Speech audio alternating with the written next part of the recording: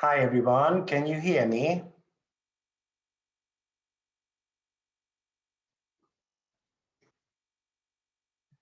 Hello, can you? Yes, you can hear me. Brilliant, thank you. So hopefully the sound is all good. Great, hi everyone. We've got 4 minutes and then we're gonna start. Well, I have prepared 114 slides, so we've got plenty to cover today. Let me just share the screen. Okay, everyone can see the screen properly.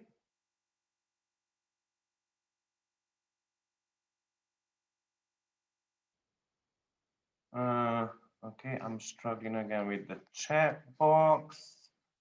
That's typical. Hold on.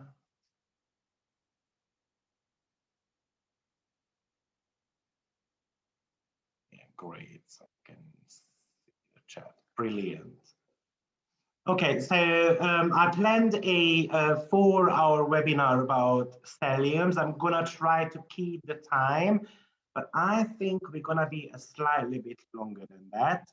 We might be ending up as 5 hour. Yeah, because as I said, I kind of managed to prepare 114 slides about stellium. So we have got definitely loads to cover. Okay, we've got 2 more minutes and then we're gonna kickstart.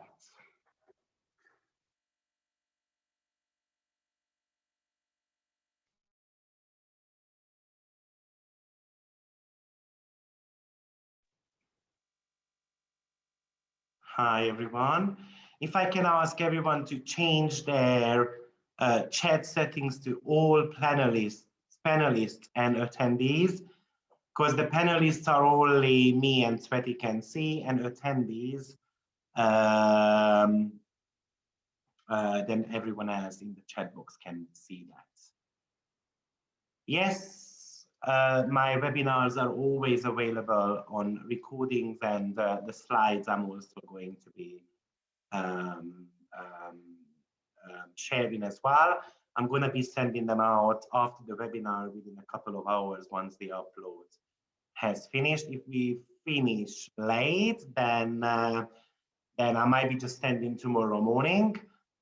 We will see, but I usually do that on the very same day.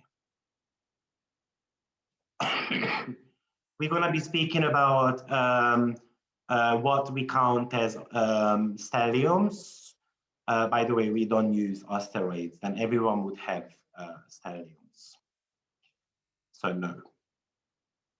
Okay, we've got 1 minute left. Maybe grab a tea or a coffee or a glass of water. We're gonna be having probably if it's 5 hours, we're gonna be having 2 breaks, 2 5-7 minutes break, just a loo break. And then yeah, but I'm gonna try to keep the time, so if I talk too much, then someone shoot me. Great, so it's 5 o'clock, let's get started. Let's be punctual about this. Well, we're gonna be speaking today about stelliums, as hopefully you know what you signed up for. A couple of rules which I would like to tell you. So any questions related to the material, please put that in the Q&A chat box, not in the chat box where there are all the attendees and so forth, because I'm not going to be able to go back and forth between the chat box. If you put them in the chat box, in the normal one, then Sveti will be able to answer some of your questions. If you put them in the Q&A box, then from time to time, I'm going to be coming back and looking at those questions. I recommend not asking questions maybe in the first half an hour, 1 hour, because we're going to go through loads of things. So as I said, I prepared 114 slides. So definitely it's packed with information. You've got plenty to learn. Now, if you have got any type of questions about your personal chart, then please try to drop that into the main chat box, because others might be able to help you. Sweaty will be able to help you, but because of the size of the material, I am unable to answer personal questions. But I think this webinar will cover everything you need to know about stelliums. So by the end of it, you should be able to figure out what your stellium talks about. Now, as I said, we're going to have 2 breaks, 5-10 minutes break, but I'm going to let you know when that happens. Anyway, I tend to be taking every 1.5 hours, just a little bit of a break for my voice to rest. And one of the questions probably you guys going to be asking if we should use Holstein house system or Placidus, because in Holstein house system you might not have a stellium, in Placidus you might have a stellium. Now I recommend using them both. Try to mix them because you get a lot clearer message about your stellium. And as you can see on the slides, I put there a YouTube link. Now I made a video about how to blend the Placidus and the Holstein house system together. So I recommend watching that just for to gain some clarity over what is the difference between the 2 house systems and how we can blend them. But primarily, everything I'm going to be explaining to you is going to be well, not Holstein related really, but I personally use Holstein, so more than Placidus, but I do mix the 2 house systems. Great, so those are the ground rules. So what we're going to be covering today is what is stellium. We're going to be going through stellium in each houses and with some keywords to assign as well. We're going to be looking at the higher and the lower vibrations of stellium, and we're going to also mention what happens when there is a transit to stellium. But ideally speaking, it could be even a solar arc, it could be a progression, doesn't really matter. Any type of timing technique which is going to be hitting your stellium, what we might be expecting from that. So we're going to definitely speak about that too. Now, as a first slide, what I put down for you is stellium is something which is definitely talking about a special life mission. But I put down there for you a couple of chart interpretation tips, how you should be approaching your chart. So stellium is something definitely which is very powerful and it needs a special attention, but you still are going to be starting analyzing your chart with some basics. So as a first step, I put down there the balances. So do we have more female or male energies in the chart? Aries, Gemini, Leo, Libra. So every second sign from Aries is a male energy, and every second sign from Taurus is a female energy. So you want to be looking at the balance of that, because if we have got a female with plenty of masculine energies, then already that's a flag for us that this person is going to be probably carrying some masculine traits. Right? So maybe a go-getter, maybe an initiator, maybe a protector, protecting, you know, their because they are vulnerable, for instance, and so forth. And you want to be looking at the elements and the modes as well. As a second step, let's not forget that your ascendant is always going to be one of the most important one. So what is your ascendant? Where is the ruler of the ascendant? And what type of aspect do we have? Sorry, what is your ascendant? What type of aspect we have to the ascendant? And what type of planets do we have around the ascendant? Because that's going to be talking about the personality complex. So for instance, if you have got a Cancer rising sign, which is a very emotional one, but Uranus. Can you guys hear me? Someone says to turn the volume up. I'm speaking right in front of the microphone, so I should be fine. Yeah, everyone can hear me okay? Okay, so I think it's gonna be somewhere there. Okay, so So if you have got a Cancer ascendant, which is all about emotions, but then you've got Uranus tightly square in it, I usually say that within 3 degrees, any type of aspects are going to be very powerful. Then maybe we can go through some emotional, ups and downs with that Uranus and so forth. So that gives an element of extra to your personality. And planets around the ascendant, especially within 10 degrees, tends to be changing our personality according to the planet. If it's an outer planet, meaning that Pluto, Uranus, or Neptune, they usually take even over. But we're going to be speaking about that shortly. What is the chart ruler? So what sign, what house, what aspect they are there. Pick the closest aspect to that. And the reason being is because that's going to be playing a significant role in your personality. So the ascendant is something which is your vehicle, right? And the ruler of the ascendant is the passenger.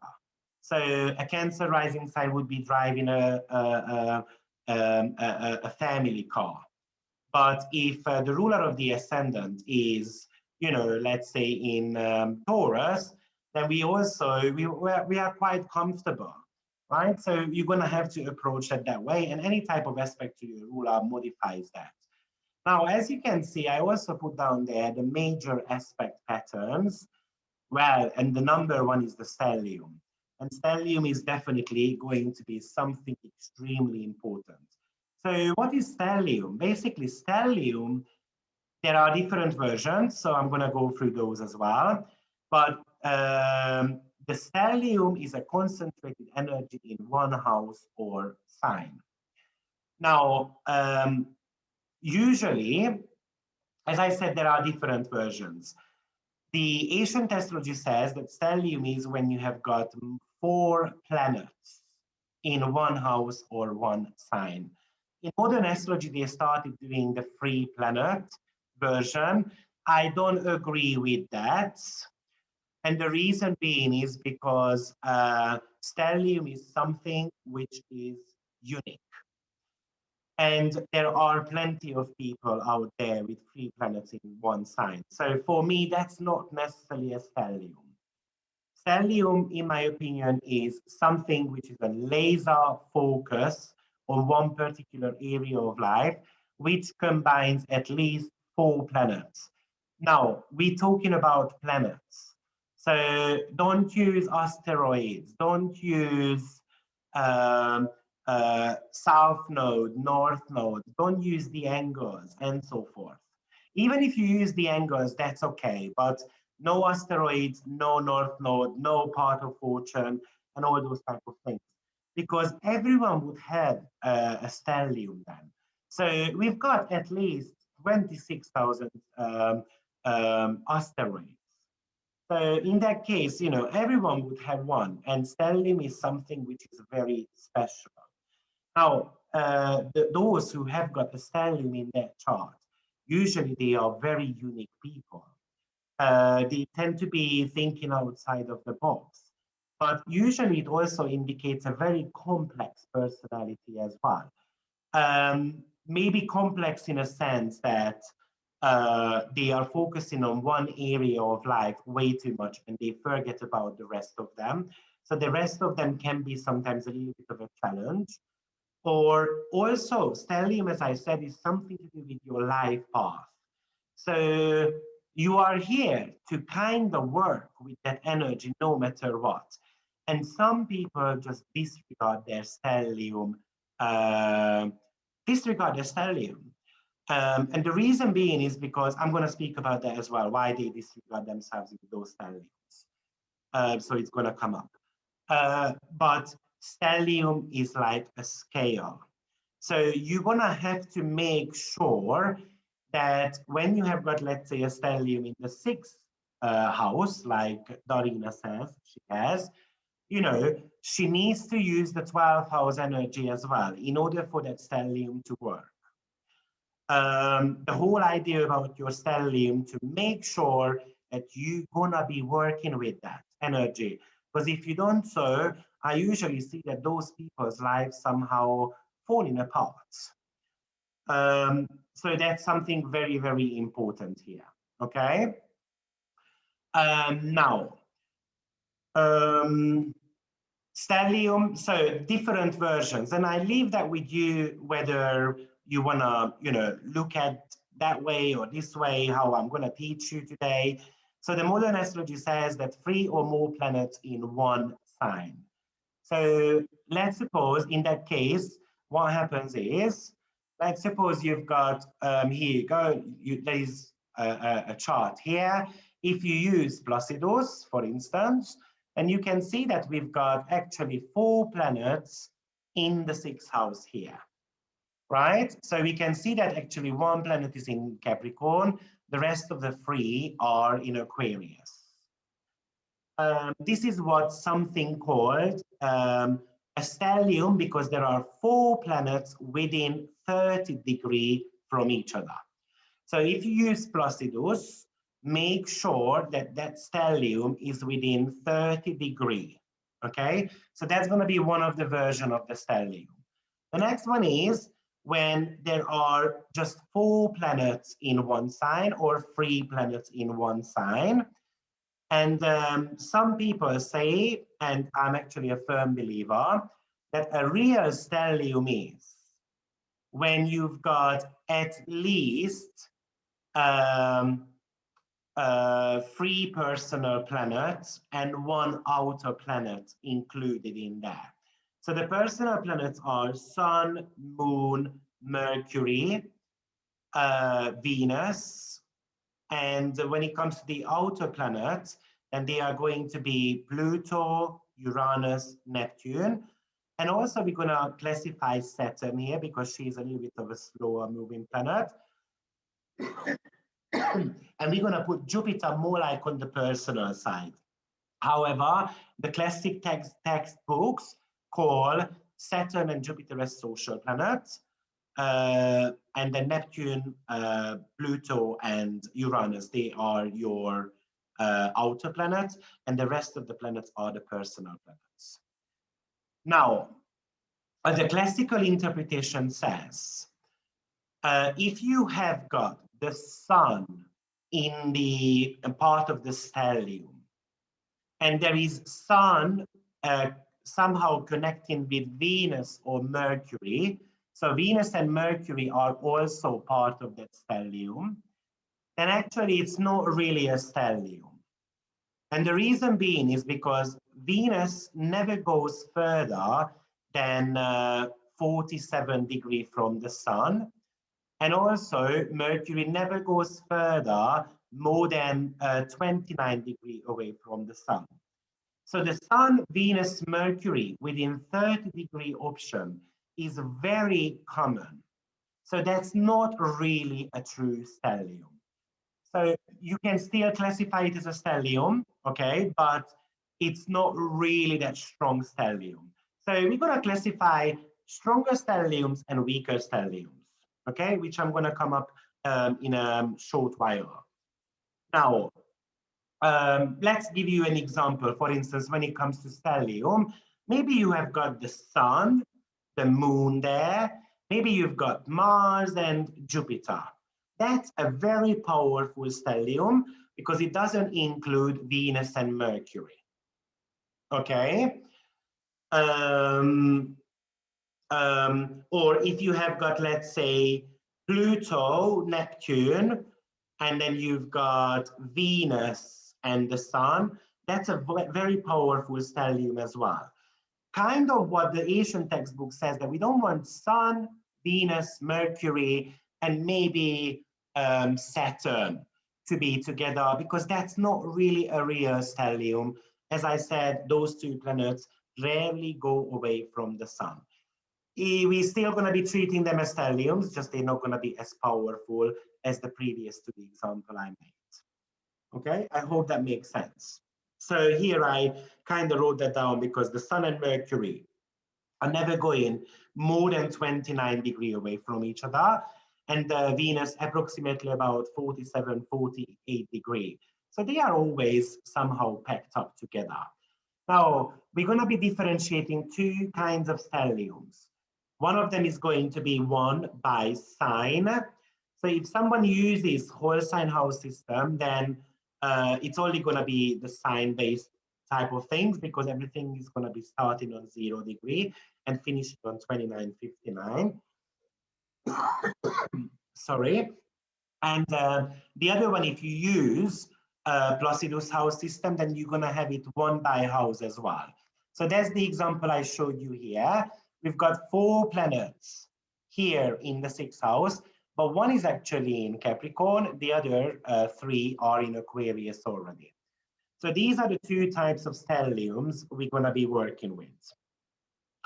I want to stress out again that I don't recommend using the free planets to form a stellium, because it's just too vague. Plenty of people have got that, and stellium is a special energy.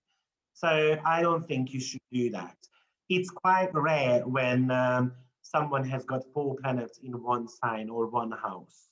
I think probably statistically speaking, it's only 5% of the population. However, 3 planets in one sign is at least 35. We know that 35% of the population are not, I mean, everyone is special, don't get me wrong. So I'm not trying to take it away, you know, but it's not that unique, if that makes sense. Okay, so when, so here is, for instance, sorry, I'm gonna be coughing because I've got flu. I'm gonna try to maintain it, but from time to time, I'm gonna be coughing surely. So here's an example. Let's suppose that you've got Sun and Mars on 5 degree of Sagittarius, and you've got Pluto on 10 degree of Sagittarius, and Jupiter on 14 degree of Sagittarius. So now we've got 4 planets in the sign of Sagittarius in one of those houses. Now, some of the planets are going to be more important in the stellium, and some are not going to be as important, but I'm going to be coming up onto that shortly. So when is a real stellium? So what do we do about it? So a stellium, as I said, has got a strong sense of mission. Usually we tend to be very passionate about that area of life wherever your stellium is. Now, here I would like to emphasize something. Number one consideration of the stelliums are always going to be the house position. The second consideration you're going to be doing is always going to be the planets included in that stellium. And the third one is always going to be the sign. So the sign is the least more important. You want to remember that the house positions are the area of life, what the stellium represents in your chart. The planets are the actors, how they are acting according to that house position. And the sign is going to show you how you're going to do that. Okay, so a stellium for me is usually very a Virgo-like energy. So stellium can be meticulous. Stellium can be something which is a little bit judgmental sometimes. It wants to have a meaningful life, but the problem with stellium is that there are too many eggs in one basket. So what it means is that we tend to be focusing on that area of life way too much, and we tend to be disregarding other area of life. So I'll give you an example. I've got a stellium in my 10th house in whole sign house system, which is about Moon, Jupiter, Uranus, and Neptune, in that order. The planetary order of your stellium is going to be mega important, which we're going to be speaking about, which we are going to be speaking about. So it means that there is a special attention in my life on career. Since age of 15, 14 and a half actually, I have been working. And since the age of 16, I have always wanted to be in managemental positions. And I tend to be disregarding some parts of my life, which is, for instance, relationship. So what you have to do with the stelliums is you're always going to have to pull some of the energy out from that particular house where it is included, and you're going to have to pull it into the opposite house. So in my case, there is a 10th house stellium. I must focus on the 4th house energies as well. And I was so against the 4th house energy for such a long time. So I never wanted to have my own property, um, because I was like, well, I'm going to die on my own anyway. So who am I going to give the property to? That was always kind of my motto, right? But then last year I decided to buy a property. Well, I lived in my property for 7 months, and then I now moved to Bulgaria.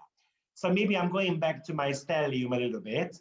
So it's something which you always and must balance out. If you don't do so, somehow stellium has got this bittersweet type of life experiences. Okay, so if you, what I've done for you today is that I wrote down plenty of questions for each of the houses. And once we finish the webinar, then ask yourself those questions and really look into the mirror. Because in many cases, people are not associating themselves with the stelliums. The reason being is because it's a concentrated energy, and a concentrated energy means that sometimes I get fed up with it, and I'm going to start attracting those energies towards me. Meaning that, subconsciously speaking, let's say you've got plenty of energy in the 4th house. So stellium is a chaotic energy because, as I said, it's too much. Sometimes too much goodness, sometimes very bad things happening. It really depends on the quality of the planet which is included in that stellium. And when you have got too much energy going on in one particular area of life, then you start being fed up with it. Imagine that continuously you have got issues in your property, for instance. One day you've got flood, next day the internet cable is broken, the third day, I don't know, your dog chews your TV cable and so forth. So something is always coming up. Eventually I get fed up with it. And then, I've got stellium, for instance, in Sagittarius, and I'm going to say myself, oh, I'm tired of all these optimistic people. Optimism is crap. So eventually we start coming away from that. So especially when things go wrong, with stellium, we can feel very devastated. Those people who have got stelliums in their chart, they tend to be very vulnerable as well. But I've noticed they've got quite a huge wall in front of them as well, because they are trying to pretend that that particular area of life works extremely well. Depending on the qualities of the stellium, it can also take us towards greediness as well. So we can become greedy, financially speaking, in the 2nd house. We can become greedy when it comes to 3rd house matters, for instance, by talking way too much and not allowing others to talk. We can become greedy with our job, and we can become workaholic if you have got your stellium in the 10th house, but you might not be able to see these traits within yourself. So the best thing you can do is ask your friends about it and really look into the mirror, because they're going to tell you stories about you. So for instance, as I said, stellium can be sometimes a nitty-gritty energy. And a couple of years ago, one friend of mine said to me that, oh, you are so nitty-gritty. And I was like, me? I know I don't even have Virgo. I don't have any earth sign in my chart. Don't tell me that, I am very peculiar and stuff like that. And he said to me, you are very sarcastic and you are very judgmental as well. And I was like, oh, that's rubbish. That's not true. And I asked another 4 friends of mine, and they said to me the same. So I started thinking about, do I really do that? And I started thinking about some type of, stories in my life where I kind of started seeing those traits within myself. So what I meant by being vulnerable is that these people are very sensitive, especially if that area of life where the stellium is goes wrong. And all of a sudden, they tend to be building a defense mechanism for themselves. So maybe they are going to be extremely protective towards their family if the stellium is in the fourth house, or they're going to be protecting their privacy very badly. So, for instance, oh, don't, I'm not going to go on Facebook because, everyone can see what I'm eating. And, so we can go nitty gritty about that area of life. And with a good piece of advice with stellium is that sometimes we're going to have to learn to loosen up a little bit.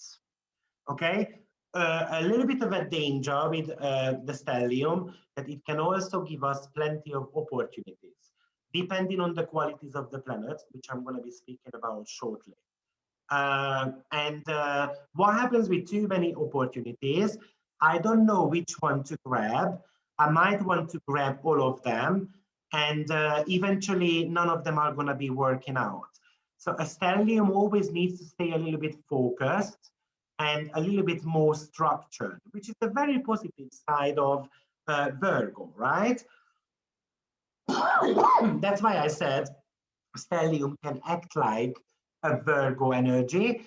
I usually describe stellium is like having Uranus in Virgo because it can go to the extremes.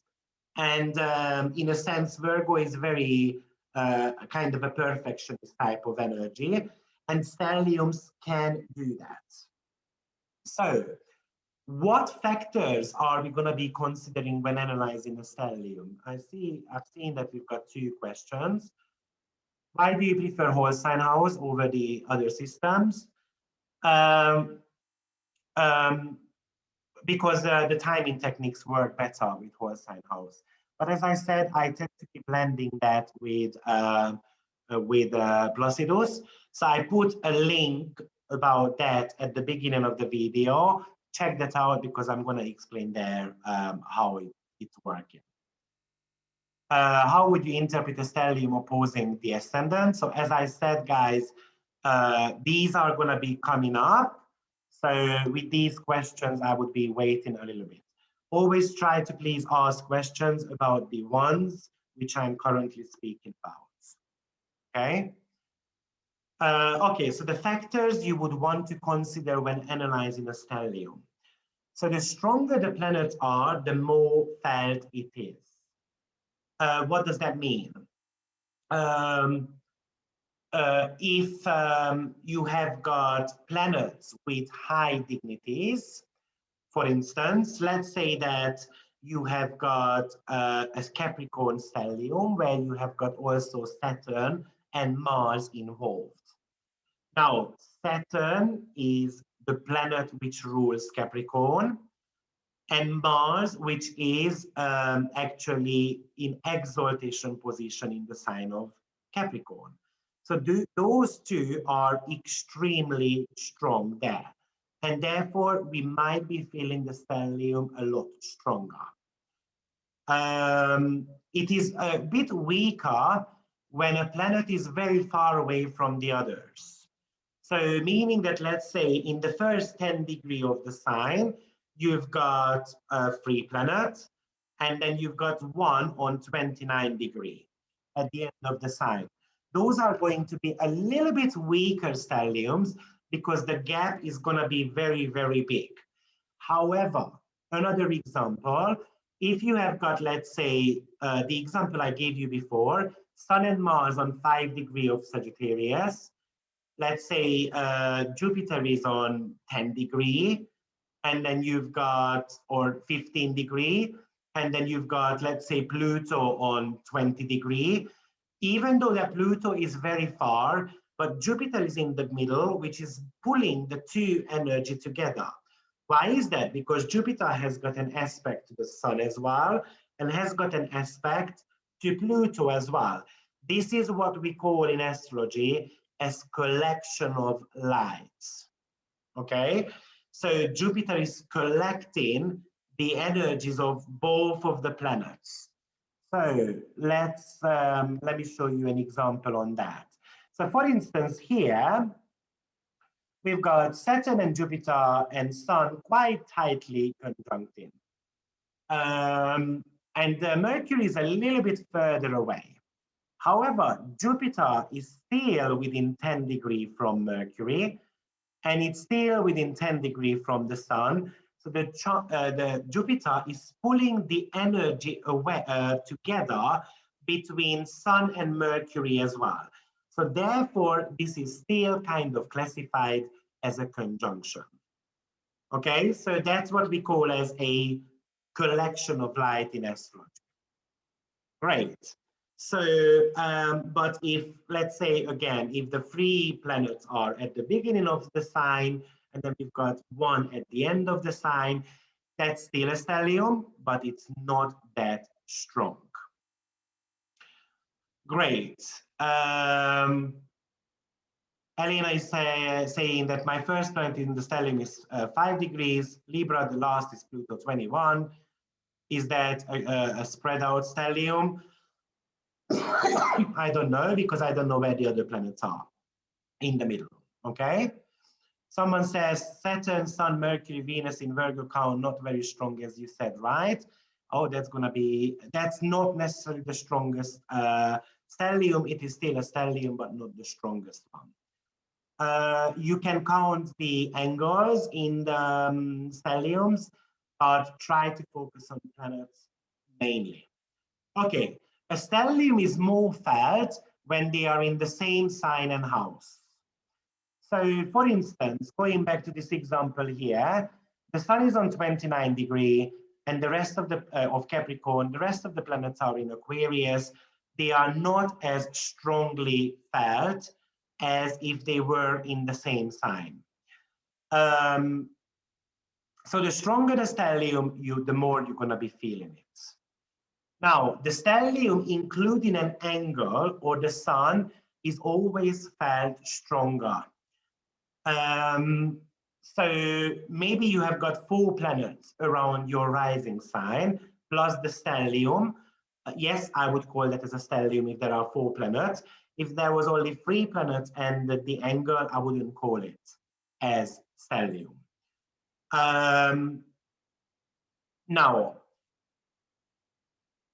the angles are your rising sign, the most important one, followed by your midheaven, followed by your descendant, and the least important angle of your chart is the IC, which is at the bottom of your chart, where you come in from. Another important one is when there is one outer planet involved. In my opinion, those are the most important stelliums. Those are karmic indications. We're going to speak about them separately.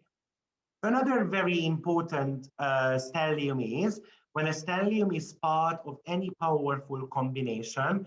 Now here I'm talking about special chart configurations. So maybe your stellium is part of a T-square, for instance. So a T-square is that you've got one planetary energy which is opposing another, and then this opposition is being squared by a third planet. So imagine that you've got 4 planets in your 4th house, 1 planet in your 10th house. So the 10th house planet is opposing your stellium, and you've got 1 planet in the 7th house, which is squaring them both. That's a very powerful stellium, and definitely needs to be talked about. Or it could be Yod or Grand Cross. I'm not going to go into these big words and explaining them how, we don't have time for that for today, unfortunately. Another very important stellium, I think this is the second most important one, or maybe the number 1, and then followed by when there is an outer planet involved in the stellium. If the ruler of the stellium is part of that constellation, so for instance, as I said, I've got a stellium in my 10th house. Let me put it back on one side. Here you go. So you can see I've got Moon, Jupiter, Uranus, and then a little bit further away, I've got Neptune. Now, this stellium is ruled by Jupiter, and Jupiter is part of this stellium. Okay, so those are usually very significant stelliums. Or also very significant when the ruling planet of your stellium is having a hard aspect to those. So imagine that you've got a stellium in the sign of Virgo, and then the ruling planet Mercury, or if you use modern astrology, in modern astrology actually Chiron rules Virgo, then either Chiron or Mercury are squaring your or opposing your stellium. That's a very significant stellium also. Now, speaking about Chiron, in modern astrology, it is the ruler of Virgo. I don't think it's the ruler of Virgo, but that's the only one which I use as all the time. So I always use Chiron as a significator. I don't necessarily take Chiron as part of your stellium though, but it's something which is, I think, a mistake not to consider. So the ascendant considered in stellium, so I did mention this twice already. No, the angles are not considered as part of the stellium. Okay, so the ruler of your stellium depends. If you have got your stellium in Sagittarius, you're gonna have to look at what is the ruling planet of Sagittarius. Sagittarius is ruled by Jupiter, so Jupiter is going to be your ruler of your stellium. Great. So, oppositions to stelliums are very important. I'm going to speak about those. Now, another very important meaning of stellium is something to do with career call. So something, what type of job I can be doing. And today I'm going to be giving you tips and hints about that as well in each houses, what type of jobs you can be doing. However, a little bit of a disclaimer, if you want to know what type of job suits you, you still have to look at your 2nd, 6th, 10th house. Even if someone is using modern astrology, you might want to be looking at Pallas Athene as well. So it's a little bit more complex than that. But as we said, stellium is something to do with your life mission. You are here to kind of focus on that area of life. Therefore, we tend to be spending at least 40% of our life at work. So you can really use your stellium for vocational advices as well. Great. Now, also, especially your stellium is very important if it includes the ruler of your midheaven, because that stellium is definitely going to be talking about vocational calls, what type of job you should be doing. Or if your stellium has got an aspect to your midheaven, it is also another indication that your stellium is very much about how I should appear in the public. Usually those stellium people somehow needs to be in the public eye according to the sign. And according to the planets, the stellium includes. Or if you have got your stellium in the sign of Virgo, Capricorn, or Taurus, those are indications again that your stellium is about vocational call, regardless of the 7th house. So I'll give you an example. Let's suppose that you've got your stellium in the 7th house, which has got, let's say it's in the sign of Libra, and the stellium has got there Saturn, Jupiter, Sun, and Mercury. That stellium is going to be talking about vocational call more than your relationship department. The reason being is because your 10th house ruler, your midheaven ruler, is also included in there. If you have got 7th house Libra cusp, then your 10th house is more likely, well, in whole sign house system is definitely Capricorn, so which is ruled by Saturn. So in that case, you might want to focus on that stellium, like, okay, so how can I use 7th house matters in my professional fields? And 7th house is all about consultancy, building bridges, contract, one-to-one therapy type of things. And you need to do that according to the sign. We're going to come up with some type of examples. Also, the reason why Virgo is important, because Virgo is something to do with work, something to do with your everyday habits and how you plan your day out. So basically, it's kind of like the schedule you have, what I'm going to be doing on a daily basis. Maybe 8 o'clock, I'm going to get up and have a coffee. 9 o'clock, I'm going to start work. 9:15, I'm doing this report. Midday, I'm going to go for a lunch, and so forth. So Virgo stellium also usually about professional call. Usually it indicates that we're going to have to be in service somehow to others or to humanitarian causes, depending on the planets participating in that. Okay. Also, guys, we're gonna go through each of the houses. I can see you guys have got questions, but we're gonna go through each of the houses and I'm gonna go give you tips and hints what type of jobs you can be doing with that. Okay, and also Taurus, because that's a money-making sign. So we usually make money through businesses and professions. So if you have got stellium in your Taurus, that is going to talk to you about no matter what house it is in. It might be in the 9th house, but it is somehow still vocational indication there. But you should be doing that in 9th house ways.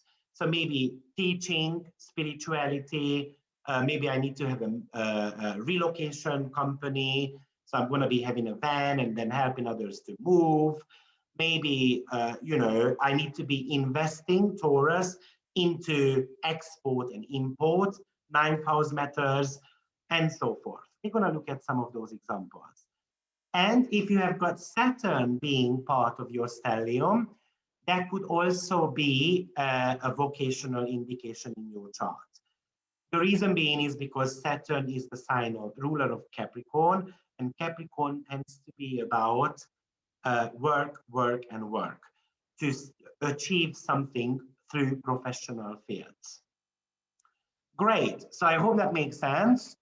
Now I can see we've got some questions. A collection of light, Rhonda. Pluto at 27 degree, Jupiter 24, Sun 23, Mercury 7 degree, and Venus 3 degree, all in Scorpio in the 6th house. Would it be a weak stellium? These are personal questions. Please put these into the chat box. Sweti can answer these questions for you. Because if I'm going to answer everyone's personal question, we're going to be sitting here for 12 hours. And unfortunately, we're not going to have time for that. Anna, by the way, that's a strong stellium. Great. Stellium on the midheaven, very important for career then. That's right. Just want to double check. When you say an aspect to the stellium, would it only have to make an aspect to at least one planet in the stellium to qualify an aspect to the whole stellium? If it makes one aspect, it usually makes, because of the collection of light, the strongest one, it's actually a very good question, Silk or Luan. If the planet is making an aspect to the middle planet of the stellium, those are the most important ones. So let's suppose you've got Sun and Mars on 5 degree, Jupiter on 10 degree, Pluto on 15 degree, that's your stellium. And your stellium is ruled by Mercury, and Mercury is making a trine, for instance, to Jupiter. Jupiter is the middle planet of your stellium, and Mercury is making that trine, it means that it's making a trine to everyone, basically. Okay, so that was a very good question. Thank you. Which is the orb for the aspects with midheaven, for example?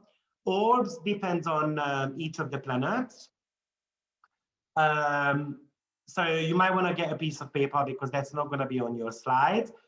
The sun has got 8.5-degree orb, moon 6.5, Saturn and Jupiter 4.5, Mercury, Venus, Mars 3.5-degree orb.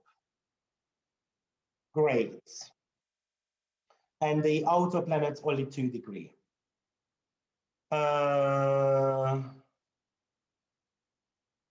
In the second house, great. What about the square from Mars to the middle planet? Personal questions, unfortunately, we're gonna come on to these. So please only ask questions about what I've said so far. Good, let's move on. Now, another consideration you wanna be making when you have got a stellium. So as we said, for me, a stellium is when you have got 4 planets in one house and sign. Those are the most important ones. Now, you always want to be looking at the first planet and the last planet of your stellium. I'm going to explain why later on. You want to be looking at your first planet to start with. So here is my stellium. Moon is my first planet, and the following planet is Jupiter. You want to be determining whether it's a applying aspect or a separating aspect. If it's an applying aspect, it's usually slightly bit more important. Why is that? How am I going to differentiate whether it's an applying or a separating aspect? Applying aspect is when the faster moving planet is going towards the slower moving planets. So in my case, Moon is definitely faster than Jupiter, so Moon is going towards Jupiter. This is going to be a slightly bit more important aspect or stellium, because it means that it is going to be following you through your entire life. So the applying aspect, some of the keywords, I put them down here for you. Initial, I mean, it's pending. It's coming up. It's a main event, which is going to be at one point getting triggered in your chart. So the pressure is building up, depending on what type of planets are. So if it's let's say a Saturn and the next planet is Pluto, that's definitely going to be it's a pressure cooker. So the pressure is going to be building up. Or if it's a Mars and Pluto, Mars is going to be the faster moving planet. So it's going towards your Pluto. So the pressure is going to be boiling at one point. So it's going to be like a boiling water. Okay, so applying aspects are more about future. What at one point it gets triggered in your chart, and that's where you're going to be looking at especially your progressed moon or your solar arc, or you're going to be looking at your transits, whatever timing techniques you use. When do we have these activations going on? Because those are pivotal years in our lives. So in the end, I'm going to be speaking about for you about transits, and maybe I'm going to touch base on progressed moon as well a little bit, because I think progressed moon is very powerful. So how do you know if it's a separating or applying aspect? Firstly, you check the speed of the planet. Now, generally speaking, the speed is followed by this. Moon is the faster, followed by Mercury, then Venus, then Sun, then Mars, then Jupiter, Saturn, Chiron, Uranus, Neptune, and the slowest one is Pluto. You need to be careful about this speed. You might want to be checking, and if you need your personal chart, don't text me now. send me an email once the webinar finished, and I can send it to you. Here you will be able to see the speed of the planets. So you can see that the moon is moving 12 degrees a day, right? And Jupiter is only moving 0.08 degree a day. So clearly, moon is the faster moving planet. But if I look at, for instance, Jupiter and Uranus, Jupiter moves 0.08, Uranus moves 0.02. So Jupiter is faster moving planet again, so that's still an applying one. However, if Uranus was on the front and then having Jupiter and Moon, Moon would be separating from all those planets. Now, if it's a separating stellium, usually it's more about traumatic experiences. It's more about something which happened to you in your childhood and impacting your entire life. Usually the events are taking place in the first 20 to 25 years of your life. So for instance, you have got a stellium in the 7th house, and let's say it is Uranus, Jupiter, and Moon, and Neptune, for instance, in your 7th house. It could indicate that maybe you got married at an early age, which ended up not that nicely, maybe in the first 25 years of your life. And then after you just say, oh guys, I don't want to get married anymore. I don't want to be experiencing that. So some type of traumatic psychological blockages, which is determining your entire life in a sense, but there is no peak coming up to it. It's like something which is always at the back of your mind. Maybe in this example, Uranus is the front planet, right? So, oh, they're gonna betray me, or they're gonna be rejecting me, or they're gonna abandon me again. So what's the point in getting married? Now, this is obviously, as I said, sometimes with the stelliums, we don't associate ourselves. So usually it happens when it's a separating stellium, because it's at the back of our mind. It's something in our subconscious, and that needs to be cleared out. So if that was your example in the 7th house, it means that you have to go through a personal development, 1st house, right? As we said, stelliums is a scale. It's kind of a Virgo and the Libra-like energy. So the Virgo is how we do it, and the Libra, what is the solution? So the Libra, the solution is to get some of the energy out and then put it into the opposite. So if you had a Sagittarius stellium in the 7th, the solution is going to be your 1st house, Gemini. If you have got planets in there, then the planet is going to be indication of what to do. Maybe it's Chiron. I've seen some of you have got that example. If it's Chiron, then I need to be healing the self. Once I've healed the self, I can be healing my relationships also. Okay, so that's the difference between applying and separating stelliums. Do we have any questions on that? Pluto at 1 degree, ascendant at 14, and Moon at 27 in my 1st house in the sign of Sagittarius. Jupiter in my 2nd house in Capricorn. Is that a weak stellium? So once again, guys, specific questions about your chart, please drop that into the chat box, because Sweti can answer them. Okay? I don't have, unfortunately, capacity to have everyone's question to be answered about their personal chart. That's why I asked Sweti to be here and then give you these little clues. What software do you use? I use Sirius, and I also use SolarFire as well. Okay, I don't see any questions here, so let's move on then. Now, Another consideration, this is more for the advanced students.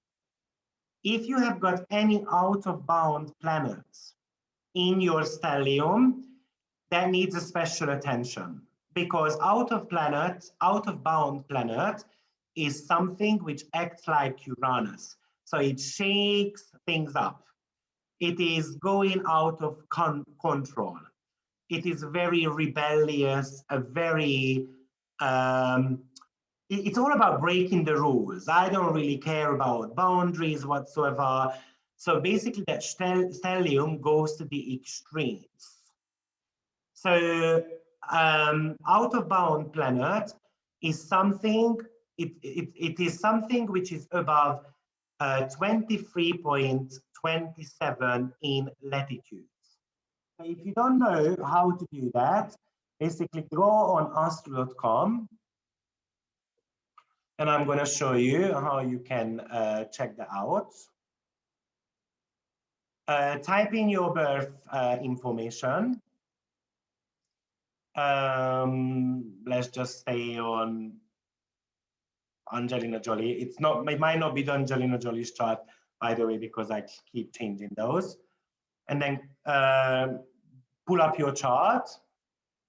And then once you've done that, go on additional tables. And you're gonna get this natal chart worksheet. Now, what you wanna be checking here is the declination part. If it's above 23.27, then you have got an out-of-bound planet.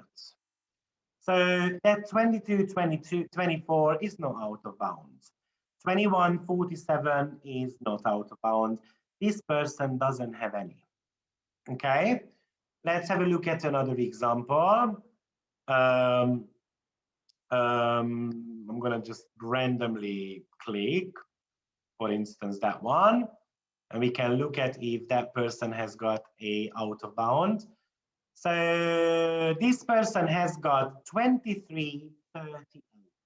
That's an out-of-bound planet.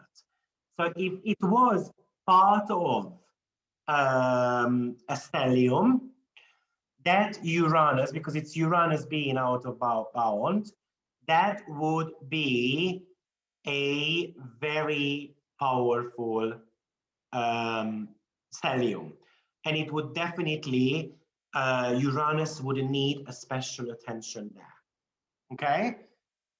Now, going back to our slides. So stelliums are always acting a little bit weird, a little bit special.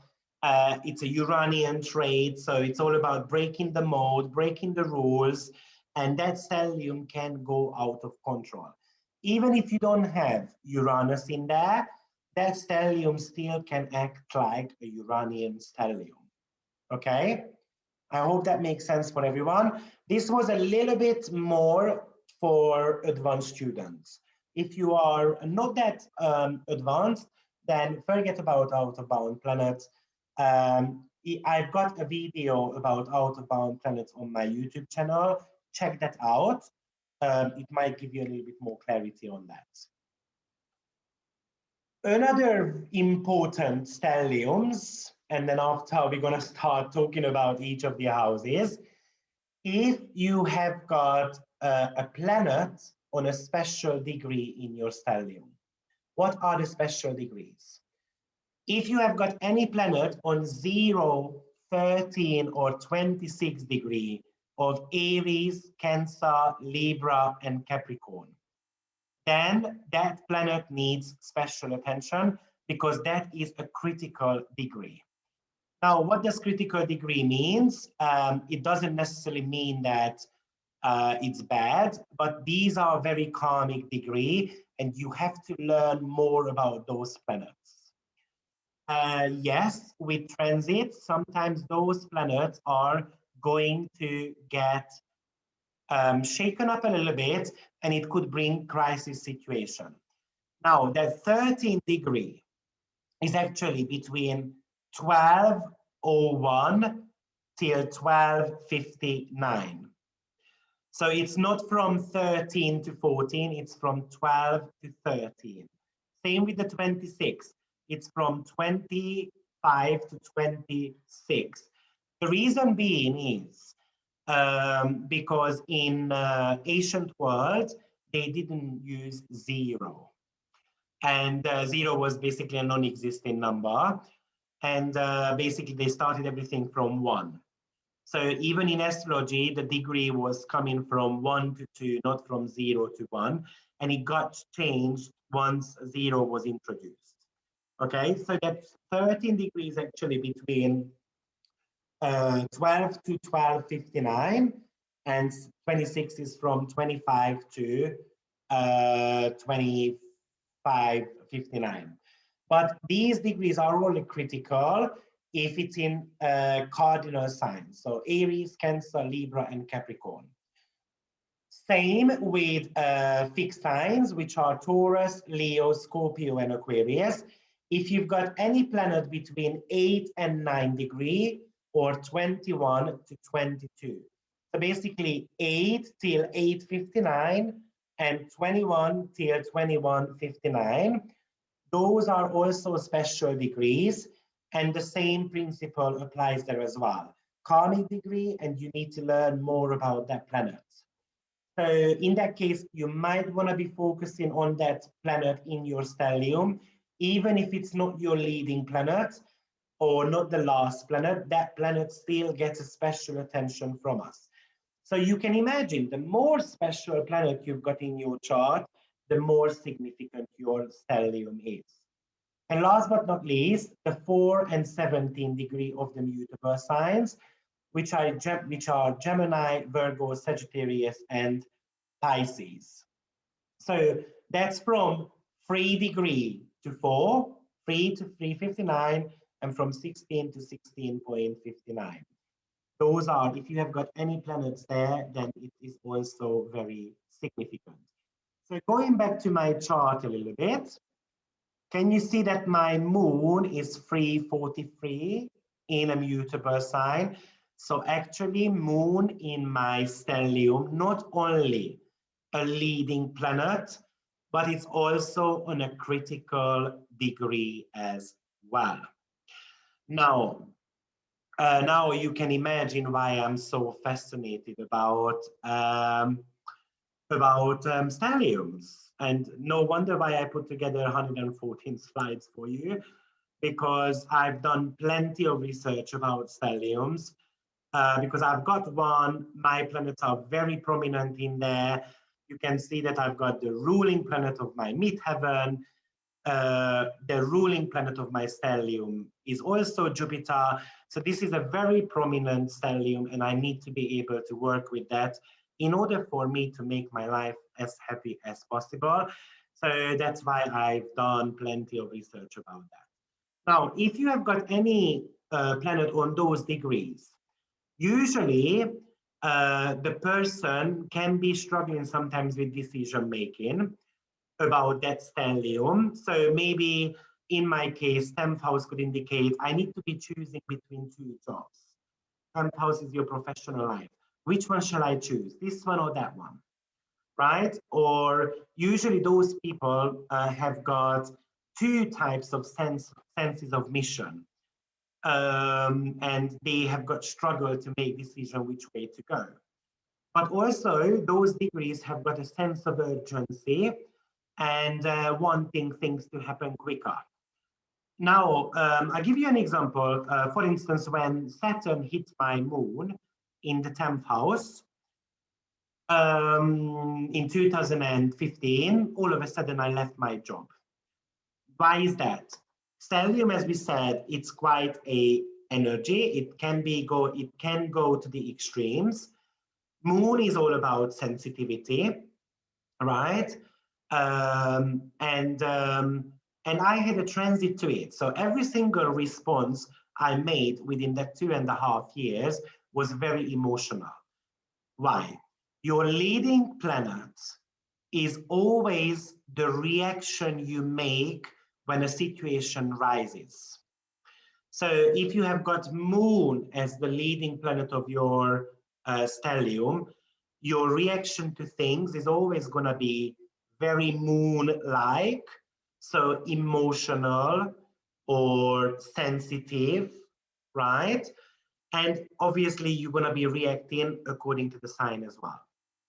So, for instance, my moon is in the sign of Sagittarius, which is all about adventure. If you look at what moon rules in my chart, can you see it rules my fifth house? Fifth house is the romance. So let me give you a few examples. I've done that 3 times in my life, and I'm 38, young. Whenever I had a romance going on and it didn't work out the way I wanted, I moved, I left country. And that's exactly what my stellium says. So look at my leading planet moon. My reaction is very emotional.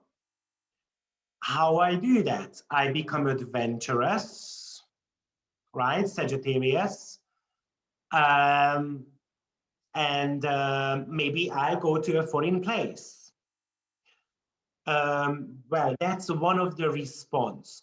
So the first planet of your stellium is always going to be in charge of the responses. So when you have got, and we're going to go through the planets, how are you going to be responding to those? So don't worry about that. If questions are coming around from that, we're going to go through each of the planets. Do we have any questions on that? Does that make sense? Does it have the exact critical degree, or can it be 1 degree apart? So I mentioned that if it's a 13 degrees, the critical degree, it must be between 12 to 1259. Okay? 14 degree is not a critical degree anymore. 13 degree Libra is not critical anymore. Between 12 to 1259. What about ICMC ascendant in a critical degree aspect in the stellium? I've just explained them what critical degree means.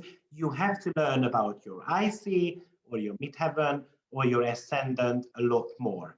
You have to learn a lot more about that sign. Karmic degree, I'm going to come up onto that, Audrey, so I'm going to answer that question. So a Libra Sun Uranus conjunction is not critical if at a 13 degree, 23 minutes, because it's past 12:59.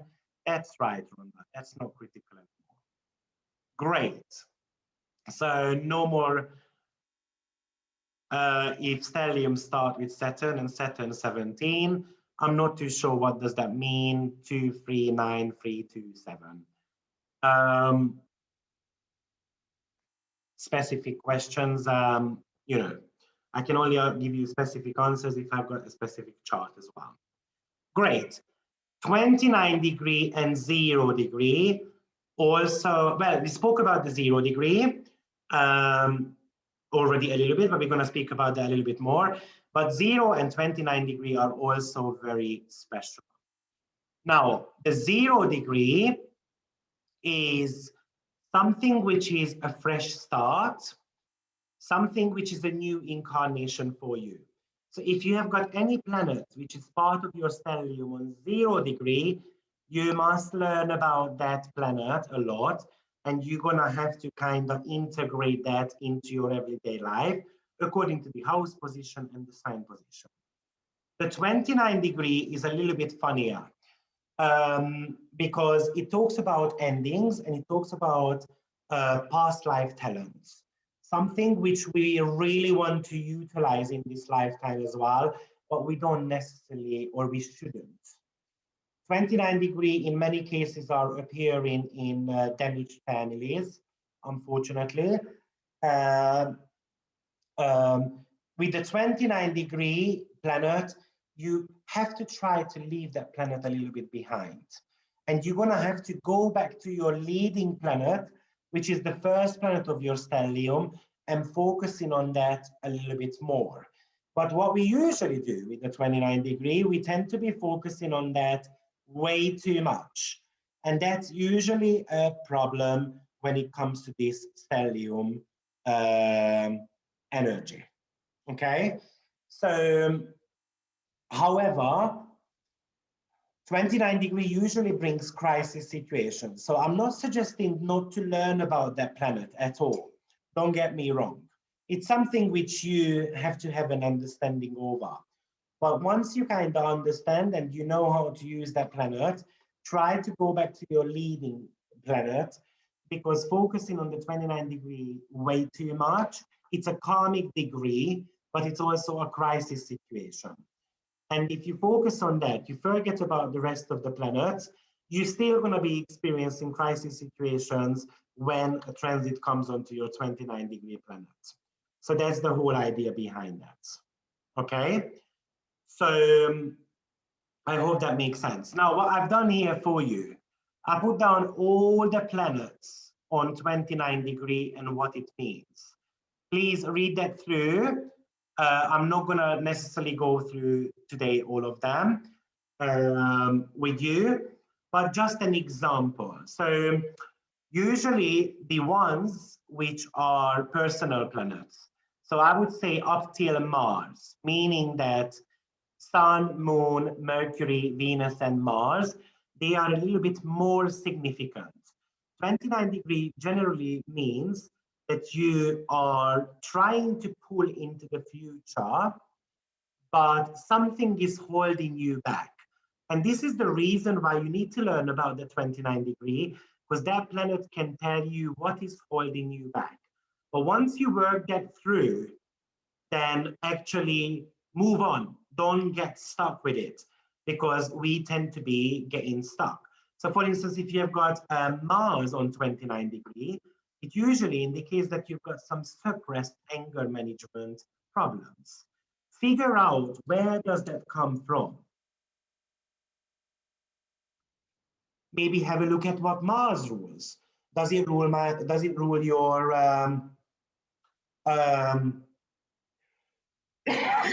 sorry, does it rule your fourth house? Maybe it's going to be coming from father issues. Does it rule your fifth house? Maybe it's coming from your childhood. Maybe it's sexually related. Okay, so we tend to be experiencing those 29 degrees somewhere in the first 25 years of our life. And then eventually it's haunting us. It's something you eventually have to leave behind. Usually, if you have got Venus, it's usually somehow your self-worth got damaged. Maybe at school they told you that you are an ugly duck, right? Or look at what Venus rules in your chart. And of course, Venus is the planet of love, so it's going to be affecting your relationship.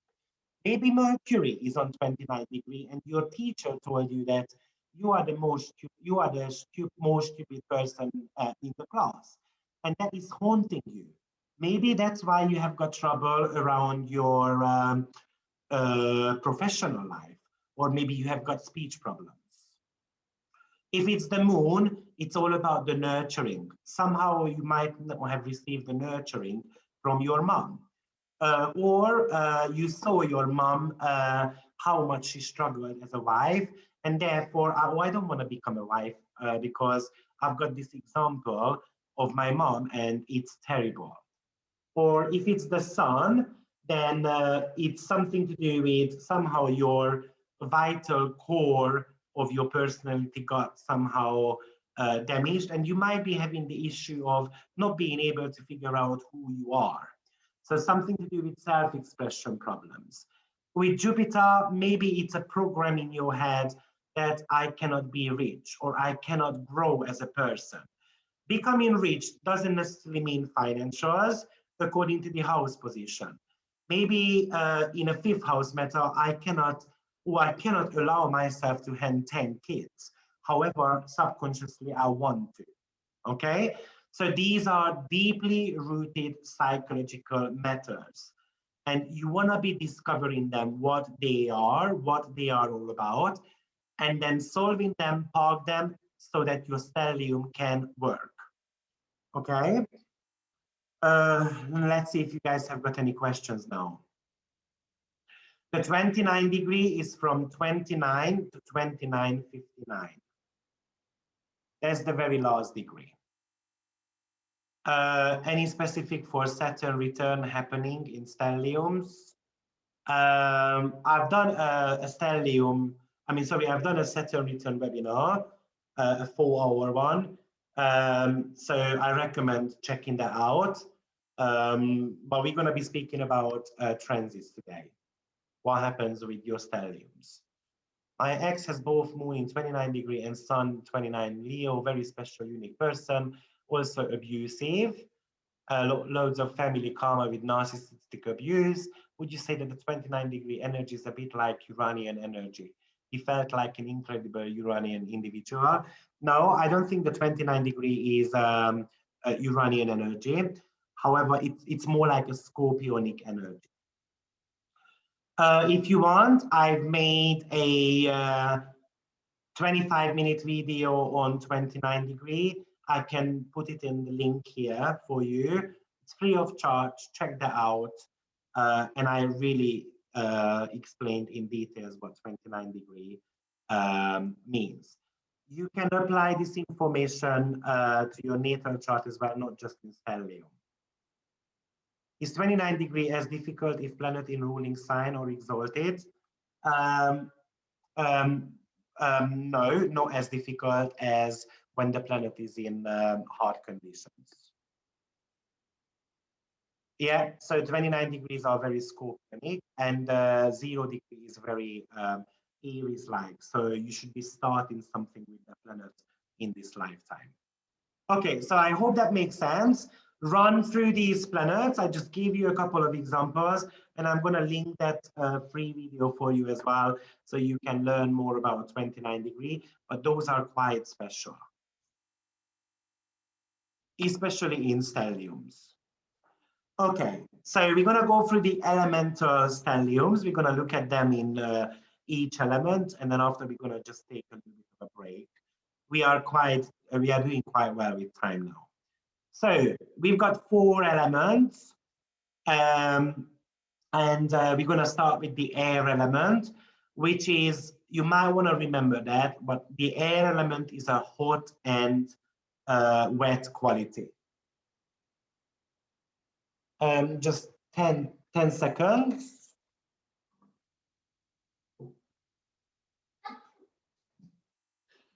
Yeah, so when you have got stelliums happening in one sign, it means that one of the elements of your chart is going to be extremely dominant, right? So imagine that we've got 10 planets, and you've got 4 of them minimum in one sign. So obviously the air element in that case would be pretty significant, right? So, and therefore, you're going to have to look at what the heck is this air element indicate for me. So when you have got plenty of air element in your chart, basically it indicates that you can be an extremely intelligent person. You can be someone who has got plenty of ideas, but in many cases, they look for variety, or they want to be traveling, or they want to be exchanging dialogues, or they might become very rational as well from time to time. So, and then what happens is that they might not be able to finish one project. As I said, it's a hot and wet quality. So the heat is all about initiation and speed. The wet energy is all about making bonds. So that's why air element is all about communication and making connections with others, because the wet part of it wants to make a bond, and the heat element of the air actually goes there and then starts that communication with others. So when you have got air element, basically one of your life mission, air stellium, one of your life mission is to ask questions, to analyze, to debate, and to try to find some type of patterns. And you should do that according to the house position. So if it's in your 3rd house, you should be asking questions maybe on social media. 3rd house.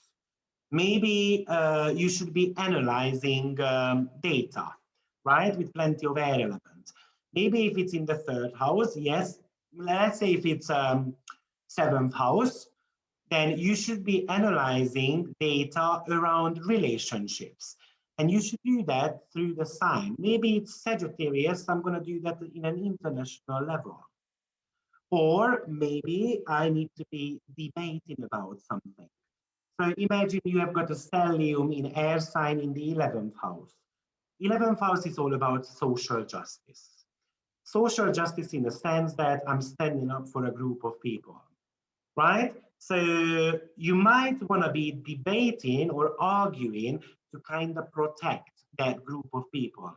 And it might be minorities, actually, working with minorities, especially minorities if you have got Saturn involved in that stellium. Because Saturn rules minority and Jupiter rules majority. Okay? So when you have got a very prominent Earth sign, that Earth is all about tangible results, the routine of the familiar and physical activities. It's a very sensual energy, and basically Earth is here to offer a rock-like support and gaining pleasure from the job they do, and the job they do very well as well. So Earth signs tend to be way too practical, and they want to be focusing on having a comfortable life as well, but they are also have got the talent for business, right? Earth is all about stability, security, making money. And because they are very practical, usually they use their common sense as well. When we have got water element going on in your chart, a water stellium, well, water wants harmony. It wants to go with the flow, and it wants to build emotional connections, and also wants to be in service to human conditions. So water signs are here to kind of more like perceive and respond to social issues, but not necessarily in a verbal way. So it's not necessarily standing up for others. Maybe I'm just going to go out and then clean up, for instance, a ocean, right? Because I want to be protecting the animals. Or I'm going to be working for a charity organizations if it's a Pisces stellium. If it's a Cancer, maybe I'm just going to be protecting families, right? If it's a Scorpio, maybe I'm going to be working with people who got sexually abused. So it's all about working with your emotions. Now, and also maybe we want to be mentioning something to do with the modalities as well. Oh, sorry, I forgot to mention fire. So the fire is all about seeking glory, excitement. They need to be taking on challenges, and they need to get elevated. So the fire people are here to enthuse or inspire others, but somehow in a playful and vibrant way. But also they should be living a vibrant lifestyle as well at the same time. Because the fire's talent is that they can make things get going, and they can be very good leaders. Now, you can see my stellium is actually in a fire sign. Um, and I used to work in catering for, well, 22 years actually, and I loved it. And I was in managemental positions since the age of 19. And I worked as a trainer.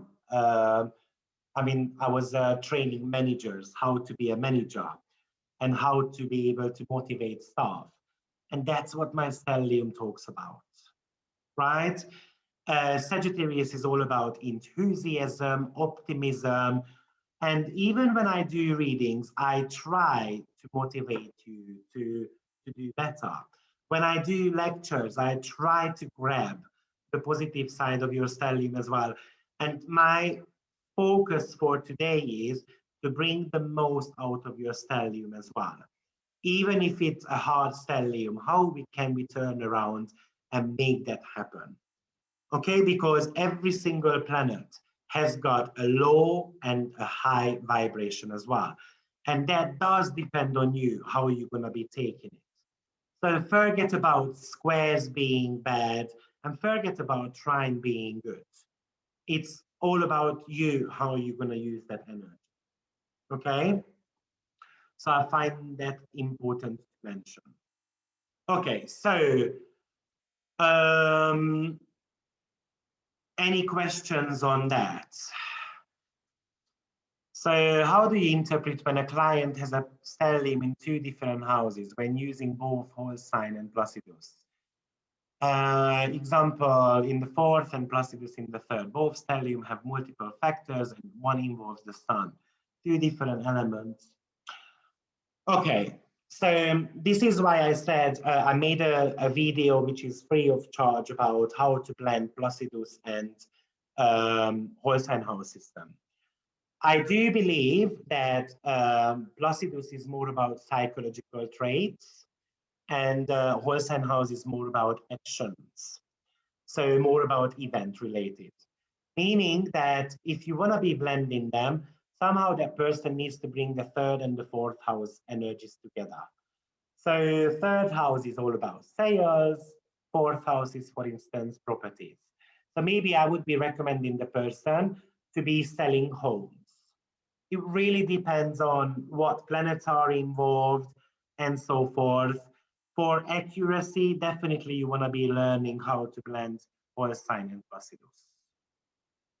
Are elements both house and sign? The elements only correlate to signs. The houses have got a modality. Were there any transits that included your debut into society at age 19? At age 19, I had Jupiter trining my midheaven. That was one of them. On top of my head, yeah. And I also had, hold on, I also had moon, solar arc moon was very close by to my part of fortune as well. Great. Okay, so guys, let's take just 5 minutes break and then we're gonna carry on with the stelliums in science. So we will be back in 5 minutes. Grab your drinks.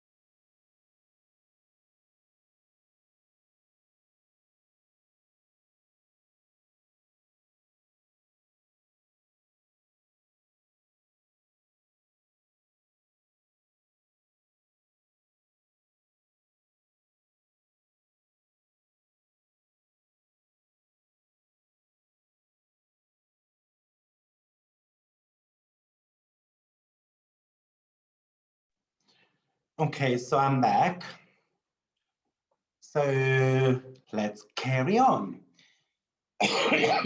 Now, I would like to also mention with the stelliums that stelliums can make you famous if you want to. Especially if you have got the moon or Venus, even Jupiter, or the ruler of your midheaven part of this combination. Now, what is fame? So don't think that it's going to be something about being on a stage or, you know, you're going to be a famous singer. You can become one as well, but somehow you can be publicly noticed about that. Remember, the house position is always the area of life you acting about, and the sign is always going to be about how you can do that. So, for instance, looking at my stellium again, and sorry for bringing up my chart, there's going to be other charts as well, but I know myself the best, so I definitely can tell you how it plays out in my life. So I've got my stellium, moon is part of it. It's conjunct in Jupiter, which is the ruler of my midheaven. Now, moon, one of the reasons why it can be indicating fame, because it rules the public. And Jupiter is the planet of career. So that's actually a very beautiful combination when it comes to um, you know, being somehow publicly noticed. And because there is Uranus involved there as well, it can be sometimes an overnight success also.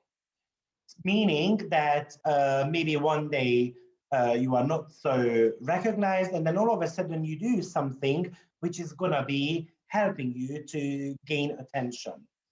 Now, a little bit of a story. Um, um, when I started working as a manager at the age of 19 in restaurants, basically within 2 months, I became uh, like a mid manager from a crew member, basically. Somehow they saw talent within me, they saw leadership skills, which the stelliums always have. You just have to be finding that within yourself. And then within 6 months or 7 months, I became assistant manager. And then a year later, and actually within a year, I became a restaurant manager. So I had a very quick progress. And by the age of 19, actually, I was one of the youngest business manager in my country in that restaurant chain. But also, and that was kind of an overnight success. But also when I started working with Lauda, one day, within one day, a couple of hours actually, I kind of felt the love of people, and plenty of people put their trust in me, which is obviously a very good feeling. And it makes me quite emotional as well. Obviously, the leading planet of my stellium is Moon, which is quite a sensitive one. Yeah, so you know, so this is how you're gonna start putting together the little information of your stellium, but also always look at what the planets rule. So Moon rules the fifth house, which could indicate something to do with romance. So with Jupiter, it might not be the greatest one because I can go through plenty of romances. And Uranus, which is the planet of breakup, it could also bring a sudden, you know, a sudden endings to those romantic matters as well. So there is always a silver lining with stellium. Now, the reason why I said Moon and Venus can bring you fame, because Moon is the public and Venus is something to do with um, um, somehow your pleasant personality. Especially if these planets are in good dignity, the likelihood of you getting um, recognized somehow through the sign, and in my case, it's Sagittarius, which is all about teaching, all about spirituality and sharing your wisdom and your belief system. Those are all foreign matters, export, import, those type of things you can actually make some fame for yourself. So I put there another example for you. Let's suppose you've got stellium in the third house, and the third house, stellium is always about participating in communication, right? So maybe it's because you are a salesman or a saleswoman. Maybe it's because you are writing a book. Maybe it's because you are doing courses for others. But you're going to have to look at what the sign is on that cusp. And let's suppose it's going to be a Scorpio. So if you are participating in communications, you must do that in an intense way. You must become analytical about that, and you must become an investigator. So going beyond facts, going looking at what is going on behind the scenes or beneath the surface, because Scorpio is going to be all about digging deep.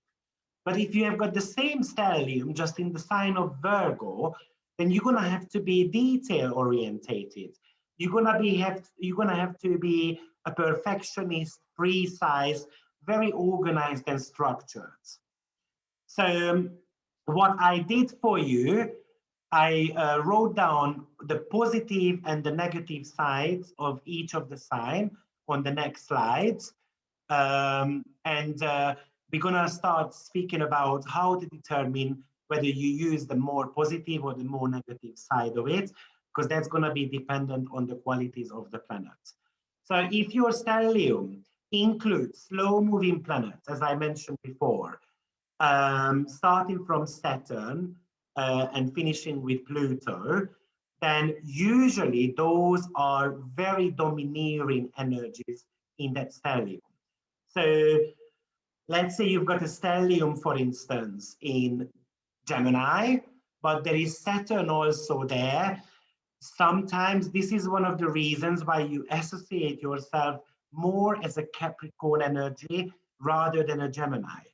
And you're going to be saying, no, I don't talk that much, or no, I hate Geminis. I don't want to be dealing with them, because Saturnian qualities you associate in yourself with the most. And Saturn is all about being serious and being um, structured and career orientated, and somehow it's all about overcoming the obstacles in our lives and so forth. When you have got Uranus, then maybe I've got a rebellious personality, right? So I might be associating myself more with Aquarian traits, which is social matters, large group of people. So for instance, let's imagine that you've got a stellium in Virgo, which has got Uranus part of it. Now, in that case, maybe you associate sometimes yourself more with the Aquarius qualities. Virgo is not that outgoing. Virgo is more focused on work and lifestyle and getting home on time and tidying up the home. But if you are absolutely not in tune with the sign, then you're going to be starting to pull towards the Aquarian qualities. And I'm going to be having my house, messy, and I'm going to be going out with friends every single night and all those type of things. So as I mentioned, stellium really talks about the extremes. It can go two ways. Either you are too focused on that energy, and I'm going to be very Virgo-like, so there can be a small piece of dust, on the table, or I want a very dusty type of, and I'm going to have a very dusty, counter in my kitchen. I have got a friend, and actually he has got a stellium in Virgo in the first house. He's got a Virgo sun, a Virgo rising sign, a Virgo moon, and he also has got Uranus and Mars in there. And he is a very Uranian quality. So even Uranus is not the closest planet to his rising sign, he is still a very Uranian quality, and very harsh sometimes, very picky, very judgmental, which is very Virgo-like, but Uranus takes it to the extremes. So Virgo is usually more of a polite side, critical but polite. Remember, it's a feminine sign, so it's more inwards. They keep that judgment within themselves, unless there is Mercury part of it, because then I'm going to be kind of, expressing myself as well, or the sun. But with Uranus, this person is very harsh and can take things to the extreme. And that friend of mine has got plenty of friends, and it's all about parties all the time. And when I looked at his chart first, and then I got invited over, I was expecting a very meticulous house, a very strong Virgo character.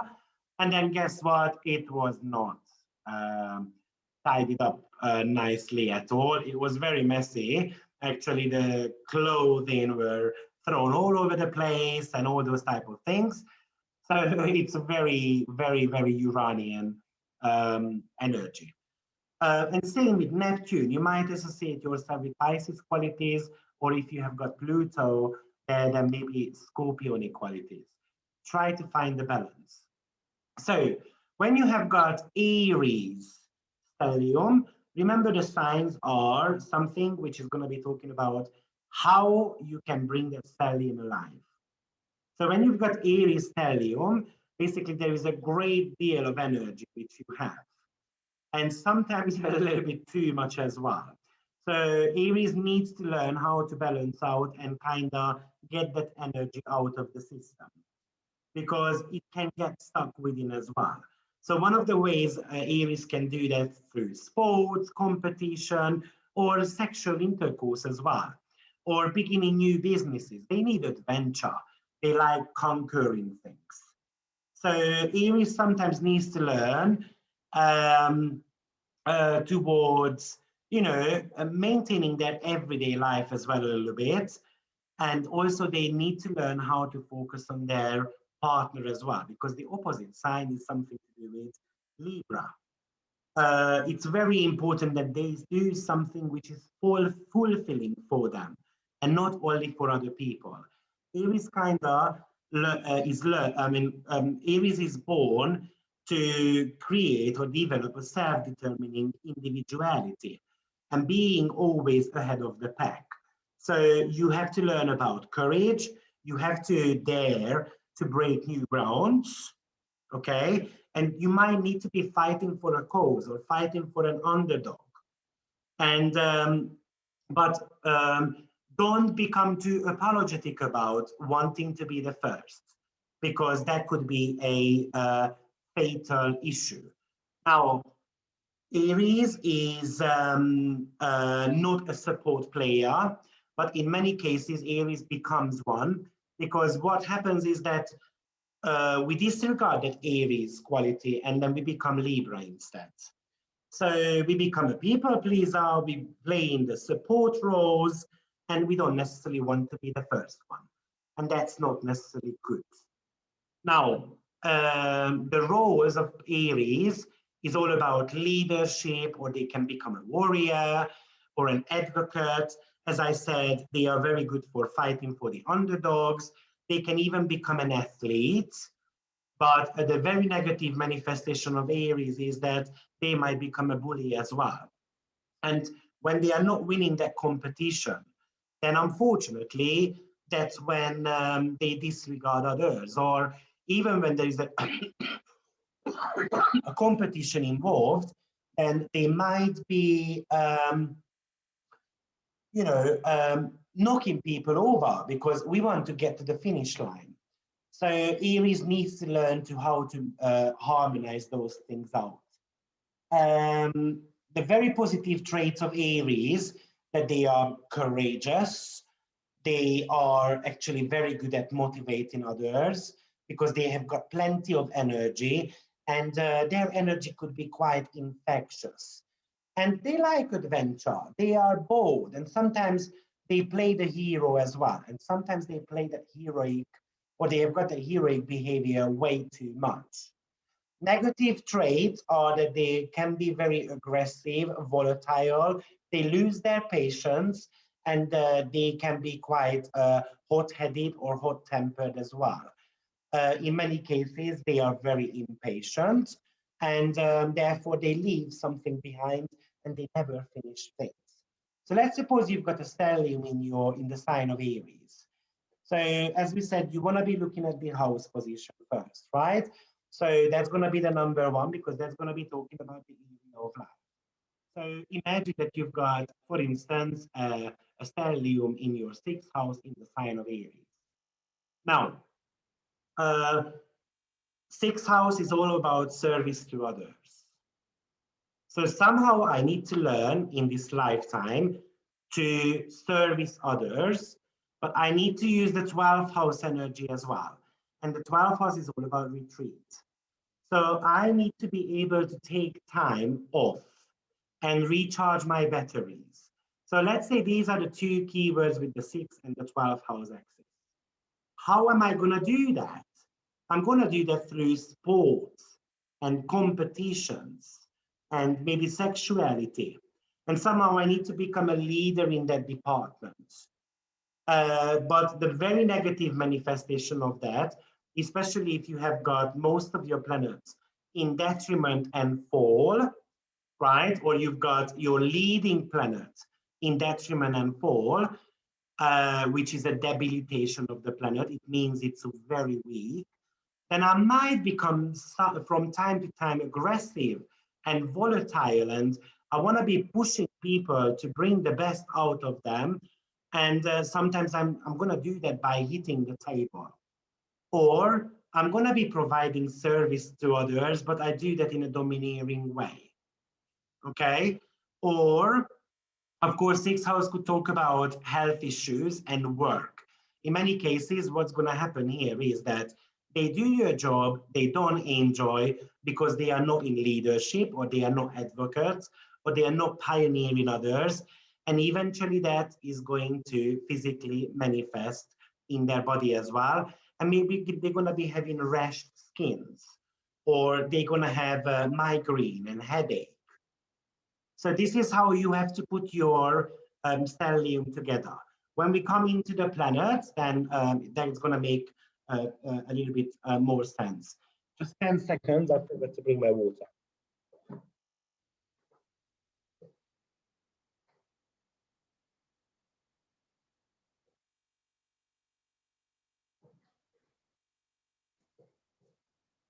Yes, I'm back. So when it comes to Taurus, so a Taurus stellium is all about security and I usually call a Taurus like a slow burner. So Taurus takes its time to get things going. And if you have got a stellium here, maybe they take their time to get things going because they want that thing to be kind of perfect.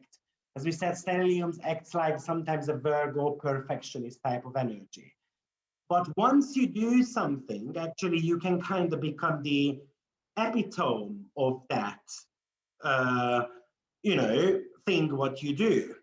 So sometimes it's a very good thing that you take your time, but sometimes it's going to be a little bit of a problem as well, because you can get stuck on something and you can get stuck on the bad things. Taurus is all about holding on to things, and they have got attachments. And the attachment is going to be happening in the house where your Taurus stellium is. So maybe it's in the 5th house.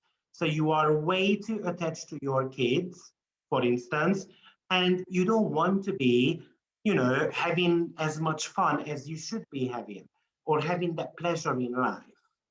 So you need to find something that makes you feel good about yourself and your life as well, because Taurus is all about pleasure and enjoying something. Taurus is born to be the rock to others. So it's born to be kind of reliable, so others can actually come and, maybe get an advice from you or something like that. A Taurus job is to preserve and sustain and demonstrate faithfulness and And it's a sensualist sign. So they have to learn how to enjoy and reveal themselves in any type of pleasurable things what they do. Taurus needs to build a foundation which is going to last, and something bringing some tangible results into this incarnation, which is going to be lasting. But just Taurus needs to recognize that I can't get too attached to things. And usually these are objects and people. Nowadays, you've got Uranus going through Taurus. So if you, is anyone here with Taurus, stellium, then my advice is get out of your comfort zone, okay? And be a little bit more, a little bit more adventurous. Look at you look at the house cusp, what area of life you might be a little bit stubborn, and you need to be getting out of that area of life a little bit, or you need to become a little bit pioneering about it. Now, Taurus is interested in finances, or they want to be making a living because security matters the most to them. So they need money, they need food on the table, you know, and they have got very strong principles as well. So to pick a bone with Taurus is quite hard because well, it's hard to change their opinion. Of course, it depends on the leading planet. If your leading planet is Uranus, as I said, you might be, you know, a little bit looser, like loosened up in that topic. Taurus likes taking part in financial roles or anything to do with money management, investing, but also Taurus rules nature. So agriculture, farms, gardening, food businesses, all those type of things are very Taurian. So practical is one of the most positive traits, I think, of Taurus. They are very down to earth. They are sensual and sensible as well. They value others and they value others. They have to learn how to value themselves as well. However, as I said, negatives are stubborn, sometimes old-fashioned, and they are close to new ideas. So those who have got Uranus going through their Taurus, that Uranus is telling you that you should be more innovative about what you do. What we said was Taurus is one of the vocational core sign. So many Taurus stellium might be experiencing that in the next few years, they have to change their job, especially when Uranus is going to be hitting the first planet of your stellium, or maybe when it's going to be hitting the midheaven ruler, if it's part of it, or when it hits the last planet. Taurus, as I said, I've got a Taurus stellium friend. His mom is a very strong Taurian energy. She's got 6 planets in Taurus, and she is a hoarder. So she lives in a 6-bedroom house, 2 of them, her and her husband, in a 6-bedroom house. They have got 4 big fridges full of food. And I remember I was about 19, 20 when I was invited to them for Christmas. And there was, and she said to me, "Oh, Victor, do you mind grabbing the bread from the fridge?" I said, "No problem." So I went to the fridge and I found the bread, and there was mold on it. So I put it into the bin. And she said to me, "Oh, please don't do that. You know, what if tomorrow there is a world war and I'm not going to have bread? And, you know, we can cut that down, or, I mean, we can cut that off, that bit, or we can even make breadcrumbs out of it. So you shouldn't be doing that, Viktor. Be very careful about it." You know, if you are this very strong Taurian person, you have to let go of your material attachments. You have to pull towards the spiritual matters, which is Scorpio. You have to dig deeper. Why is this strong Taurus-like energy is in your life? Because you have to take some of the energy out. Okay, so someone said they've got Taurus stellium. Yeah, I'm just wondering how does that work out for that person? If you just give us a little bit of a feedback, that would be lovely.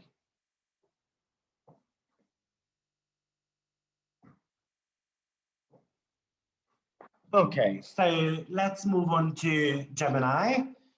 So Gemini stellium, well, Gemini is all about curiosity.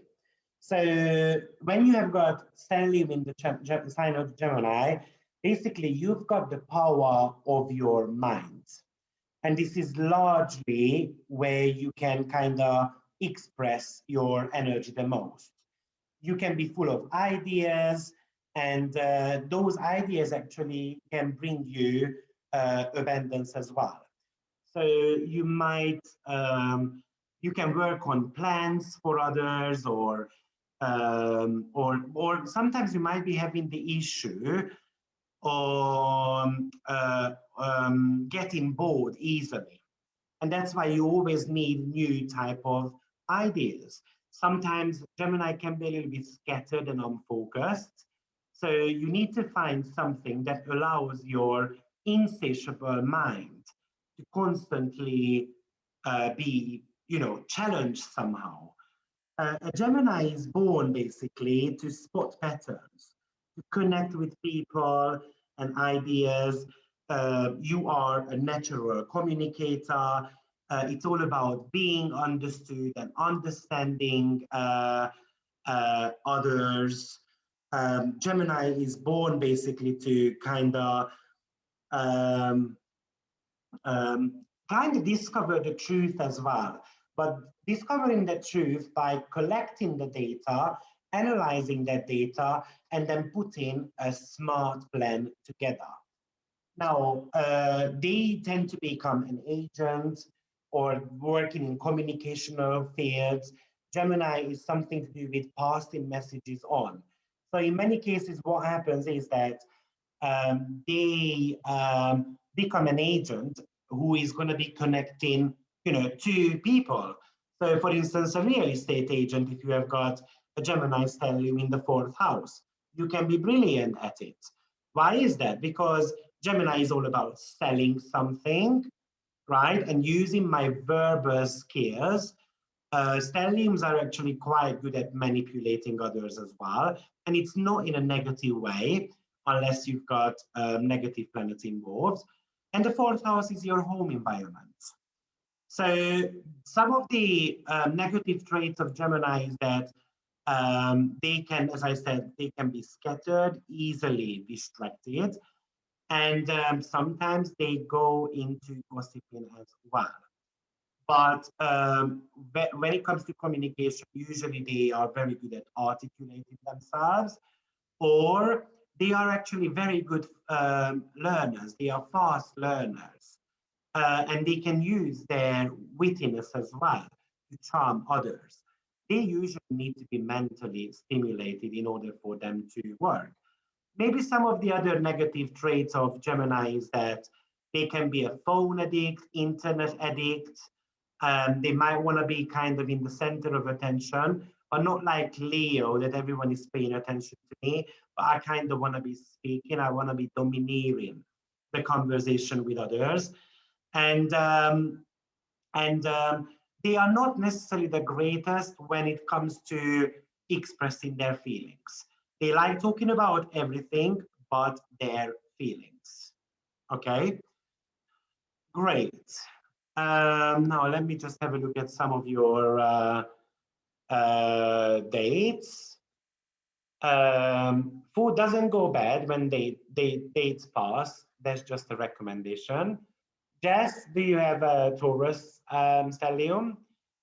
Audrey, I have a stellium in the third house, and that's how I feel like Gemini stellium. Yes, in the third house stellium, you can feel like a Gemini.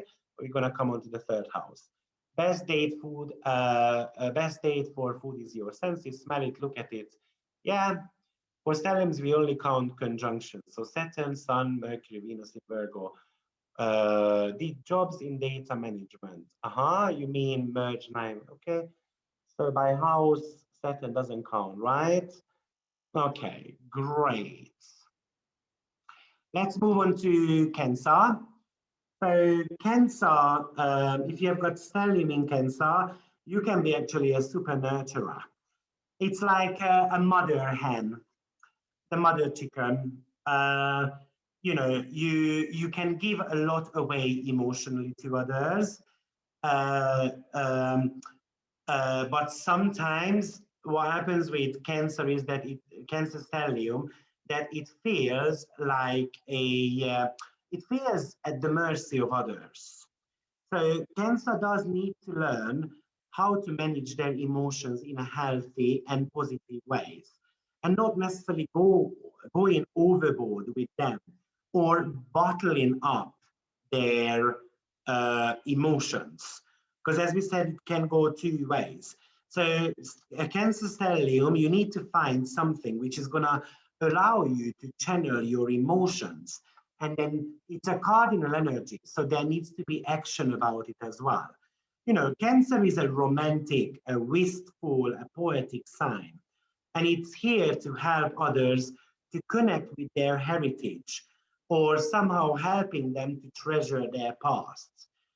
But very importantly, you have to learn, you must learn that you cannot become the slave to your past, or to become the slave to those people who you are helping to reconnect them with their heritage.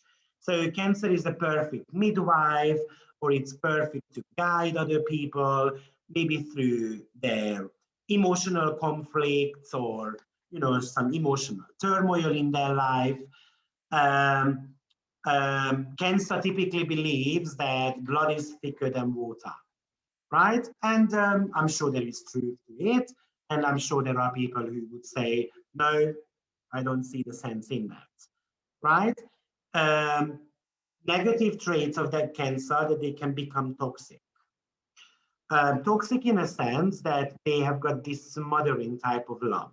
So they need to be realizing that I need to let others to grow up as well, and I need to let them to struggle sometimes. Okay, sometimes cancer needs to learn how to exclude themselves from the system. Very important. They are, and they usually, I've got someone with cancer stellium, and everyone loves going to dinner parties to her because she's a very good cook, and she just enjoys caring for others. And the dinner party has been going on for 2 hours and she still hasn't eaten. So you have to physically get her to sit down and eat, because all she does is just running around the table and then trying to serve the food to others. And by the way, she does have a moon in uh, Cancer as well, in conjunction to Saturn. And I think one of the reasons why she does that, Moon is the leading planet, and then followed by Saturn straight away. And the reason why she does that, because they were never allowed to eat at the table um, um, with her parents, because the parents believe that the children should be eating at a separate table, and they should be eating once the parents finished. And obviously, maybe that's the reason why they don't want to be sitting down and, eating the food with others, because they feel that obligation to kind of serve them. Okay, so by the way, I'm very happy that you guys are sharing experiences with each other, because this is how you're going to be learning. Now, moving on, Leo stellium. Now, Leo stellium, well, you are creative. And this can be something which is a great asset for you. I forgot to mention, but Leo is someone who needs to be looked up to. Leo is someone who needs to be admired. And of course, when it goes wrong, then Leo is unfortunately suffering because of that. So you can be easily an artist, or you can actually thrive in the spotlight. You should want some type of attention. Now, if you have got this stellium in the 8th or the 12th house, usually those people are struggling to be in the spotlight. Or even if you have got the stellium underneath the horizon, so somewhere between the first and the second and the 6th house, those people are struggling as well a little bit to be in the spotlight. But you're gonna have to find ways to do that. And at one point, especially if it's an applying stellium, so your leading planet is applying to the rest of them, then at one point it's gonna get triggered and you might get in the spotlight. I've got an example for that. There is a Hungarian criminal. He has got also Moon and Uranus. He's got Moon and Uranus conjunction in the 12th house. And he became quite infamous because he raped women and he got into prison. And he raped, I think, at least 12 women we know about. And yeah, Uranus rules criminals. 12th house is the prison. But there is a psychological reason behind, right? I got abandoned by my mom, or I feel abandoned by women. So somehow, remember with stellium, we can overcompensate things. So that 12th house stellium in Leo should have been pulling in some Aquarius energy, which means building a big community, right? And maybe somehow feeling one with the community and being part of that. And with the 6th house energy, it's all about giving something back to the community as well, something in a practical way. Leo is born to recognize the power of the individuality. And somehow you can stand apart from your family, or maybe your family was overbearing, and maybe there is this patriarchal type of influences on you. You somehow need to leave that behind. You need to outgrow that. So the personal journey is to discover your creative potentials and explore the, the inner child within you. So you need to stay forever young, very similar to Gemini as well. But Leo is more about finding that divine child within, pleasing that child. And then that stelliums should be working. Yes, encourage your inner child to act out when it's feel like. Yeah, okay. So that's what I would say about Leo. But the negative trait of that Leo is that it can go overboard and we become very egoistical, very bossy, and we're gonna be acting like a diva, right? So remember to bring the Aquarius energy. We are one with the universe, and I'm exactly doing the same like others in that toilet. This is the kind of energy what Leo carries within itself. Okay, when it comes to Virgo stellium, now Virgo stellium, well, this can make you a fantastic like worker. You can be very productive, very efficient. You probably always want to feel productive, or you always want to be put to a good use. So usually Virgo has got a great motivation to kind of help others. You've got a great eye for details, and you can be very attentive to everything. But, at one point, Virgo does need to realize that they are not just support workers. They deserve some type of attention as well. Virgo does need to realize that I can make money throughout my talents as well. Why is that? Because that's the second sign from Leo. All right. So Virgo does need to recognize that I have got the right to also shine. Okay. So, and in many cases, if you have got Virgo stellium, one of the major significant stuff I've seen is that they suffer from anxiety. They worry a lot. They stress themselves. So Virgo, you must need to learn how to switch off, how to be, you know, how to retreat, how to switch off your phone, how to go on holiday. For Virgo, it's compulsory that you don't work more than 40 hours a day. It's compulsory that you go on holiday 3 times a year. And it doesn't mean that you're going to need to go abroad. Okay. In many cases, Virgo, you can't even sleep. Why is that? Because my brain is running 24/7. What is going on at work? Right? So you need to find something that gives you loads to do, but enough space as well for yourself. Very important. Virgo is born to become a craftsman and they must specialize in something. So, because it's ruled by Mercury, sometimes Virgo can, with stellium, it can act like Gemini. So, a jack of all trades. No, let's say if you want to become an astrologer, you need to specialize. I'm going to be a medical astrologer, or I'm going to be a relocation astrologer, or I'm going to become a predictive astrologer. And you have to master your skills on that. Have a look at where that Virgo ruler is, Mercury. Or if you are a modern astrologer, look at where Chiron is. And those are the area of life, how you should bring them together and then give some type of service to others. So maybe the ruler of your Mercury is, let's say, in the 11th house. You need to provide some type of service, Virgo, on the internet, 11th house, right? And I'm going to look at Mercury. Maybe Mercury is going to be in Pisces.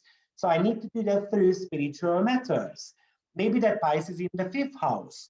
So maybe I need to work with clients how to get pregnant, or I need to be working with clients how to bring their inner child out from them.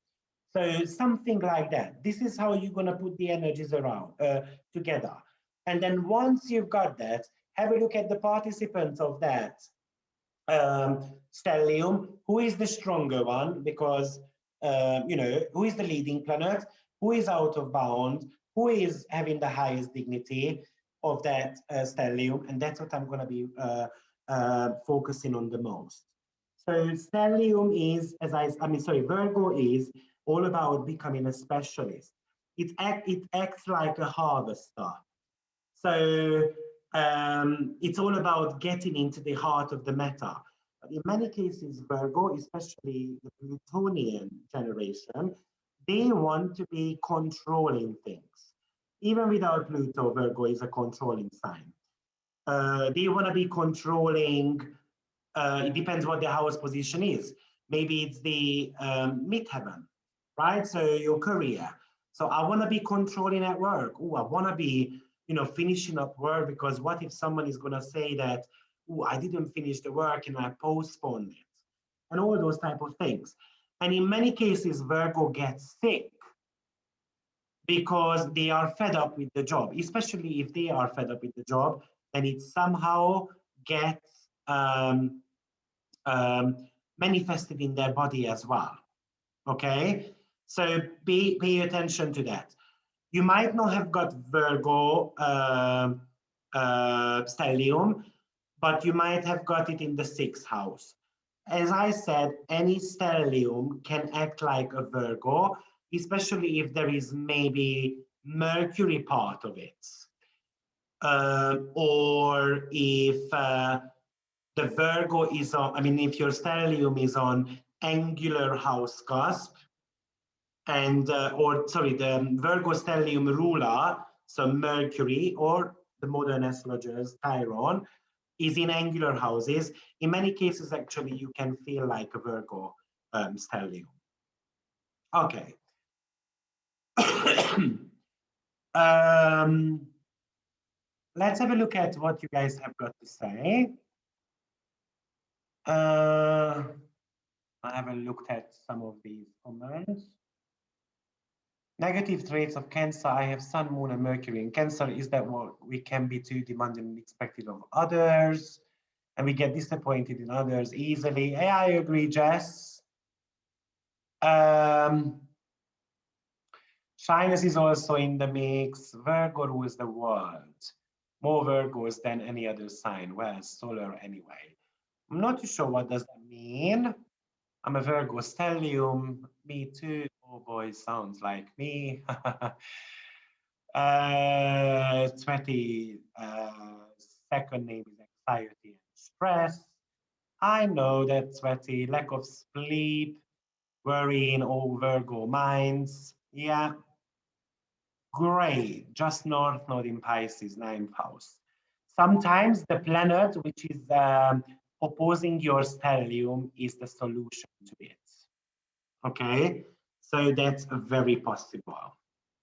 Embracing the opposite sign with that one planet which is opposing it. Not easy stelliums when it gets opposed, but that's your solution. Okay, Libra, let's move on because we've got another 60 slides to go through. So when you have got a Libra stellium going on, well, first and foremost, Libra tends to be focusing on others.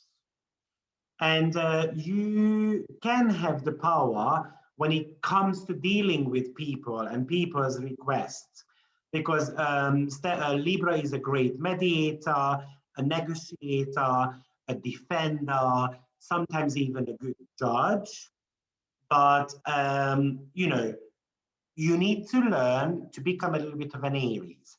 So you need to learn how to focus on yourself as well. And you need to learn not to become a people pleaser and not to be apologetic about wanting to have your own, um, um, your own, you know.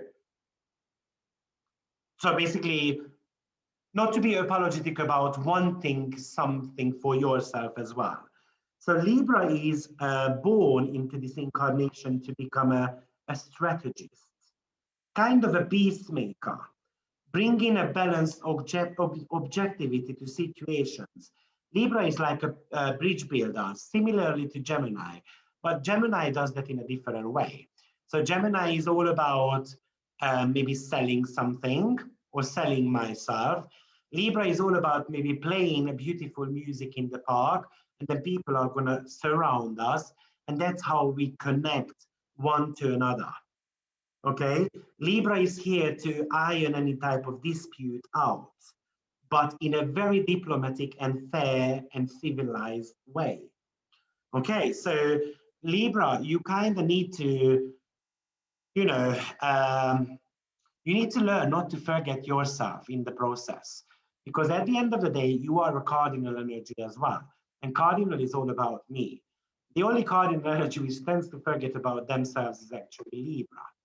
So you need to work, or you need to find something where you can be working with others and maybe, or working for other people, but still maintaining your own identity.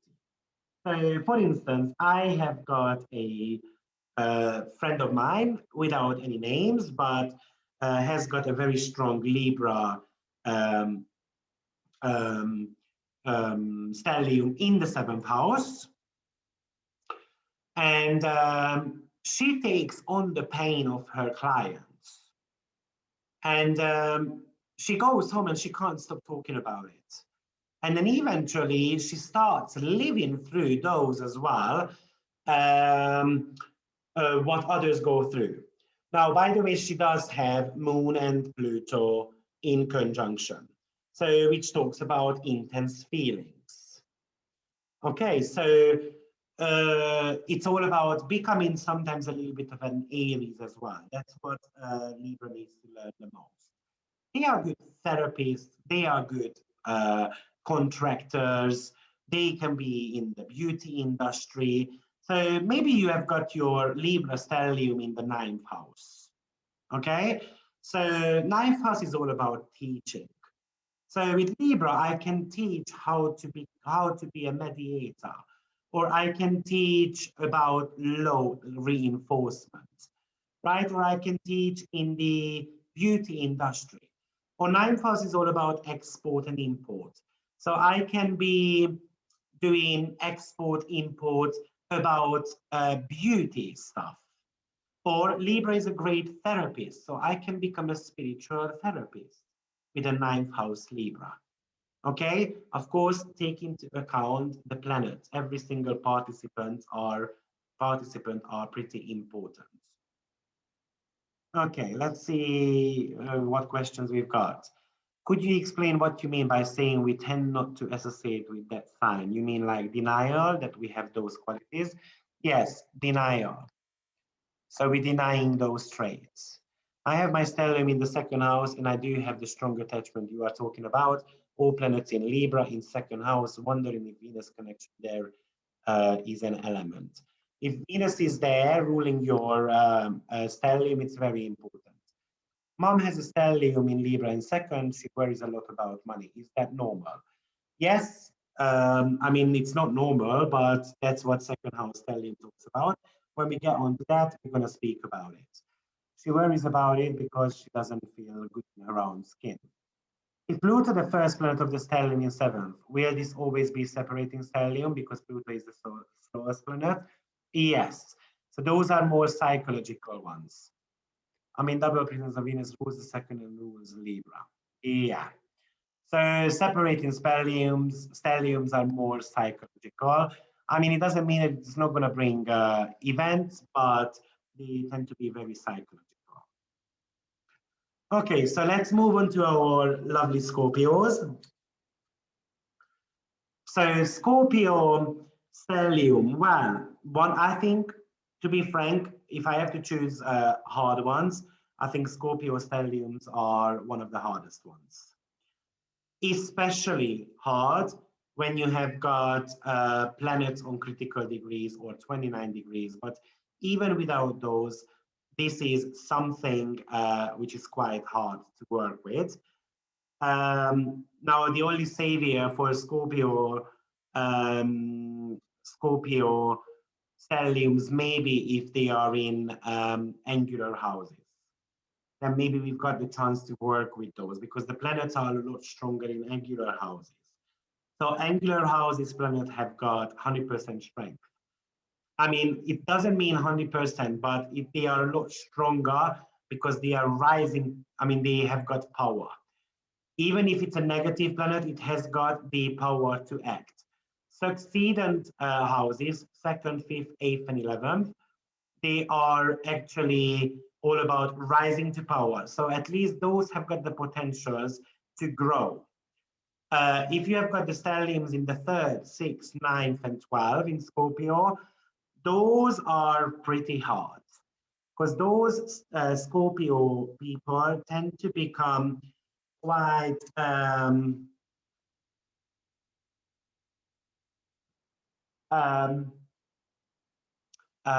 what's the word I'm looking for? Pessimistic. Sorry. They tend to become quite pessimistic. But Scorpio stellium needs to realize or needs to go and needs to undergo one or two big transformation in their life. Maybe starting with just smaller ones, adjusting, because Scorpio is a fixed energy as well. So tends to be very stubborn also. And needs to go one or two big transformations in their life, which they usually experience as crisis situations. So if you have got a Scorpio stellium, the most important part is that you have to realize your own power. You have to become passionate about that subject or house position, wherever the Scorpio cusp is. And you need to find something to channel that passion into. Let's not forget that Scorpio is an alchemist.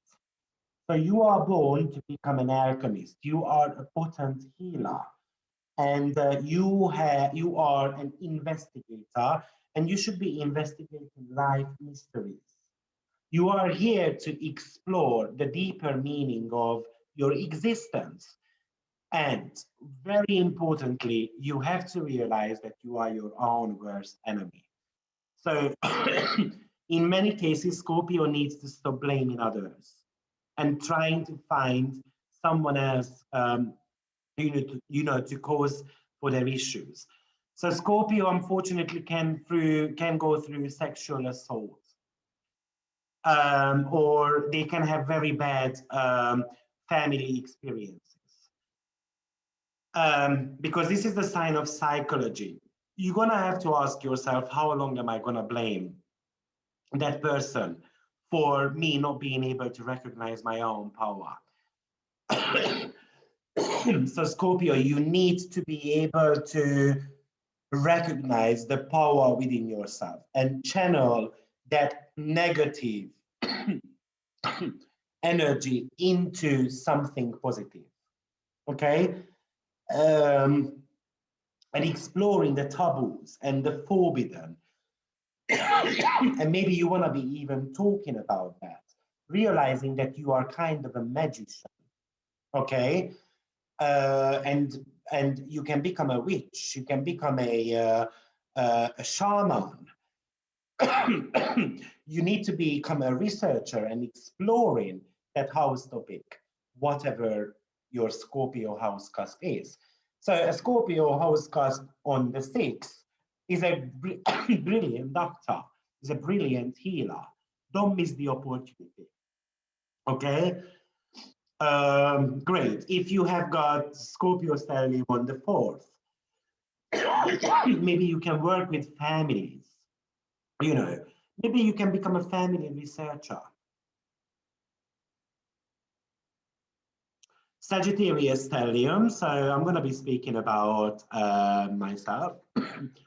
Sorry for coughing. I think I need to drink a little bit more.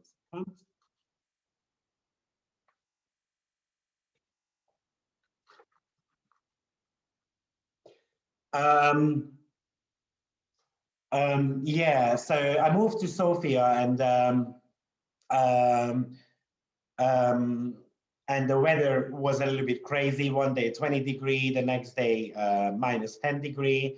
So I think I managed to catch a cold. Yeah. Okay, so Sagittarius stellium. Now, Sagittarius stellium is also a fire energy. So we've got we can be very energetic, especially when it comes to expansion. Because Sagittarius wants to expand. It wants to explore and it wants to experience. So Sagittarius stellium can be very optimistic. They like seeing the brighter side of life, and they can be really coming up with the biggest and boldest ideas as well possible. But one of the danger of Sagittarius is that sometimes there is too much talking and not enough walking.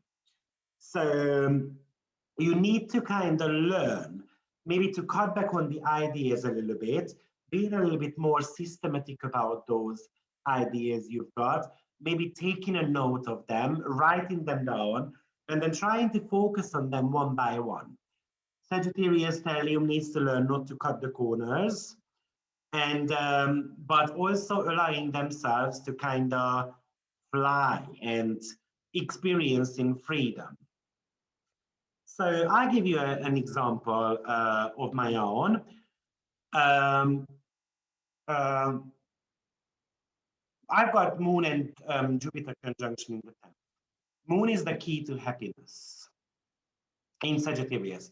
The Moon is the key to happiness. So I don't know why I thought moving back to Hungary is a good idea, because my Moon wants to be abroad all the time. And since I moved to Bulgaria, I realized that I started losing weight. Why is that? Because Moon is the body. Moon is something to do with um, your food intake, in a sense, alongside with your second house. Moon rules your stomach. right? So, you know, for me, being in a foreign country is something which is good. So if you've got stellium in Sagittarius, you might need to be pursuing something to do with foreign matters, or you need to be diving into more spirituality, because Sagittarius is born to aim high and asking those big questions and explore the possibilities beyond the facts. So you can become a natural evangelist.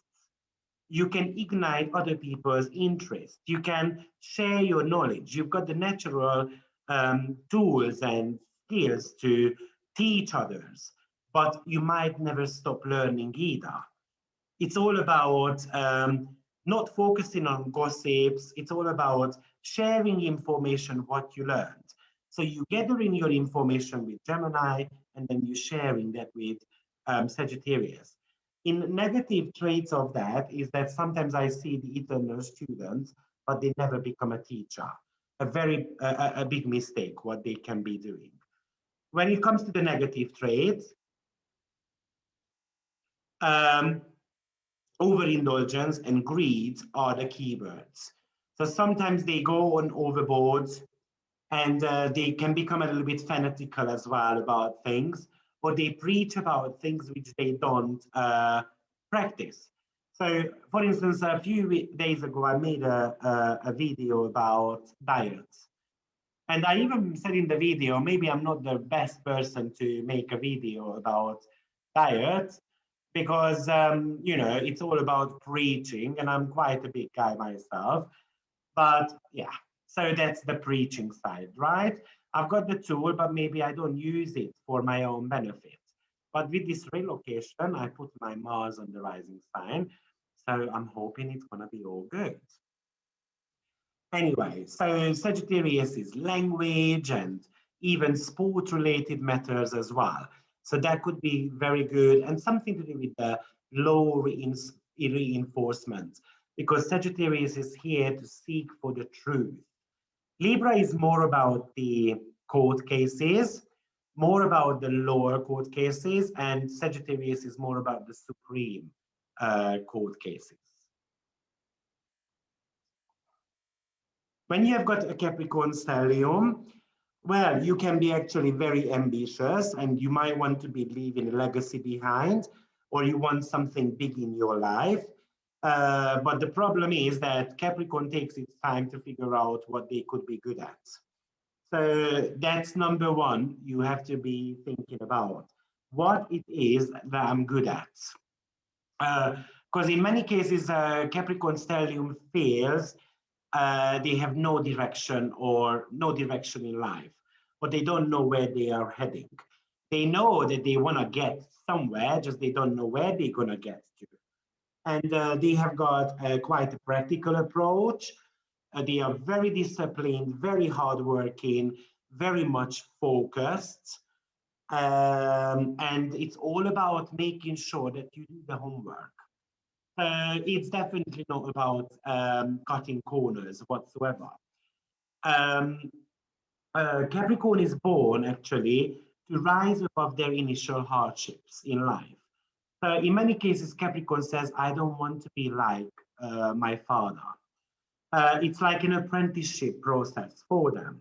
So they're going to be climbing the hierarchy ladder, and then eventually they must attain a position in life, or they must, you know, being respected and becoming an authority figure. And it's all about individual achievements. So, and another very important thing is whatever you choose, you need to become a master at it. So that's why Capricorn is a very good planner. Maybe if it's in your fifth house, you can become a wedding planner, or you can become a holiday resort planner, or they have got this business-like mentality, or they can be a very good supervisor or a tester, or someone who is going to be, maybe if it's in the sixth house, you can be someone who is going to be checking out, like if the working time regulation is correct, or are they following the best before and dates, for instance, in food. So it's all about taking on responsibility and working with high standards. But if you are too conservative, if you are too stuck in the past, or you become skeptical about yourself, then this stellium is never going to take you anywhere. So always work on turning those more, let's not call them negative traits, let's call them as opportunities, into something which can become your strength. Okay, Aquarius. So Aquarius stellium, well, you can become an inventor, an innovator, because you've got an original mind. And Aquarius is always about dragging into the future. And sometimes, because of your futuristic way of thinking, you might feel misunderstood, or you might feel that you don't even belong to this earth. You might expecting others to be able to catch up to you, but they are not able to because you are actually so futuristic. You have got so many skills, Aquarius, especially on the intellectual level, because it's an air sign. You are an independent thinker, and very important that you don't allow yourself to become, like boxed in. You have to break out from that. Aquarius is born to provide an original perspective on the social issues or social issues of justice. Um, they tend to be a people pleaser at the beginning, but you must learn to assume or to integrate your own individuality and authority figureness into your life. Because remember, the opposite sign is Aquarius, Leo, right? So Leo needs to learn how to become one with the universe. Aquarius needs to be learning how to lead a group of people eventually, and maybe becoming the activist, fighting for humanitarian causes. Um, uh, yeah, so maybe if you have got Aquarius stellium in your first house, then maybe you are going to be revolutionary about body image, and you're going to be saying, let's say with a Mercury leading planet, that, oh, fat is nice. You don't need to worry about your body shape, for instance, or, so somehow can you become an activist? And it's all about standing out of the crowd, okay? When Aquarius is at its worst, it's actually fighting for groups, but secretly feels superior over others. So it's still being one with the universe. It's just all about taking charge and maybe giving them advice how I can, go about things. And last but not least, when you've got a Pisces stellium, then you can be one of the most gentle person ever. You might be super sensitive. You might be a psychic sponge. You might be spreading somehow compassionate love, and you care a lot about others. But also, don't forget that you can be misled as well. And in many cases, you are used and controlled by others. And that could be one of the significant issues. So it's all about tapping into your spiritual soul and somehow becoming a healer. So again, Pisces is born to become a good Samaritan.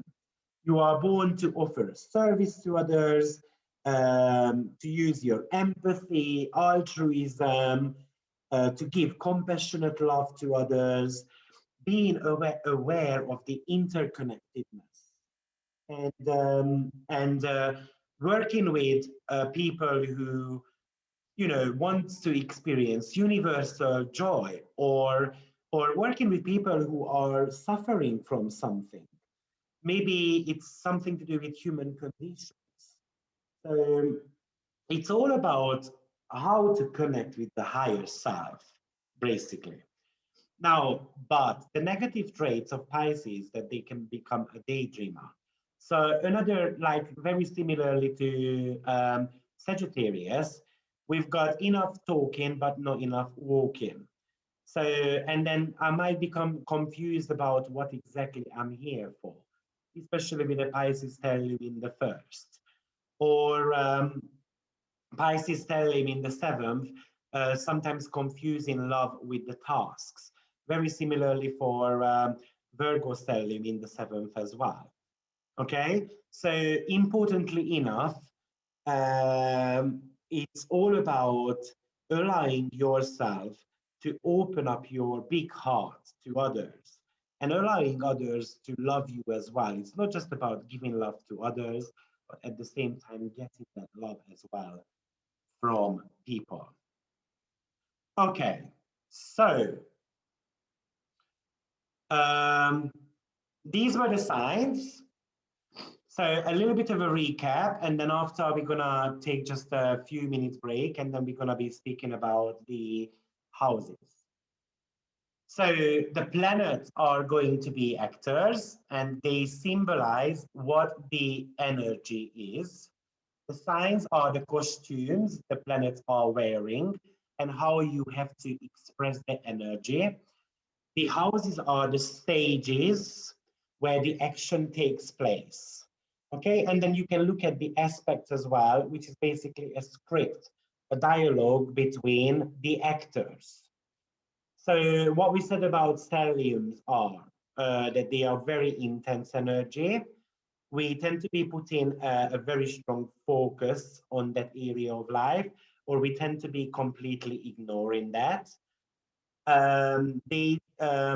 We definitely need to learn about that sign wherever the stellium is, because that's going to be how we should be living our life. Okay, the ruler of the stellium, it becomes extremely important, so you should be looking at where that stellium is. Okay, and remember that every single planet in the stellium wants to have its say. However, if you don't have a program, then I said send over your date of birth, timings, and name and location, and I can send you your chart. But you want to be looking at the essential dignity table. Who has got the most to say? So, for instance, looking at my stellium, I am going to be looking at Moon, for instance. You can see that Moon has no strength over there. So rulership is the strongest possible strength, and the least strength is the face. Detriment and fall are absolutely negative. Now, Moon is something called no strength. It's called peregrine. Peregrine planets are when they have no strength, but they are not they don't suffer damage as well by detriment or fall. If all of your planets are peregrine in that stellium, in many cases, those people feel like wanderers. They feel that they don't belong to this incarnation at all. They don't believe that they should be on Earth. Um, I've got let's not call her as a friend. She's got a stellium in the second house. It is Saturn, Mars, Pluto, and Saturn, Mars, Pluto, and one more. Now that's not important. Um, in the sign of Scorpio in the second house. And Venus. Yeah, because Venus is the ruler of the seventh. And she believes that she should never work in this lifetime. She should be given money by others all the time. And it worked once in her life. However, she has got a separating stellium. So basically, the first planet she's got is Saturn, then we've got Mars in the middle, and then followed by Pluto, and then Venus. And I explained to her that it was a one wonder. So she received, I don't know, $100,000 about 20 years ago. And she still believes that she has got the right to have that. And her life kind of collapsed financially. So, it's just all about recognizing, the potentials, what you've got in that stellium. And I told her that she's got the ways to invest money somehow into some type of project or working with banking, for instance. But she is not having none of those. So obviously, if someone doesn't listen, and that's where, for instance, we need to mention that Scorpio is stubborn, then what do you expect from your stellium? Stellium can make you famous. It can make you, or it can break you. So just bear in mind. Okay, so that's where the intensity comes from. Now, if the moon is part of that stellium, then it is advisable to observe whether it is rising or waning. So a little bit of an extra knowledge on that. So the moon is rising if it's placed after the sun, and it's waning if it's before your sun. Now, because if you have got a crescent moon phase, then it actually indicates greater energies for that stellium. So one more time, if your sun is basically rising, meaning, let's say your sun is in the first house and you've got moon in the 11th house, it means that the moon is before your sun. Yeah, it's after your sun, okay? So you've got the moon which is rising because it's above the horizon. And the waning one is when you have got, let's say, sun in the first house, and then the moon is going to be somewhere in the third house. So in that case, it would be indicating that your moon is, even though it's growing though. So let me rephrase this because now I was talking about the visibility, but that's not what I wanted to say. So you might want to be figuring out, sorry, cancel that. So you might want to be figuring out your moon phase. So if you have got sun in the first house and moon in the third, it means that your moon is growing. Now, the moon, if it's growing, then it means that you have got potentials to grow as well within time when the progress moon is going to be going further.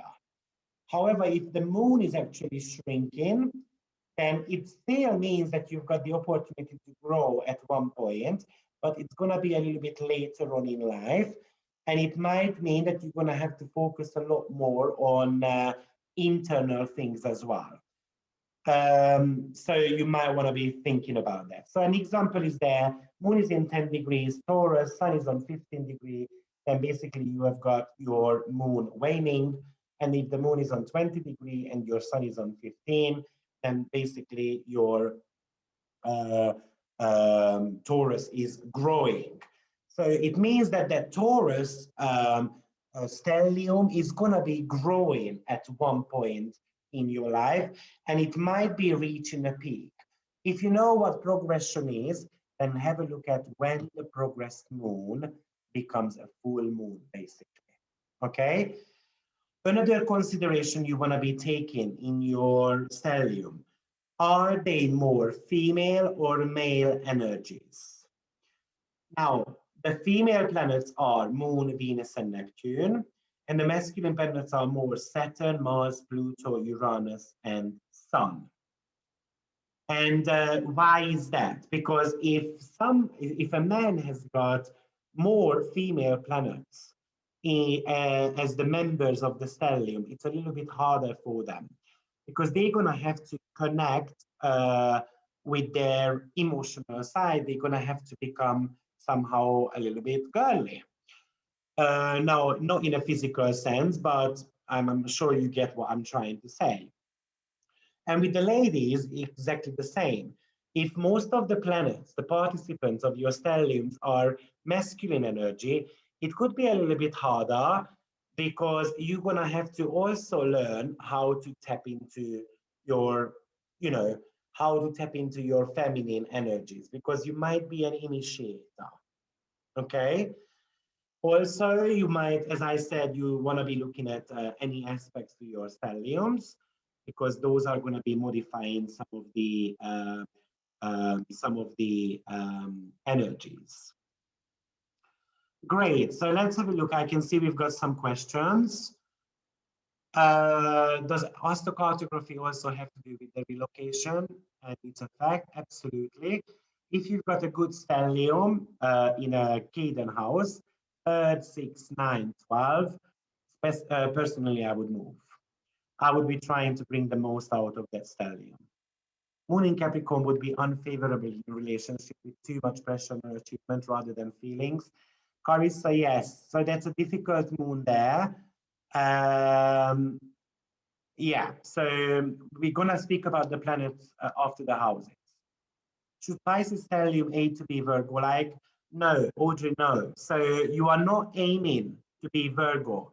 You are aiming to bring the Virgo and the Piscean traits together. A Pisces stellium should not become a Virgo. You just need to be nipping some of the energies out of Virgo and integrate some of those traits into your life. So if you have got a Pisces stellium, go back on the slides, have a look at the positive traits of Virgo and pick a couple of those and then practice those. I'm going to be like that. So I'm going to be structured or organized, or I'm going to be filing away the papers or whatever it is. How do you recover from a transit to your stellium? We're going to be speaking about transits later on. Sun in 12th house and moon in 2nd is moon rising. You've got a growing moon, yes. Great, brilliant. So let's take 5 minutes break and then we will crack on the houses.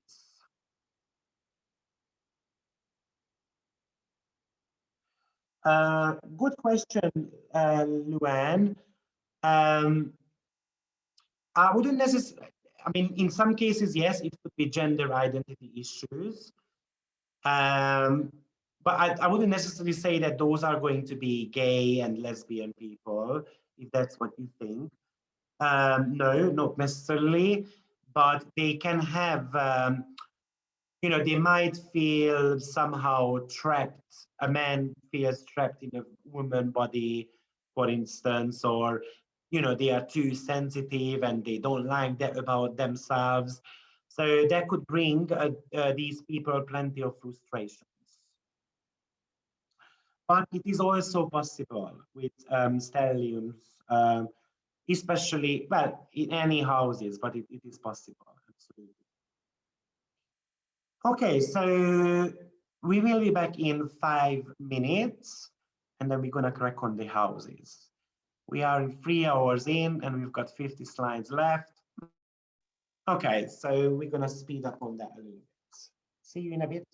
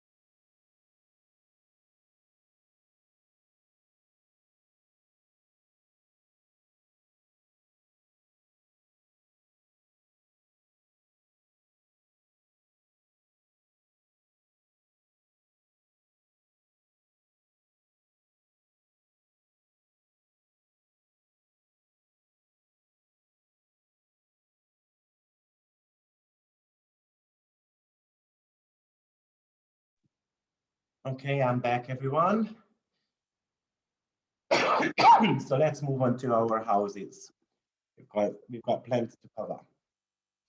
So the first house is something which is, so what I did with the houses is that basically you will be able to see some questions on the chart, and you don't need to answer them, but what I recommend is that, look into the mirror and then see whether you can do those questions or not. Because those are going to be somehow important for you. Now, first house is something to do, well, first house includes your rising sign, first of all. So the rising sign is something which is going to be included in your, well, that's the first impression we make to others. If you have got any planet around your rising sign, then it could be modifying your personality, especially if this planet is a outer planet, such as Pluto, Uranus, and Neptune. So the rising sign is the mask we wear. And in many cases, what happens is that those rising signs, something which we developed from the very first day of our life. Because, for instance, you've got an Aries rising sign, and Aries is told, oh, don't fight, right? Or always say sorry when something wrong happens. And somehow Aries starts becoming a Libra. And what happens is that in many cases, the first house, stellium, is the one who can't associate themselves with the sign the most. And the reason being is because they started building a mask around themselves. So very importantly, the first advice I would give with first house stellium, you're going to have to grow out whatever the family patterns were. So maybe a Cancer had to look after someone, or maybe a Taurus was told not to, not to be faster. But Taurus is never going to be fast, right? Because then it's going to be making mistakes. So a Taurus rising is born to kind of, take their time and then develop in their own time. Or maybe a Gemini is told not to talk too much. A Gemini is here to talk, right? And in many cases, the rising sign actually is going to talk to you about what type of role you played in your household. So how you became the part of the family drama, or what you had to do to kind of survive the drama within the family. And that's why we start masking our true emotions.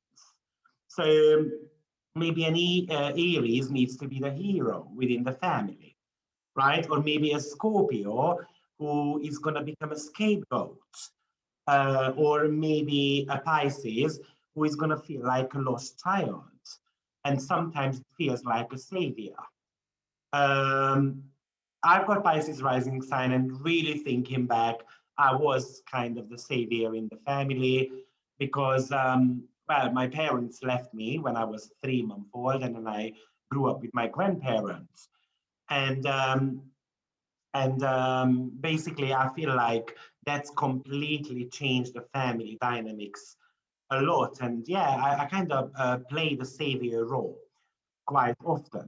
So, when you have got a stellium going on in your first house, it's you can become sometimes very moody with this.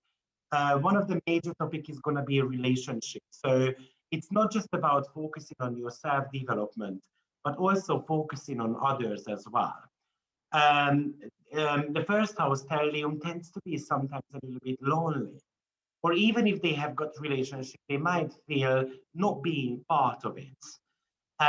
Sometimes a first house stellium is very hard to read. So, and the reason being is because they have got multiple layers to their personality. So of course, the main personality is going to be the leading planet in that sign, but obviously, the rest of the planets, as we said, they want to have their saying as well they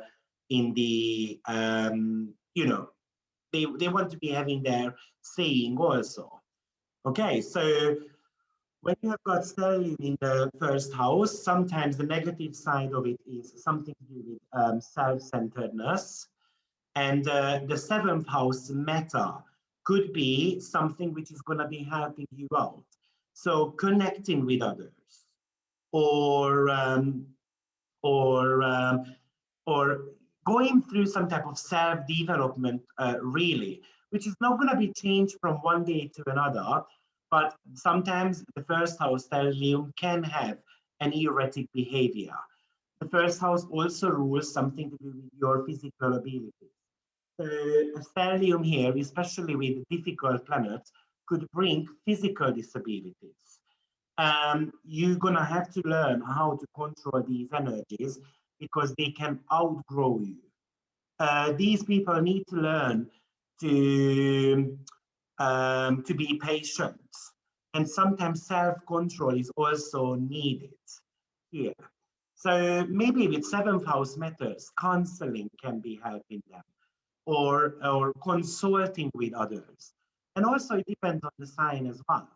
If it's a Pisces, maybe some type of spiritual help, which could be giving you a hand. Um, it's all about focusing on ourselves. And I'm not saying that you shouldn't be doing that, but you're going to have to learn how to submerge your identity with others as well. Okay, so that's going to be one of the most important thing. Now, when you have got the stellium, the first house was anything to do with your appearance. So in many cases, they have got some unique appearance. So for instance, I'm going to bring you here an example of Madonna. So Madonna has got a stellium in the sign of Virgo in her first house. Yeah. So what was Virgo about? Let's just think about that for a second. So Virgo was all about serving others. Now her stellium starts, I can pick up her chart, maybe it's easier to imagine or actually seeing that. Yeah, here you go. So you can see that her stellium is Pluto, Mercury, Moon. Well, it's not a real stellium though, because I don't necessarily look at the ascendant as part of it. But we also have got the sun there if you use it as in Placidus house system. So Pluto is going to be all about awakening for your own power. But one of the strongest planets in this stellium is definitely Mercury, because the ruler of the ruler of the stellium is Mercury, which is bang on her rising sign, and the Mercury is all about her career as well, because it's the ruler of her midheaven. So her karmic duty with this stellium is something to do with gaining some type of power. Pluto conjunct the ruler of the midheaven and the ruler of the rising sign, which is recognizing my own power by giving service to others, Virgo, okay? And Moon is very close by as well, which is all about international success, the ruler of the 11th house, okay? So this is how you're gonna be looking at the participants. Of course, you wanna be looking at who is the strongest planet. If there is an outer planet, what we said was that's always playing a major role. So Pluto is there. So when we go on Pluto, then actually let's go on Pluto now, and then we can kind of go through her chart. So Pluto is right there. So Pluto is going to be all about stripping away from the unnecessary things and not focusing on the superficial things. It's all about finding the way to shine.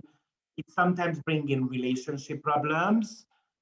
Sometimes with Pluto, we feel burdens and obligations, or we continuously reborn, right? Because Pluto is the planet of death and birth, right? It's all about coming face with our deepest fears, because Pluto has got trust issues, right? So her most important thing to do in this incarnation is to trust her abilities, but turning somehow towards the society, which is seventh house, or turning towards something to do with relationship, personal romantic relationships. So the questions I would be asking with the first house stellium is that, do you really present your true self, right? Because as we said, at one point, those masks need to be coming off. And the mask is usually thicker when there is a fixed sign on that first house cusp. So Taurus, Scorpio, Leo, and Aquarius. Okay? Do you give mixed messages when it comes to your first house stellium? Which planet are you using the most? Is it, in case of Madonna, Pluto? So is she using her sexuality way too much? Or is it going to be Mercury, which is all about business? Or is she using the moon? So is she able to express her emotional feelings that much? Right? And when I look at the strength of the planet, well, moon is something which is peregrine. So she might be having problems with her emotional expression. Mercury is quite strong, so she is motivated to become a business person because Mercury has got rulership and exaltation. And Pluto is not going to be appearing on the essential dignity table because they don't have essential dignities. They are more about generations, what we grew up with, right? And we know that Pluto is all about intensity. And then it puts every single energy into one area of life, which is something to do with her look, for instance. So I want to be looking good. I want to be looking, sexy, but at the same time, I also, with Virgo, I would say that she needs to be looking out for her health.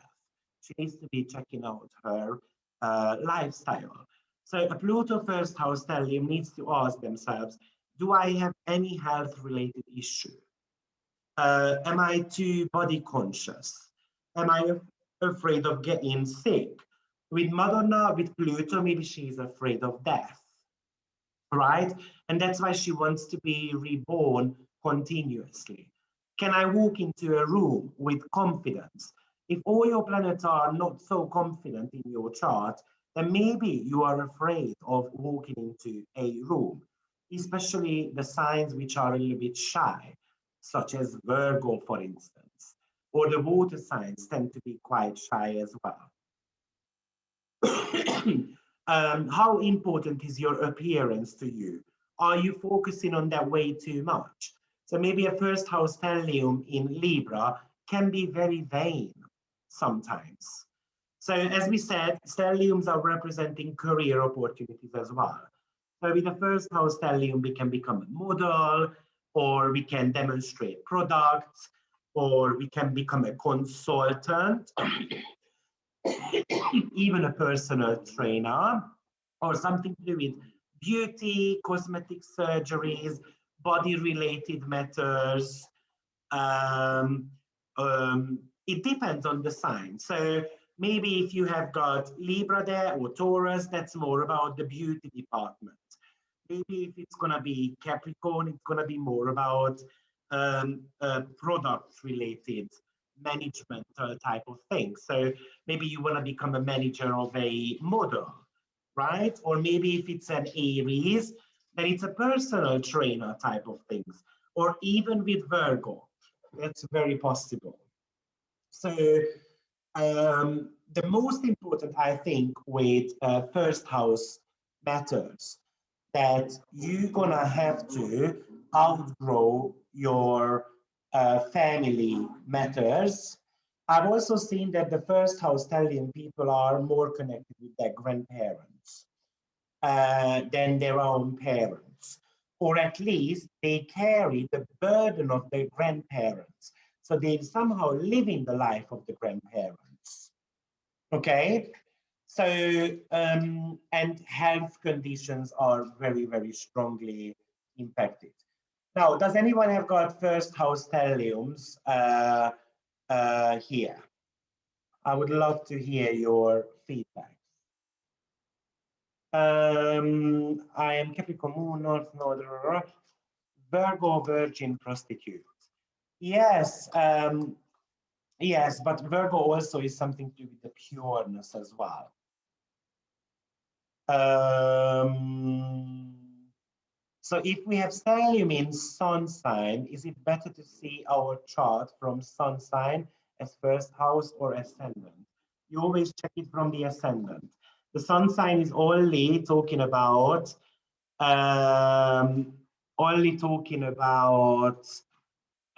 your life mission. What makes your heart sing? Okay, so we had some questions here. I thought I had a stellium in the fourth house. So if I have Sun, Venus, Mercury, and Mars, this is not a true stellium, correct? It is still a stellium, but it's not as strong, Ima. You might not feel it that extremely strongly. What about Aquarius rising sign? We spoke about Aquarius already, so I'm not too sure what that does that mean. Um, Missing Aquarius role in household growing up, but no biggie. Oh, I see. I left out Aquarius there. Oh, yeah. So Aquarius, when it comes to growing up in the household, usually told that they shouldn't be part of any type of gangs because gangs are dangerous. Or they shouldn't be socializing with certain type of people because that's not necessarily, something which is good for them because they're gonna get into trouble. So the parents, in many cases, are afraid that something is gonna happen to my child. If the ruler of the stellium is the same with ascendant, does that influence the ascendant? Example, I have a stellium in the sixth house in Libra, in my ascendant is in Taurus. Surely that stellium gets a lot more attention. No, but the ruler of my stellium is in the first conjunct the ascendant. Okay, great. Let's move on. When it comes to, so for instance, here is Andy Warhol's chart. So I put that down as a example. Now you can see that we've got Mercury, Sun, Venus, and Neptune in the first house. So something to do with the body appearance, something to do with even the life mission, right? Because the sun is part of it, is going to be a significant topic, right? So going back to the first house a little bit, what we said was that this, Leo can be a golden boy, a clown, and sometimes a spoiled kid when it comes to family drama. But we also said they can be sometimes very moody and something to do with how I present myself, and the image is going to be important. Now, it's all about Leo. So my persona, first house and sun, needs to be on a stage. The strongest planet of this stellium is surely the sun because it's in rulership, right? And what we said that these people can become something to do with model, product demonstrator, image and fashion consultants, something to do with personal training, and all those type of energies, something to do with beauty, harmony, and so forth. So now, because he's got Leo there, it's all about how I'm gonna express in myself. That's gonna be the key. And he can do that through some type of communication, Mercury. Mercury is the leading planet, so it gets an attention from us, surely. And Mercury is the ruler of the second house and also is the ruler of the 11th house. So something which I can do online or something which I can do a large group of people or something which is all about my long-term goals. But the sun being the strongest planet here, remember that's a very important because sun has got the most to say, and sun is all about I want to be shining. We're going to speak about each of the planets' positive and negative traits. But one of the positive traits of Sunny is that they are motivated to shine. And one of the negative one is that they are egoistical, right? And as we said, if there is a planet which is an outer planet, sometimes we tend to be associating ourselves with that quite a lot. He does have got Neptune there, which is all about creativity, fashion, compassionate love, um, um, um, pictures, dancing, something to do with videos, and so forth. So I think it beautifully shows that he's going to be choosing some type of creative fields because that's something to do with his life mission. Okay. Um, Also, maybe I do have got, I think,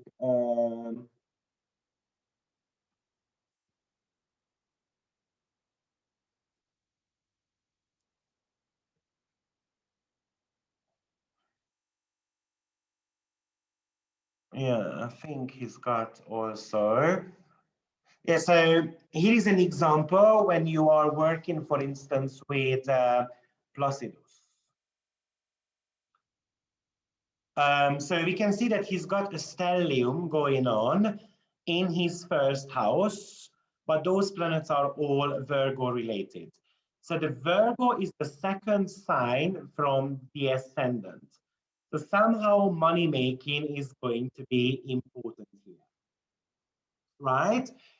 But all of those money making energies are in the first house, so which could indicate that somehow I can make money through if I accomplish something when it comes to my own body, my own image, something to do with self-expression, and so forth. Now, we do need to know that he was, and also it's in the sign of Virgo. So Virgo is very much about service to others, right? Now, if you know him or if you don't know him, but he was quite a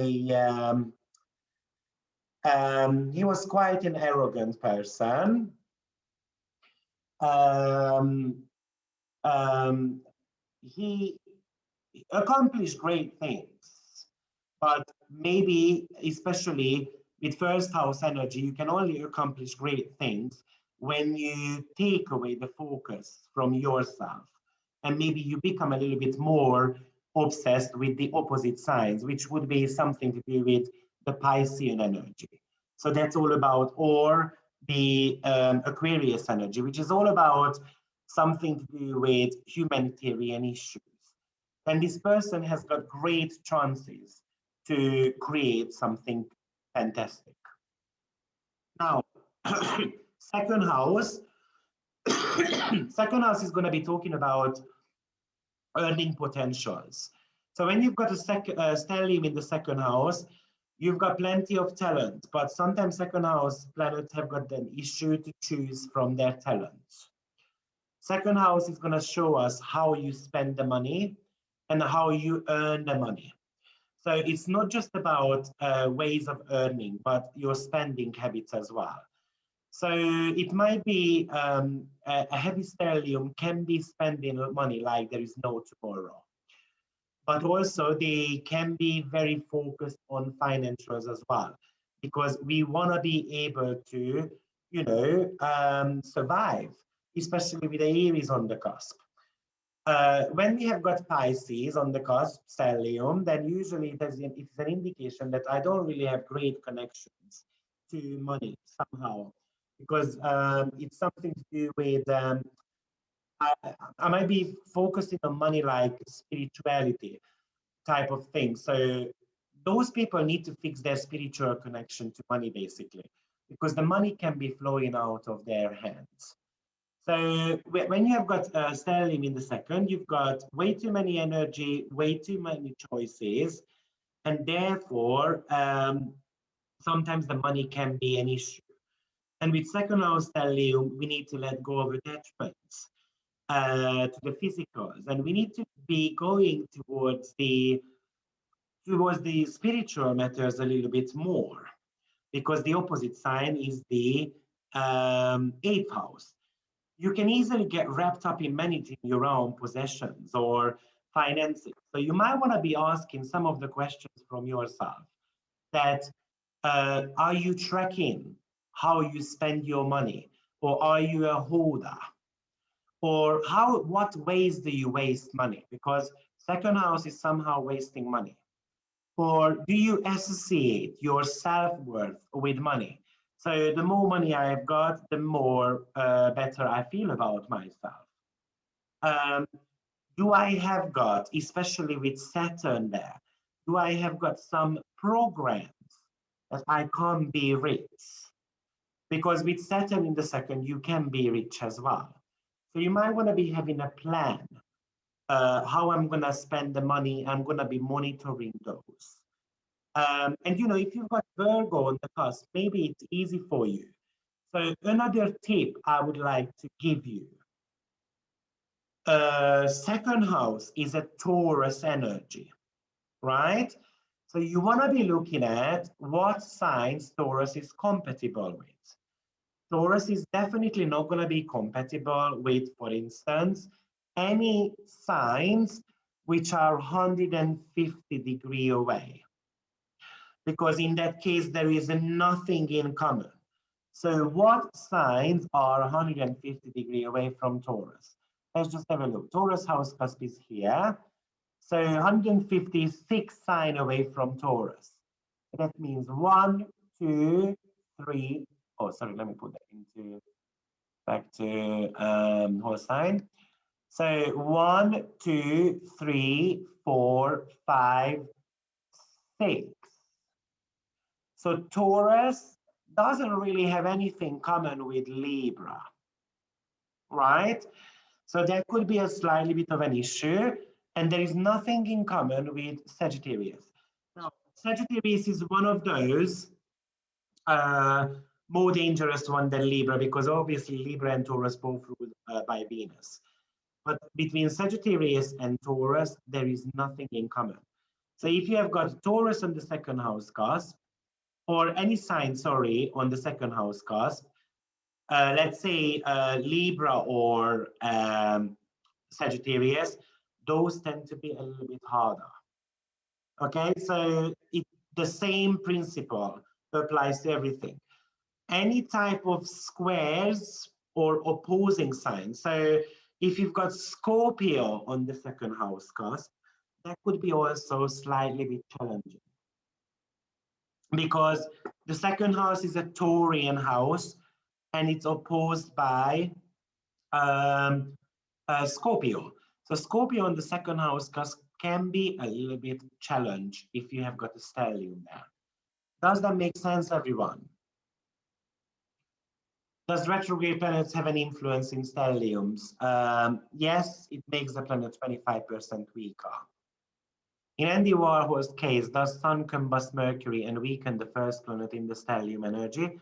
Yeah, combustion is weakening his Mercury surely, so it's getting overshadowed.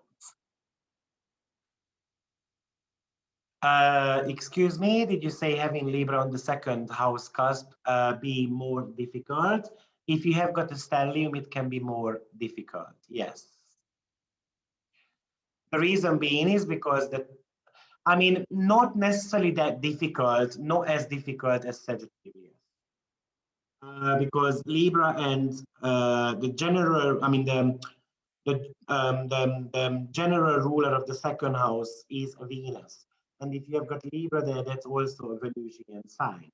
But somehow money, what we mentioned about the second house matters, that self-worth, are you associating your self-worth maybe with your look or with your money?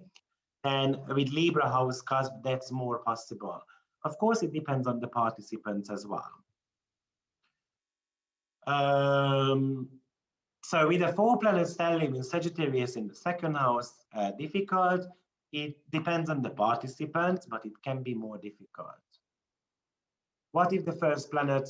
We're going to be speaking about planets. So Saturn is stellium in Libra, it's exalted. We're going to speak about that. Great. So let's move on.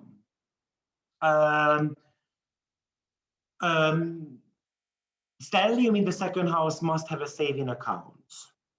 And you need to learn about to value your own price as well. So in many cases, what I've experienced with them, that they might be working in the service industry, but somehow they are not asking for the right price. Oh, I don't want to be charging that much, and so forth. So know your worth. Also, second house rule is something to do with the food. So when you've got a stellium in the second, you are more prone to put on weight. That's also true if you have got stellium in Taurus as well. Now, some of the career associated with the second house is anything to do with financial department. So banking, bookkeeping, buying, something to do with payroll, for instance, accounts, something to do with budgets, insurance, loans, financial businesses, even sales, advertising could belong here as well, especially if you've got air signs on the cusp. So if you want to be figuring out these, then you're going to have to put together the sign and the house cusp. And then even, I mean, we're going to take into the planets into account as well. So for instance, here is Leslie Nelson's chart as an example. Very shortly, we can see that he has got 5 planets going on in the second house. So very heavy energy. Definitely there is going to be focus on financial security. There is going to be something to do with self-worth. Maybe we've got issues with food as well. What do we see here? The leading planet is Moon. So Moon is ruling his 7th house, which is relationship department. So your leading planet also determines what does that stellium talk about.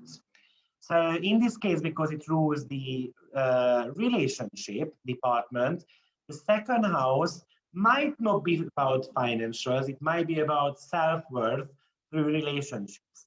And what does Aquarius does? Remember, the first planet is the reaction when a transit comes around.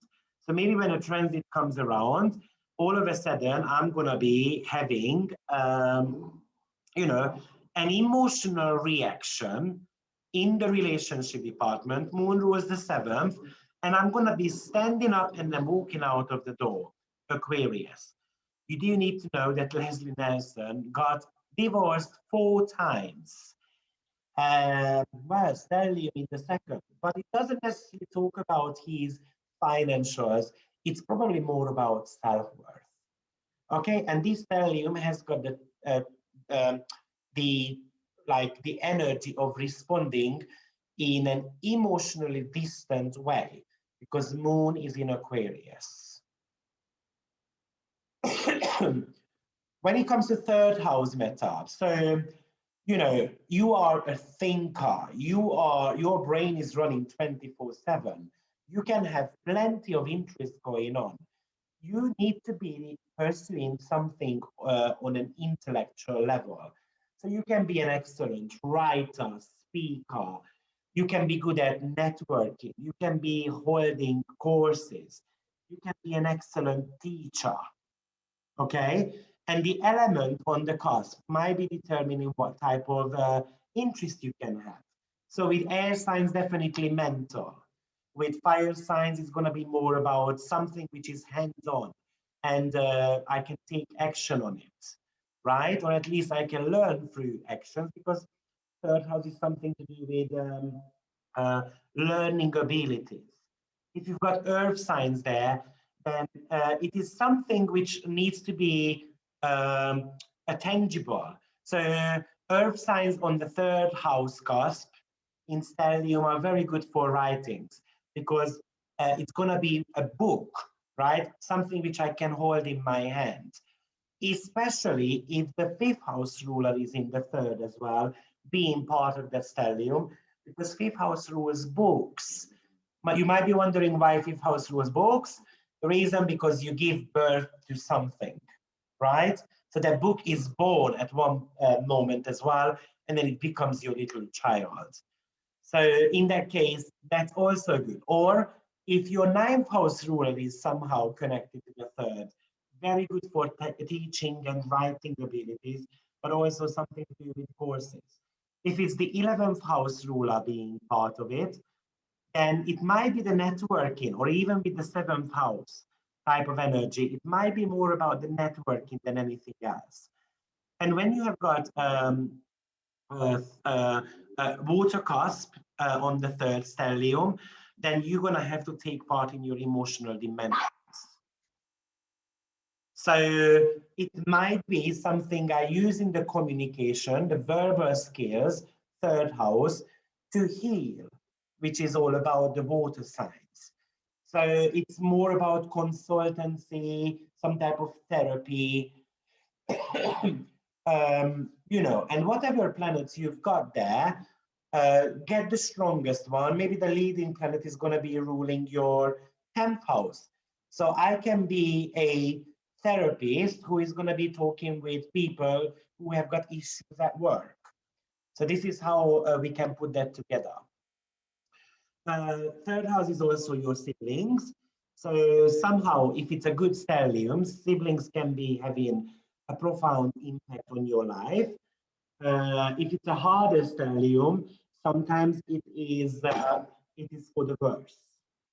If it's a harder stellium, we tend to be comparing ourselves to our siblings, or maybe the parents are comparing to us. Now, if you have got more about Venus and Mercury, or the moon, even the sun, it could be more about a sibling I can look up to, or a more supportive sibling.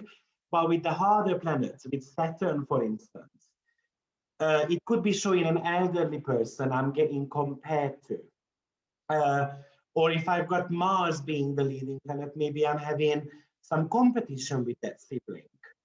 Maybe if it's Uranus, then maybe a sibling is the the black sheep of the family, and somehow I am acting like a like I'm the bond between the parent and that sibling, right? So somehow I land in the middle.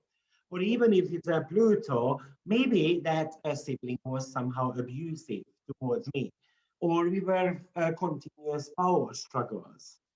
Um, um, so imagine a Saturn, Pluto, Mars, and maybe a moon stellium. Then in that case, the sibling could be something I'm having issues with. Well, third house rule is something to do with your neighborhood. So sometimes you might not be feeling safe in your own neighborhood. It does talk about your relatives overall. I mean, not your parents, but your distant relatives. So anything to do with in-laws and stuff like that. So maybe you are having some type of issues there also. So questions you might want to be asking with your third house matters. What is it that you don't like talking about? Because especially with Pluto, for instance, we might be having some secrets. There are some skeletons in the closet which we need to kind of let out. Do you like writing? Or have you ever considered to write your emotions down? So especially if you've got a Virgo there, then you might want to be having a diary. If you have got Moon there, you might want to write down your emotions in that diary, because that could be helping you. Or you can be running a blog, or you can have a news group, right? It's very important for a third house stellium to read magazines, working on their writing abilities, um, refraining themselves from any type of gossip. Or does it bother you that other people are gossiping about you? These are the type of, or are you participating in those gossips? These are the significant questions you're going to have to kind of ask. So use the mental activities for your own benefits. Okay, maybe the planets there, the strongest planet in that stellium shows what you can write about. So maybe if it's Saturn, which is ruling your sixth house, then you might be writing about lifestyle. So, and how to, how to structure my diet. Saturn structures. Do we have stelliums in someone in the third house? And we would love to know what you do. Please leave that in comments. We're going to be speaking about planets in the third. So, I mean, we're going to be speaking about planets in stellium. So you're going to get clarity over that. For instance, in my birthplace, I see that the stellium is in Aquarius, but if I change the location, it is Capricorn. That's not possible. So the planets are not changing sign if you relocate, Ellie. That's impossible. The planets are staying in the same sign. Okay. Johnny has got third house in Scorpio. We've got out of bound planets there. Yeah, so that's a heavy one. So we might, maybe Johnny needs to be writing third house about lifestyle, Virgo, or about healthy habits, or about, or maybe I should be having a blog about herbs and so forth. Okay, so let's move on to our oh yeah, and remember that stellium is something we can be obsessed with. So we can be obsessed around the third house matters as well. So learning, siblings, neighborhood, um, relatives. With a Pluto, maybe, oh, everyone wants to hurt me. Everyone wants to, everyone bullies me. Maybe because it rules your primary school years as well. Maybe you were bullied at the school with very hard aspects. Maybe actually you were told something stupid by your teacher. For instance, I've got Chiron in the third. It's not stellium, but I was told by my German language teacher that, oh, you're never gonna make it. You are stupid. You are a dumbass. And because there is, if someone speaks German here, there is a word called Zeus, which means sweet. And instead of Zeus, I said Suze. And Suze in my language means that someone is a virgin. So everyone started laughing, and then my teacher was, oh, you are stupid, and so forth. Okay, so some of the jobs associated with the third house: journalism, elementary school teacher, computer programming, any type of telecommunication department or information related department. Remember, the third house is all about collecting ideas and then sorting those ideas out. Okay, something to do with agencies, transportation. If you have got Scorpio on the cusp, which rules police, then you can become a traffic controller, or you can become a police person, like a dispatcher at a police station, or you can become a public speaker if you have got, especially Sagittarius on the third house cusp. Or if you have got Gemini, actually, it might be something to do with sales, but use your communication skills. Fourth house is all about home life. So usually when you've got plenty of planets in the fourth house, your home life can be quite hectic. In many cases, what happens is that people have to maintain, the parents have to maintain both of the roles within the family. So maybe mommy needs to be the dad and the mother, the mom as well at the same time. Or, it might be just a very hectic family because there are plenty of siblings, for instance, or the different type of generations are living together, and you don't have that inner peace, what you wanted to create for yourself. In many cases, fourth house stellium has got the difficulty to leave the family behind. So they do need to focus on the 10th house and think about their career as well. Or how am I going to be showing my abilities within the family? Sometimes it's a karma house as well. So they are karmically affected, especially by their ancestors. So researching their family tree actually is a very smart idea, and trying to spot some type of patterns with my own life and with my ancestors, and go back 2 to 3 generations at least. Usually we tend to be repeating our grandparents' life with a fourth house energy.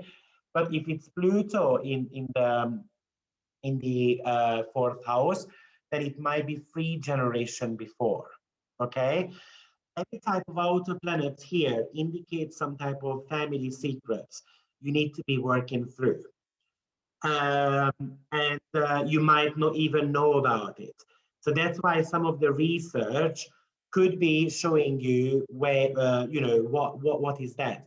The sign is going to show you what is the topic of the family secret. So if it's Scorpio, maybe around sexuality, or police. If it's Pisces, maybe about addictions. So the sign is going to show you which way you need to be going to check out these family secrets for yourself. So some of the questions: are you a nurturer? Do you give up everything for your family? And think about what ways. Because remember, you need to be focusing on your 10th house energies as well. So how am I going to be shining in the society? Many of these people end up becoming a caregiver to their parents. And in many cases, they feel that they can only be happy, especially if the moon is part of it, if there are no parents anymore in the picture. That's when I can become happy. So think about how I can take care of my emotional well-being. Why are you obsessed with your family? Because basically any planet from the fourth house is opposing your career as well. So think about how the family is holding me back to actually be visible in the society. Are you a loner? Are you too traditionalist? Right? So is it important for you to have Christmas dinner together with 100 people? Or actually, can you go a little bit more private and then just having a Christmas dinner with your inner circle? Right? It's a good practice to have a sacred type of place for yourself. Firstly, to recharge and do that according to the sign. So if it's something to do with Leo, maybe it's some artistic ways, right? Maybe if it's Gemini, it's about writing. Maybe if it's Sagittarius, it's going to be all about learning. Or, maybe it's Aquarius, have a bunker with your friends, and do some pillow fights. Whatever it is, but you're going to have to do that. Ask yourself the question, am I a little bit needy? Am I a little bit moody? Is my mood fluctuating? Am I spending way too much time at home? When it comes to career, depending on the sign, it can be an interior decorator. That's very suitable with Libra. You can become a home builder, which very suitable with Capricorn. You can be doing home repairs, very suitable with Virgo. Cook and chef, very good with Taurus or Cancer even. Daycare worker, foster parents, nanny, very good with Cancers. House manager also, or apartment manager with Cancer type of things. Or you can become a caregiver for elderly people, very good with Pisces or even Virgo. Family counseling, Libra, Cancer energy, or someone who goes back in the past and looking up family histories and some type of research. That's good with Scorpio, also Capricorn.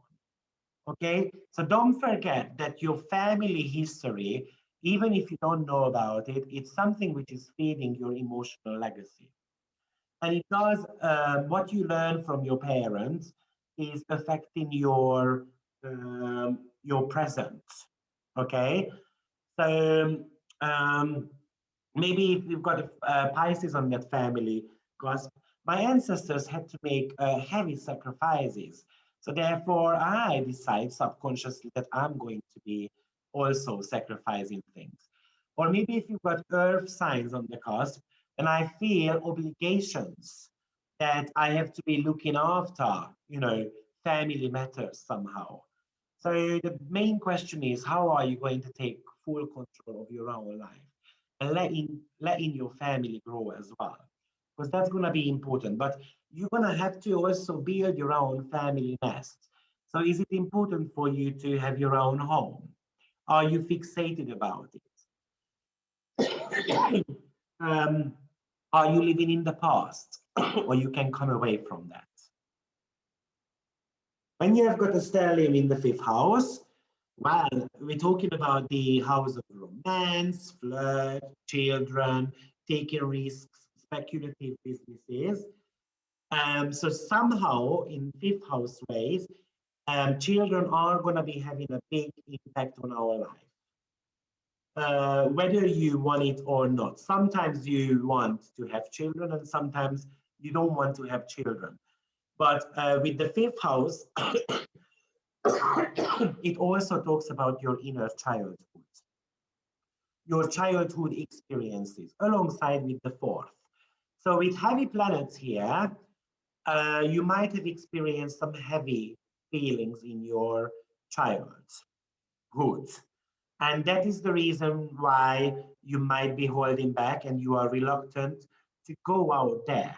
In many cases, these fifth house people are very artistic, especially with some Leo energy, for instance, in the cusp or just Leo on the cusp. Um, so when it comes to your romantic life, well, with stellium, it can be very intense.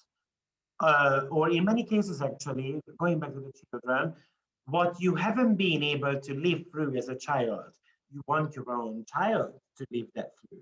So I've seen an example with Pisces on the fifth house cusp, and I said to the lady, do you, why don't you dance to, bring the energy, to do something about that fifth house energy. And she said, oh, I always loved dancing. I wanted to be a ballet dancer. So, and I said to her, how are you obsessed with your child? And she said, no, I'm not obsessed whatsoever. So I said, somehow the obsession needs to appear. So I said, may I ask, what does your child study? And she said, well, she's going to be a ballet dancer. Oh, I was like, okay, did she want to become a ballet dancer or not? Of course she wants to become one. So, with fifth house, sometimes we want our children to live through experiences which we didn't manage to do so. We can be sometimes a little bit childlike with fifth house energies. We can be actually very interested in psychology, especially with water signs on the cusp, because the fifth house is the personality, development of the personality of the fifth house. So these people can use chakras, or they could even use psychodrama type of side of the psychology to grow, or even they can work in that. Explore your own creativity when you have got a stellium in the fifth house, because you do have got one. Love life can be a little bit of a problem here, though. So maybe too many options. And I've also seen that with heavy stellium in the fifth house, that they had an early childhood love who disappointed them, with Neptune actually being the first planet of the stellium, and Saturn was the last planet of the stellium. And what happened was, oh, I got disappointed as a young person in my love life, and I want to become a loner. And I think she's 47-year-old, and she said, oh no, I never want to have a partner anymore. I have been single for 15 years, and it's fine for me. Well, when you have got a strong stellium, love and affection is a number one priority. And you can't really, replace that with creative work. You can't replace that with, and then that person, by the way, said, oh, I don't want to have children either. I never had one, and it's fine. Okay, so questions we're going to be asking with stelliums. Many cases, especially with women, sorry, in many cases, these women, it's like Eve's two faces. So either they want to be dedicating their life to mom, but they want to be a lover as well at the same time. And they have got issues to bring that aligned. And in many cases, they are becoming a fighter against one or another. So you're going to have to ask yourself the question, um, do I have got any type of childhood experiences which I haven't overcome yet? Am I able to take risks in my life? Am I wanting my child to live my life through, you know, live my life, basically? Do I have got any creative hobbies? Am I able to enjoy life? That's one of the most important questions you might want to be asking yourself, because fifth house is all about joy and fun. Am I having enough fun? Can I become a clown from time to time? Imagine a Capricorn fifth house cusp. I would be asking the client, are you able to laugh at yourself? Right? Because Capricorn is very serious and fifth house wants to have fun. Are you addicted to love and romance? Do you want to be on the stage somehow? Um, are you able to say to others that you love them? Right? Expressing, self-expression. So when it comes to job related things, you can be a drama specialist, a school teacher, you can become an artist. With Libra, very good artist, or maybe something to do with flowers, or even you can work in dating services. With Aquarius, you can do a dating service application, for instance. With a Leo cusp, you can become a actor, or with Sagittarius, you can even work in a casino. Maybe with Scorpio, you can become a recreation therapist. With Virgo, you can become a craftsperson or something to do with art, handmade things. With Capricorn, you can become a party planner, and so forth. Okay, stellium, sixth house. So when you've got sixth house, well, I think, you know, sixth house is a dark house. This is the second, basically the second house is also classified as dark house, but which is true. But Lola, sorry, just my doggy is biting the cable. So when you have got, so a sixth house is one of those dark houses. Dark houses are because they don't have a major aspect towards the rising sign. The rising sign cannot see that. And therefore, sixth house is going to be one of the most difficult stelliums to work with. Your job here in this incarnation is to be healed and to heal others. Finding a job that is going to be fulfilling for you. If you don't find a job which is fulfilling, in many cases, it appears as in health issues. Let's not forget that the sixth house is the second from the fifth. So it's all about realizing the power that I can make money throughout my talent as well. And I've got the right to enjoy life also. Very, very important meta for the sixth house.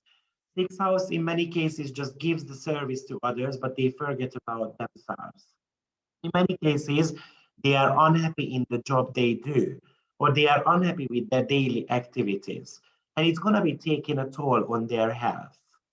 So frustration, anxiety, depression in many cases appear with the sixth house.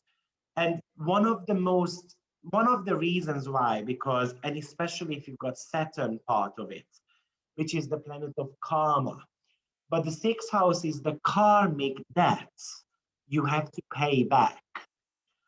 And these people, in some cases, feel that they have to be paying something back to society, and therefore they are willing to suffer. especially with water signs here. Planets in the sixth house could show what type of health issues you might be having if you don't follow your dreams. So look through. I put down some of the planets. Um, what planets indicated when it comes to your health matters. You know, sixth house is very reluctant to be in the spotlight, and they want to become a servant.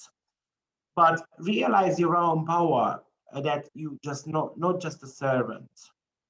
Okay, you are not. You sometimes might feel that you are an indispensable employee. You are not, and you might be overcompensating by becoming a workaholic. Because what, and then you're gonna have to ask yourself, what area of life does not work in my life? What am I trying to overcompensate? What area of life I'm trying to um, what area of life I'm trying to control in my life? Can I be efficient in my everyday lives? Can I be, having a great schedule and then follow that schedule? Because maybe with some of the moon and Venus, you might not be that good following those schedules. Am I able to go out with my coworkers and enjoy life? Especially if you are a leader, right? Am I taking out my coworkers and socialize with them? Am I able to balance out my private life with my social life? Am I looking up or am I looking up medicines on the internet all the time? Do I feel sick continuously? Uh, am I taking too much herbs and vitamins and some type of supplements? Because it's sometimes it's not that good. Am I very health orientated? Am I very body conscious? Do you evaluate your diet on a regular basis? So these are the questions you're going to have to work through. Now, some of the jobs which are associated with the sixth house, any healthcare medical fields belong here, especially with, well, every single sign can indicate one, really. So I wouldn't be specific about that. Maybe Libra. I've got a friend, she's got a Libra stellium in the sixth house. Um, um, Let me bring that her chart up. I think it's that one. Yeah, so you can see that Jupiter, Saturn, Venus, and Pluto stellium. So, Jupiter is the leading planet here, but definitely Saturn and Venus have got so much to say, right? Venus is in rulership, Saturn is in exaltation. Now, exaltation is something which we can go overboard with. It's a hyper energy. So Saturn rules her career. So it's the ruler of the moon and it's ruler of the midheaven as well. Not to mention that Saturn is kind of aspect in the midheaven, and Venus is definitely aspect in the midheaven. She is a dentist who is fixing my smiles. And that does work her extremely well because it's Libra, cardinal energy. Somehow she needs to be in leadership. She took my advice, and with her partner, who is also dentist, they opened the business a year ago, and it's thriving very nicely. Okay, so this is how we're gonna go about that. They can be a headhunter. They can be somehow statistics, working with statistics, especially with some Gemini or even Virgo traits, analysts, again, very Virgo-like, safety inspector, especially with Capricorn there, for instance. And it could be some type of engineering as well, maybe with Aquarius cusp there. Now I can see we've got some questions coming through. Is the Sun the first planet in stellium? If it is in the first planet in the house of the four, planet stellium, or would it be the planet after the sun? If the sun is the first planet, then sun is the first planet of your stellium. So that's going to be the leading planet. When stellium in the third house, should you go to study at university, or are you condemned to study small scales? Depends on the sign. So if the sign, and it depends on the planets. So study can be important. If it's maybe an Aries, it's more about fast learnings, so crash courses. If it's Sagittarius, university could be something important. My boyfriend has Uranus, Neptune, Saturn in Capricorn in the 5th house. Great, Anna, that's not a stellium though, in my opinion. If you because that generation, you know, plenty of people had that. So that for me is not really a stellium. If you have a 5th house stellium, could the child feel suffocated with an amount of attention they are getting, or is it more helpful to the child? They could be suffocating. Definitely, you might want them to experience some type of freedom and let them speak. Let them express themselves the way they want to. 5-planet stellium in Libra in 6th house. Mars is the first planet with Sun in the middle. Pluto is the second. So many problems related to workplaces, jobs, change job. Does doing sport helps? How could I balance and heal that stellium? Go back to your Aries slide, and you can heal that way. And also don't forget to go into the 12th house. Look at where the 12th house ruler is. Is there any planet in the 12th house? Because those are also way of healing. Guys, we're gonna be speaking about planets separately. So we're gonna be going through what if Pluto is your first planet, okay? So please refrain those questions just yet. We're gonna get there. 7th house, committed relationship, right? So something to do with romantic relationships, but also something to do with any type of partnerships, including business partnerships. So planet around your descendant is going to be talking about how the relationship functions. But don't forget the 7th house is also us. Just it's something which I don't want to be aware of. So in many cases, the 7th house stellium does talk about things which want to be sweeping under the carpet, meaning that it's energies which I don't associate myself with. And it's something which we might not be that comfortable with. So the qualities we deny within ourselves. And we tend to be projecting those onto our partner. So I've got Virgo 7th house cusp, and apparently I'm very meticulous. I might not be the most precise person in the world because in my slides you're always going to be seeing spelling mistakes and all those type of things because I'm just telling the program to write it down and it doesn't always pick up on my accent. But I always make sure that I write down as much knowledge as possible, and I always make sure that that's going to be one of the most detailed one you ever find. So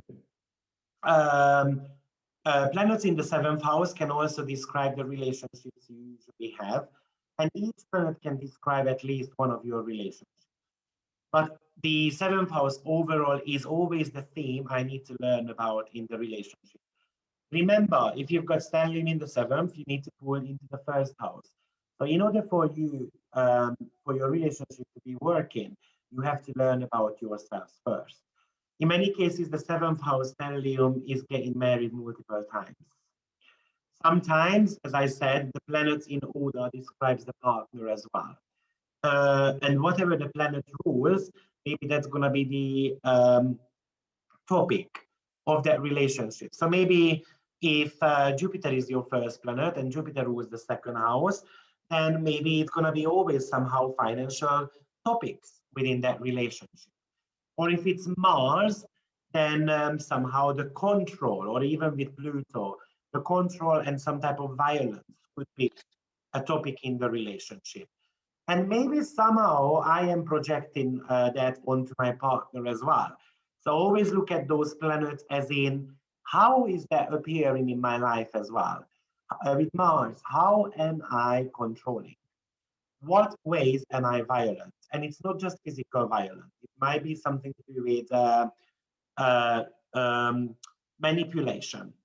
Maybe if it's Uranus and Mars, then you might be having an unstable and volatile relationship. In that case, the remedy is also with Uranus and Mars. So it's all about stepping up and expressing my individuality, maybe through groups and pioneering groups, not to be in those type of relationships anymore. Okay, so relationships somehow becomes a mission in your life, and in many cases these people get swallowed up in the relationship and get overshadowed by their partner, or they least likely to get married, or even if they get married they stay in the marriage for the sake of maybe children, for the sake of money. So in many cases these natives are making some type of sacrifices in their life, and they tend to be losing their identity. So you're going to have to go back there and revisit how I can learn. So where is the first house ruler, and how can I learn more about myself? Okay. In many cases, the question is, how does my relationships failing? How does my relationship fail? Because somehow they fail. Um, um, are you integrating that house, seventh house, and the planets in there and the signs into your life, or you denying those completely because that's you also? Okay, or are you seeking out for approval from your partner? um, do you have codependency issues? Can you listen to your partner without judging them? So when it comes to career matters, um, um, you can be a peacemaker, you can be a lawyer, especially with Sagittarius or Libra on the cusp, or any type of legislation field. You can become a life coach, again with Sagittarius, or really with any signs. Some type of counseling could belong here. You can become an advisor, maybe with a Taurus, a financial advisor. With a Gemini, you might be giving advice in a newspaper. Maybe with a Capricorn, you're going to become a wedding planner. Okay, so yeah, that would be the seventh house energy. Okay, eighth house. Oh, we've got Zack Snyder's chart here. And well, look at he. Let me just 1 second. Let me blow my nose.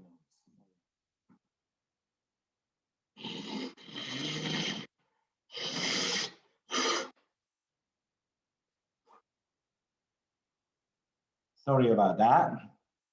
So look at his seventh house. So you can see that we do have got a very heavy seventh house, right? So we know that somehow relationship, business partnerships are definitely going to be very significant in his life. By the way, if you don't know who he is, then he's an American filmmaker, and he made his debut in 2004 with the film called Dawn of the Dead. Now, since then, he's quite successful, and he does some superhero films and stuff like that. So we do know that he is going to have a focus on his relationship department. Now, he's been married twice so far. Um, and one of his marriage happened in 2004 when Uranus was hitting his, I believe it was Uranus. Maybe it was not Uranus. Hold on. Yeah, it was, I think, Uranus. Yeah, hitting his sun exactly. And it was quite a rapid one as well. So and of course, when it comes to the professional field, right? So we can see that the first planet here is going to be the Sun, which is the ruler of the 12th. So that's something to do with movies, right? So it really emphasized the sun, even the Piscean energy, because you can see that how much Piscean energy he's got there, right? And Pisces is creativity, images, something to do with films, videos, dancing, um, something to do with spirituality as well. Now, here, if we want to be bringing out some of those energies, then definitely we would need to drag out some of those energies from the seventh and then focusing on some self-development. But he already has got Pluto and Uranus there. So that Pluto and Uranus could be somehow the solution to his stellium. So maybe with that Pluto, it's all about justice. Not justice, sorry, power, right? Or with that Uranus maintaining my freedom as well at the same time. Unfortunately, he had to experience, I mean, on top of my head, he's got 10 kids on top of my head, maybe 8. And one of them, if I remember well, 2017, he committed suicide. And that's when he reevaluated his life and he took time off to spend some time with his family and with his partners as well. So Pisces, it needs to make some type of sacrifice in order for him, his relationship to be working. Seventh house, right? And yeah, so that's the key there. But we're going to be looking at anyway his chart a little bit later on. Great. Let's see if we've got any questions. I have Uranus, Mercury, Neptune, Saturn, Moon, and Venus in the seventh house in Capricorn. It is so hard. It is hard. So it's all about bringing the energy out and learning about myself in depth. Sandra has got a stellium in the seventh as well. Sun, Saturn, Venus, and Mercury. I'm a lawyer, 44 years old, never married. Yeah, very typical. Again, Sandra, learn about yourself. Uh, um, you know, and then that marriage should be coming in. And you should be meeting someone, you know, because it's it's Leo, sorry. So Saturn is opposing you. Okay, so anyway, I'm not going to go into timings now, just yet. Eighth house, another very hard one. After the sixth house, another dark house. This is in conjunction with the first, so it's not visible again. And this is the house where, if you have got stellium here, these people are full of fears. They might not even know about it because this is a dark house and we don't know about them. But so much fear going on there. And somehow we continuously want to have power over our, you know, either we want to be having power over our fears, okay? Or we are afraid of not having any power at all. So usually they are scared of not having money. Usually they are scared of death, or they might get into life and death type of situations. They might be having issues with banks, or they don't trust banks at all. So they keep their money under the pillow. They might very hard on themselves, but they might also have got issues with sex. Now, it might be a mental or a physical issue. If it's a physical issue, then we're going to have to ask the question, why do I have got hardship of letting go? Why do I have got hardship to allow my partner to penetrate, right? Because in a sense, you are trying to control there's something, and maybe you are too secretive. So the positive side of it is that you're going to have to seek for the truth. You're going to have to go beyond the facts. And you don't need answers all the time. You don't need explanations all the time for everything what happens in life.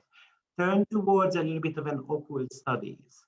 But at the same time, also make sure that you invest your own talent into your own talent and make money out of it, so that there is not going to be a fear of I'm going to be losing my partner at one day, and then how am I going to cope with that, right? In many cases, these people are afraid of changes, so they tend to be sticking around in a relationship which doesn't even work anymore.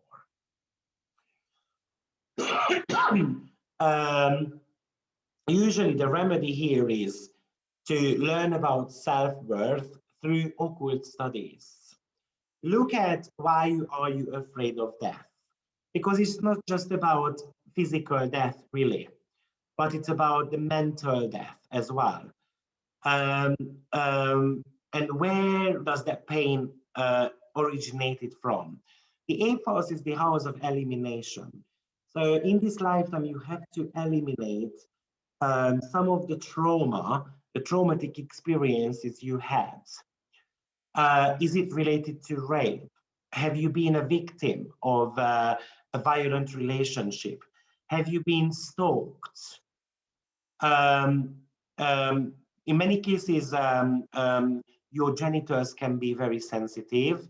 I've seen heavy bleedings, especially with Mars or Aries or Sagittarius on the cusp. Heavy bleedings, menstrual cycles. I've seen people who wasn't able to get pregnant with eighth house energies because they were just not able to let go of some of the fears what they had around. And usually if the sun and the moon are involved, or at least one of them, it's definitely about the first 7 years of your life when you created that blockage within yourself. Um, Sometimes this stellium tends to use sex as manipulation, especially if Mars or Venus, even Moon, are part of this. Sometimes these people have got supernatural experiences. So leaving the body, or they were quite close to death, and all of a sudden there was a miracle and they came back to life, or they were in coma. I've seen that too. And then they woke up 4 or 5 years later, and they started fresh and they completely changed. So obviously these are the heavy and extreme cases. But with eighth house, we can go through extremes. Maybe some of you just having experience with tax office. The tax office was on your neck, or the bank is chasing you because you didn't pay one installment, and so forth. Okay, so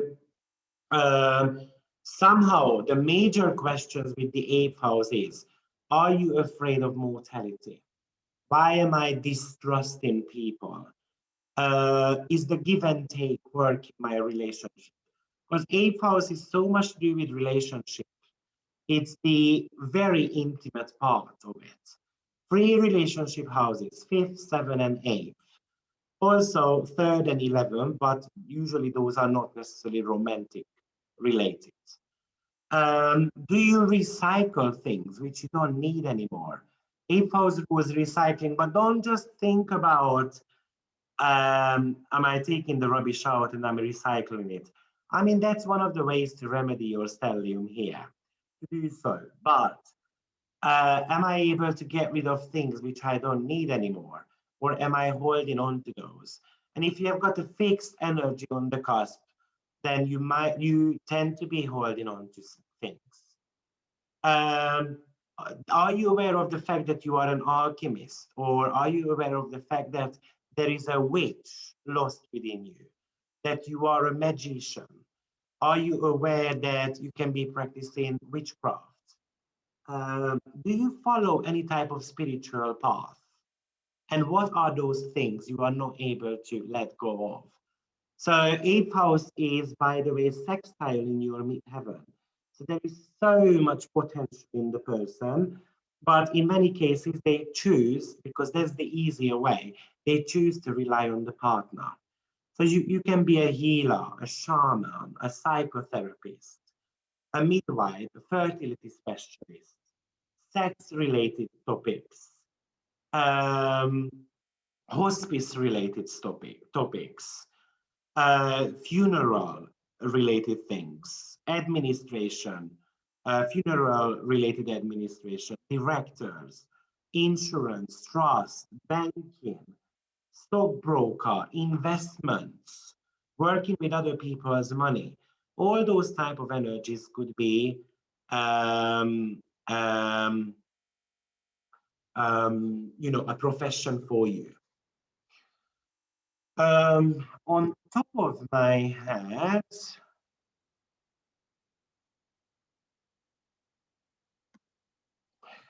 here is, for instance, RuPaul's chart. Now, even though the eighth house is not a stellium, but the sixth house is. And he does have got a Scorpio one. So what I wanted to show with his chart is that how important the Scorpio and the eighth house trait here. He's got 4 planets in the sign of Scorpio, and he's got 3 planets in the eighth house. So he's definitely carrying Scorpionic traits. And Scorpio is all about sexuality, right? So he came to terms with his own sexuality, and he's one of the biggest diva at the moment in the world, and he's running one of the most successful TV show ever. None of the reality shows kind of survived 14 or 13, seasons, and each season are growing, right? So when we look at his stelliums a little bit more in depth, the leading planet here is Mercury. So he does need to have something to communicate, right? It's actually on a critical karmic degree as well, because 8 degree, between 8 and 9 degrees. So what is Mercury? That's himself. So he needs to transform Scorpio himself and providing a service to others. And he can do that with Neptune, which is through creativity and media, films. Okay? So that's how we're going to be going about that stellium. I have a fake stellium in the 8th house, Sun, Mercury, and Venus, but I strongly resonate with all this. I mean, because you've got personal planets there and you've got the Sun there, you can resonate with it, but that's a fake stellium, in my opinion, as well. Okay, let me have a look at what type of comments we've got here. 66 slide using 6th house. Yeah, very witchy. 7th house stellium, a beautiful Libra house. I try. Yes, I've had at least 3 stalkers. I've had a lot of those things you mentioned happening in my experience. I'm guessing that's the 8th house related matters. Okay, 9th house. So 9th house is the house of higher education and searching meaning to life. It's a spiritual house.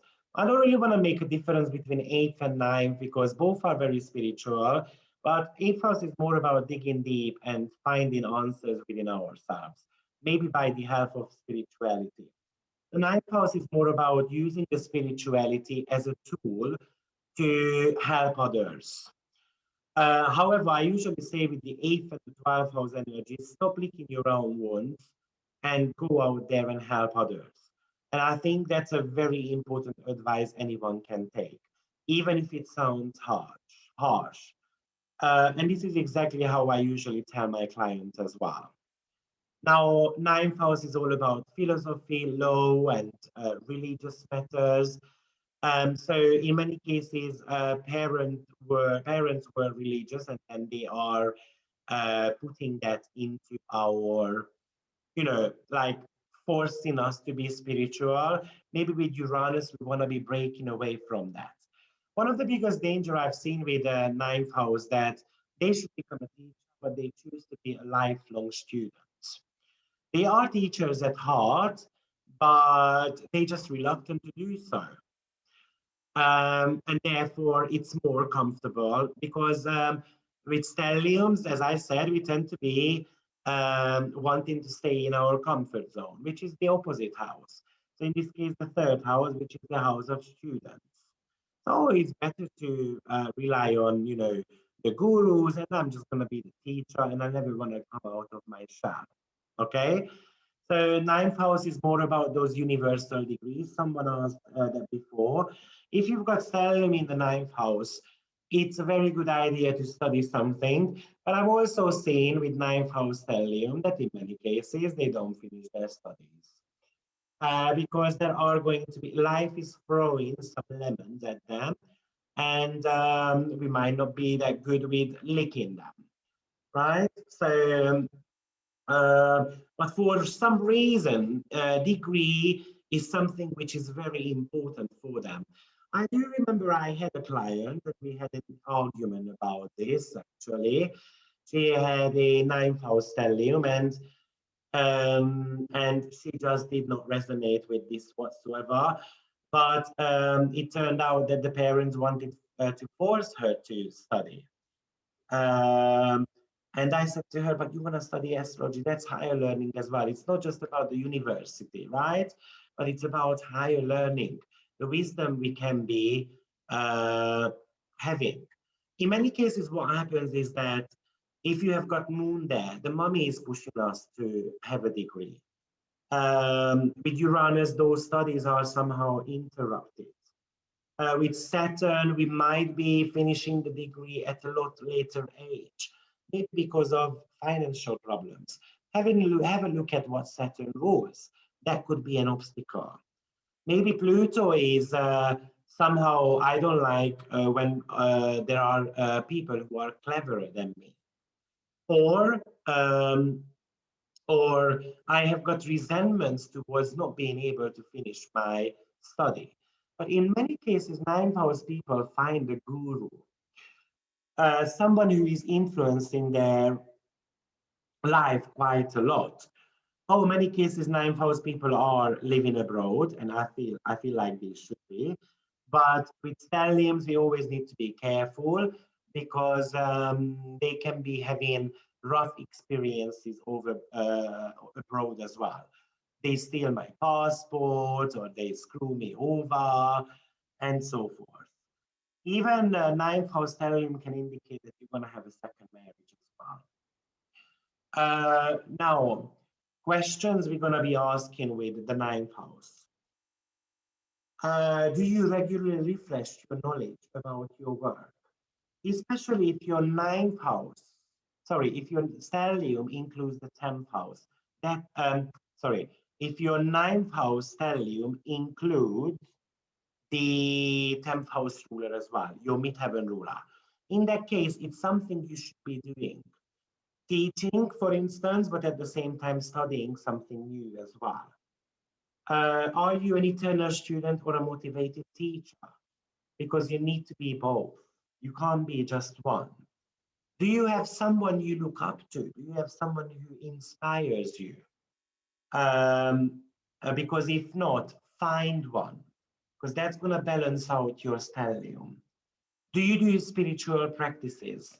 If it's an earth sign on the cusp, then it needs to be something which is practical. So maybe having a moon altar, okay, and then do some pray. If it's maybe air signs, it's maybe just books which I need to be reading. Do you like traveling? Because if you don't, so start traveling. Do I have got her chart as well? Anyway, my spiritual guru, she's got a stellium in Aquarius in the ninth house. And we were speaking about this. She is not an astrologer, she does everything else, but she's very reluctant about traveling abroad and any type of foreign matter. She's very reluctant about languages as well, or at least she was for a very long time when she realized how important this would be for her. So she started. She is 50 years old, but she started, and that's the whole idea here. So careers which belong here is something to do with university, teaching, something to do with even visa-related matters, ministry-related matters, spiritual fields, philosophy. You can become a priest, yeah, that's the word, something to do with travel agencies, uh, export, import type of things, translations, language skills. That's also a question here. Do you speak foreign languages? If you don't so, you might want to be starting studying. Okay? Um, yeah. 10th house stellium. Oh, so we've got Boyd Holbrook's chart here.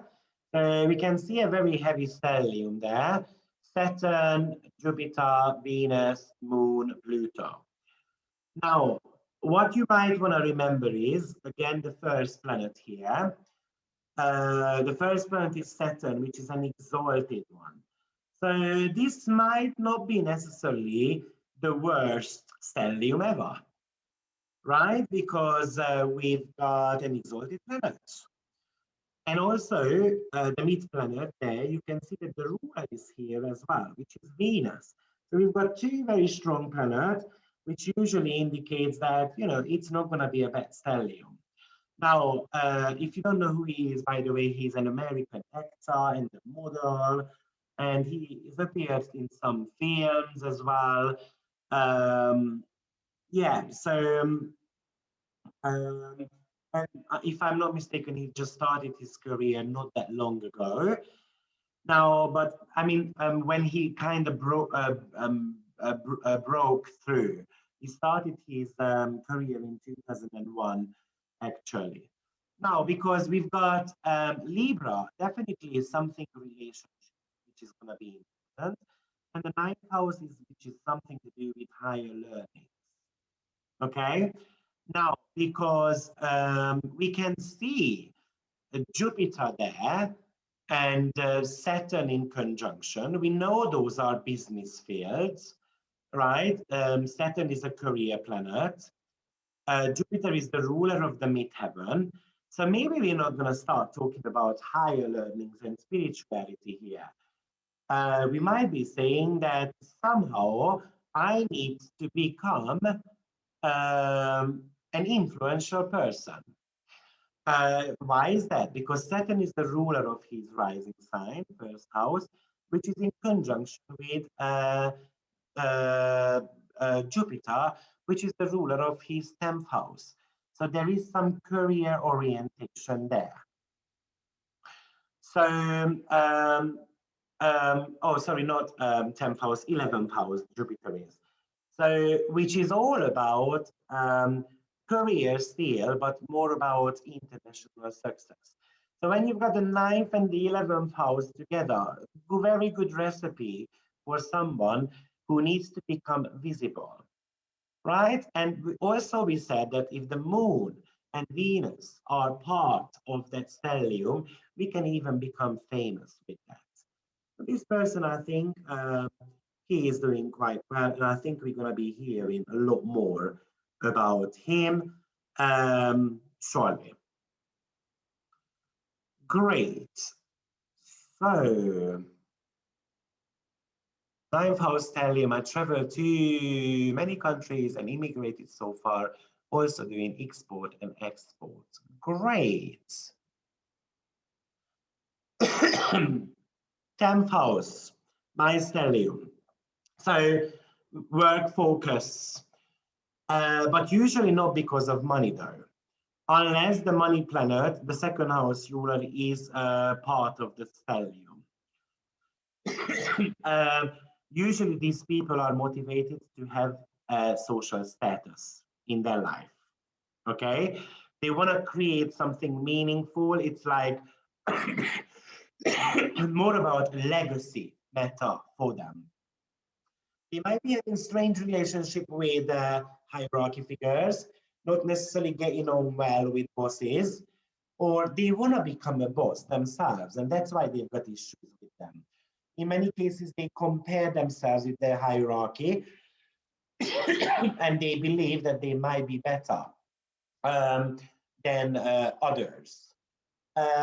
Also, 10th house stellium is all about these people want to be in the public eye in one way or another. But it doesn't mean that they want to be famous. It's just about being respected for something I do well. Because 10th house stellium wants to do very well. But in many cases, they've got issues of choosing their right career path. Also, because remember, too many planets, too many choices. So I don't really know which career I want to be choosing. So when you have got, and in many cases, the 10th house stellium, you might be having an issue with one of your parents as well. Typically the mom, but it could be the dad as well. More likely, one of the parents is influencing your life, either for the worse or the better, or maybe in a negative or positive way, but somehow they are influencing your life. Maybe with the example that they were not a role model and you want to be completely different with that, completely different than them. And that's usually the case with such energies like Capricorn on the cusp, right? So ask yourself the question, how did my parents influence my career? Or how am I similar to my parents? Because we tend to be denying the similarities with the fourth and the 10th house energy to our parents. How is my relationship with bosses? Because it can be rocky with stellium. Or am I willing to become a boss? Imagine a Virgo on the cusp. There is going to be some confrontation there. But usually, those people are forced to become a boss at one point, no matter what the sign is. Do you lead by example, right? So especially with Sagittarius on the cusp, are you just preaching or are you actually living what you say? What does success mean to you? So obviously, if it's a cardinal sign on the cusp, success should be something or must be something important to you. If not, why is that? Is there a square or an opposition to my stellium, which is taking away my attention from the truly what I should be, you know, focusing on? Okay, what do you want to focus on in this incarnation? So these type of people could become CEOs. They need to become a manager at one point. They can be presidents of some sort. They can become a judge, maybe with Libra on the 10th house cusp. They can become a mayor or a governor with Capricorn on the cusp, for instance, or some type of chairman. That's also very possible. Okay, so our example, I brought an example for that one as well, and that's going to be Stefan Moyer. Now, if you don't know who he is, basically he was a English film and television actor and director as well, and you might know him from Bill, the film called True Blood. And if we look at it, we can see that we've got a very strong stellium there, right? Again, starting with Mercury, which is on 0 degree. So it can be quite new to him to become somehow in management positions because it's 0 degrees, something which is a new experience for me. And it's Libra. So Libra is a cardinal energy, which is all about leadership, though, but we tend to be leading them with some other partners. So if you look at the strongest planet in the chart, or we can even look at, the strongest planet in the chart, well, we can see that none of the planets are extremely strong here, right? So if I bring up his chart,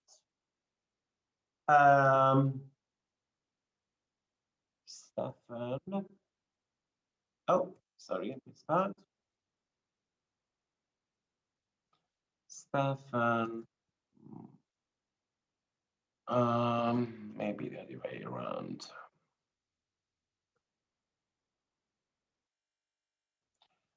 Oh, how come I don't have his chart? Sorry about that. I should be because I saved it from here. Okay, so I don't have it here. Sorry about that. But anyway, I should have his chart. Hold on. Because obviously I put the chart from here. Here you go. Oh yeah, I wrote it down by A. So we got that. So we can see that, you know, when I look at his Mercury, we can see it's a little bit weak. Uranus, generational planet. Jupiter, we can see that it has got a little bit of a strength by term. So that's good. You can see that his sun is in fall. So that's a little bit of a problem. And we can see that his moon is also peregrine. So clearly, Jupiter is playing one of the biggest role in this chart alongside with Mercury, because Mercury is on 0 degrees. So that's going to be something important to mention, right? And again, Jupiter rules something to do with the 12th house here. In Eastern astrology, 12th house is so much to do with career because it's sextile in your midheaven. So again, maybe film industry is a way to manage that stellium here. And somehow we can do that through beauty, harmony, creating some type of harmony in whatever I do. Okay, so by the way, he also had a couple of marriages already. Yeah, so usually Libra stelliums tend to be having a little bit more than one relationship as well. Now, I would also like to mention that um, he had some alcohol issues as well going on. And if you look at the weakest planet in this stellium, which is the sun, right? The sun is the ruler of his 8th house, which is all about addictions, alongside with the 12th. So in order for him to kind of get these things going, right, he had to work on that Sun-Jupiter conjunction, which could indicate that he had trouble of working through some of the fame issues. Okay, so something just to mention here, but since in 2015 he said that he had been sober for 14 years. So that was 2001, and his career started in 2001. So you know what we said about stelliums. If things go wrong, you know we can go extremes with that. And with the 10th house energy, he was way too focused on his career, and maybe he was focused on balancing things out in his life as well. And the career, as soon as it came, alcohol wasn't needed anymore.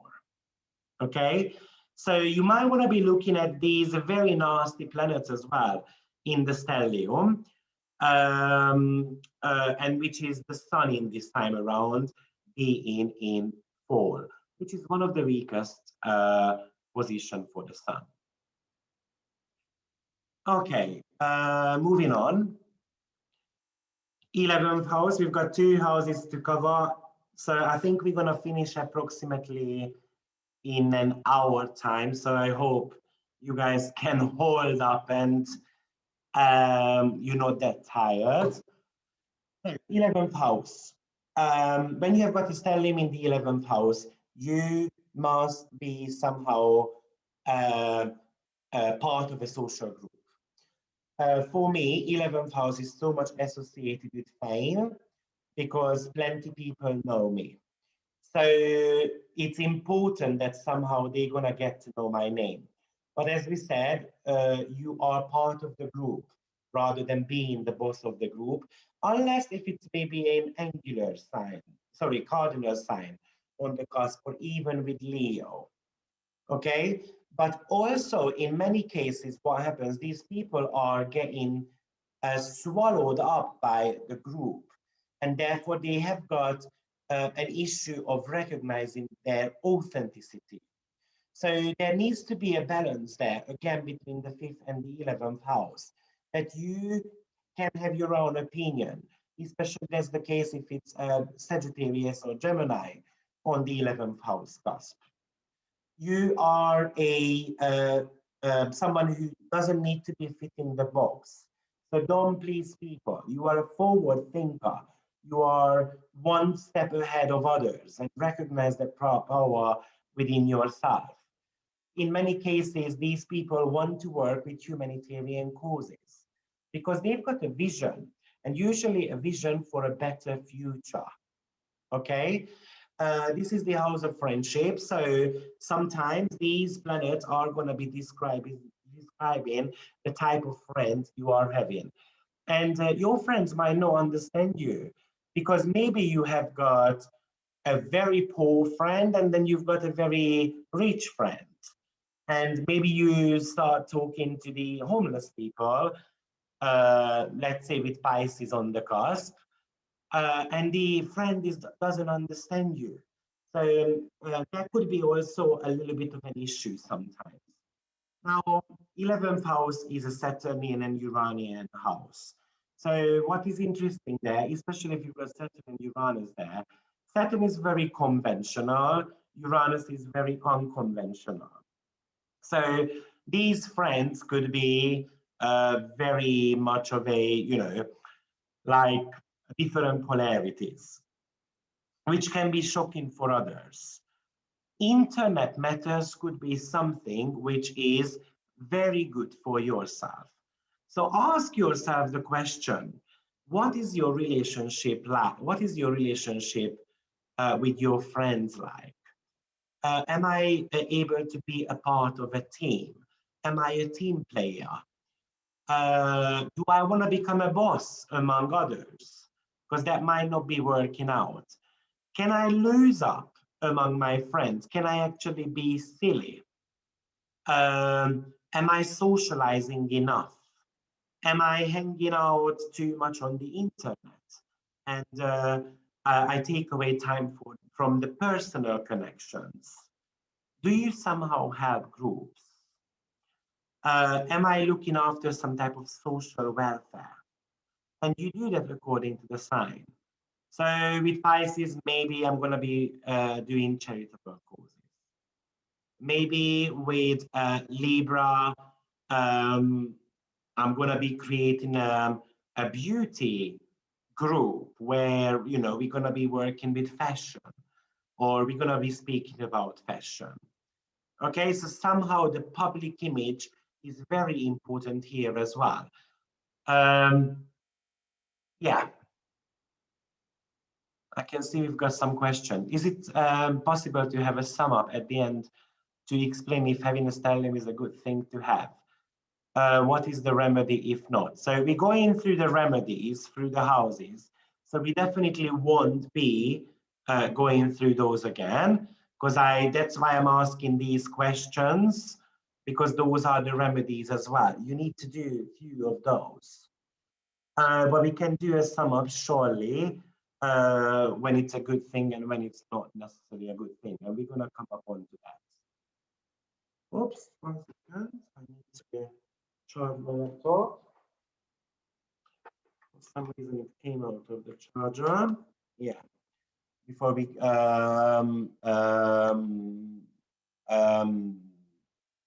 break up. What is good about having a stellium and what is the downside? Well, this is what we have been talking about so far. So I mentioned the downside of each of the houses. I mentioned with each of the sign. So we're not going to start all over again. This is plenty of information, I know. You guys going to get the recording and you're going to have to re-listen to that. probably a few times, and print it off, take notes, and so on. Okay, 12th house, another very tough one.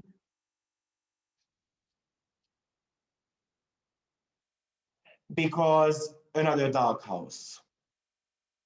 And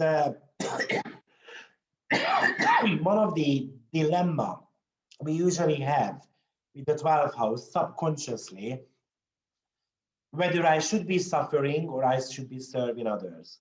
I give you the answer here, you should be serving others. 12th house is something where you're going to have to overcome your inner demons. Usually this is karmic experiences, so you definitely are not aware of those, but somehow you dragging into your past life experiences into this incarnation. One of the remedy here is definitely past life regression. Go back and then see what you were doing at certain point of your life.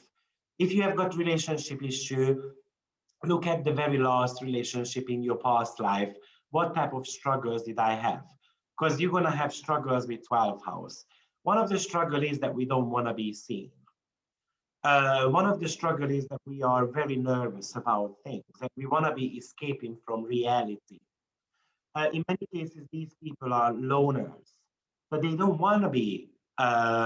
They don't want to be in relationship, and or even if they are in relationship, they might get cheated on, or they might get betrayed by their partner, and then eventually they might decide, yeah, I'm going to be staying alone. Remember that 12th house is the house of secret affairs. In many cases, they get into secret affairs because they are scared of formulating any relationship.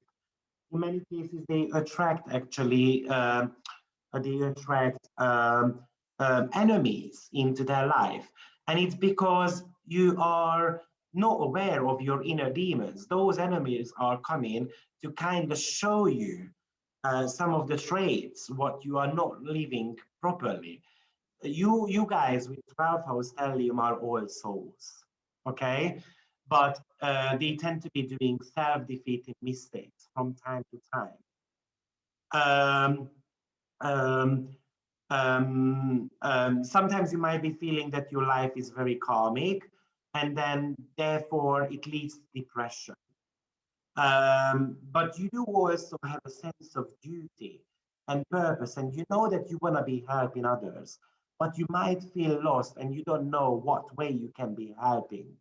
So it is sometimes just about letting go and surrender to your ego, or not your ego actually, just surrender, because remember that your ego is creating some type of protective shell. And in many cases, these people need drugs. These people need substances to be able to face the reality, because it's something which shuts them down. They shut down, especially if they have to perform in front of others.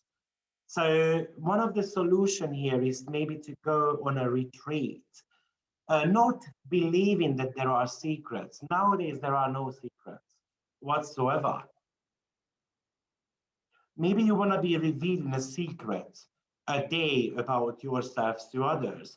So you don't have anything else to hide anymore, because these people want to hide something. They might not even know what they want to hide, but it's something very important for them. Okay? Um, okay. So the questions you're going to be asking, are you able to surrender in front of others? Are you able to admit that you might have got some compulsive type of behavior? Can you actually meditate? Because that can help you. Can you actually practice kindness? So can you walk on the street and then give in a couple of pennies to this person or that person? Or what do you do to practice kindness? Have you been to hospital many times? Because if you did so, that's a sign that something is not right on your track. Are you interested in spirituality? Because you should so, or you must so.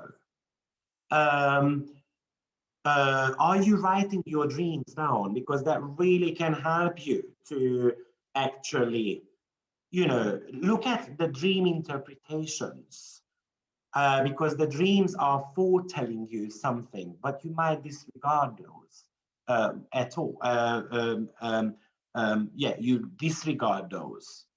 So when it comes to career opportunities, hospitals, something to do with retreat, spirituality, caring, even prison-related things, yoga, meditation instructor you can become.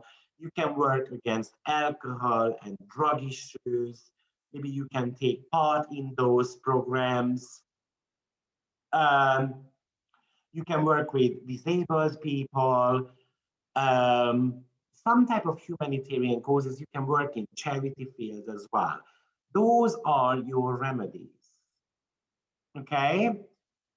So, oh, hold on. What are the stellium that are most difficult and most exciting positive ones to have? So, we covered this one as well already at the beginning, but the most challenging ones when you have got an outer planet in the stellium, especially when that is the first planet of your stellium. The most challenging ones are when you have got planets on 29-degree or critical degrees. The easiest ones are when the benefic planets are part of it, or when they are in good dignity. So Saturn in Libra has got a great energy. It's not going to be that bad. So that's why we went through some of those essential dignities, which you're going to have to look at. The more outer planets you've got connecting to personal planets in the stellium, let's say 2 outer planets with 2 personal planets, those are definitely very challenging ones. These are the most positive ones, and these are the most negative ones. The good thing about stellium is that it can bring you fame, and it's a life mission energy. But the bad thing is that you can way too much concentrate on that. And you're going to have to balance that out. I hope that short explanation helps to summarize that. Okay. I know 2 people with 12 house, and they are clairvoyant, and they like to spend time alone on and off, like several days at a time. They hide from the public life and don't answer their phones. Yeah, I remember the 6th house is the solution there. So they do need to be appearing somehow in the public. Not that much, but it needs to be part of their routine at least.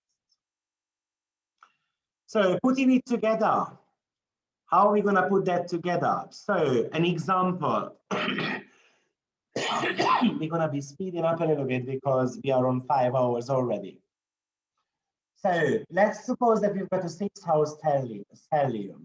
So what are the themes there? Work habits, attitudes, relationship to co-workers and employees, health problems, health habits, service to others. So the number one thing you're always going to be focusing on is the house, because you must leave those areas.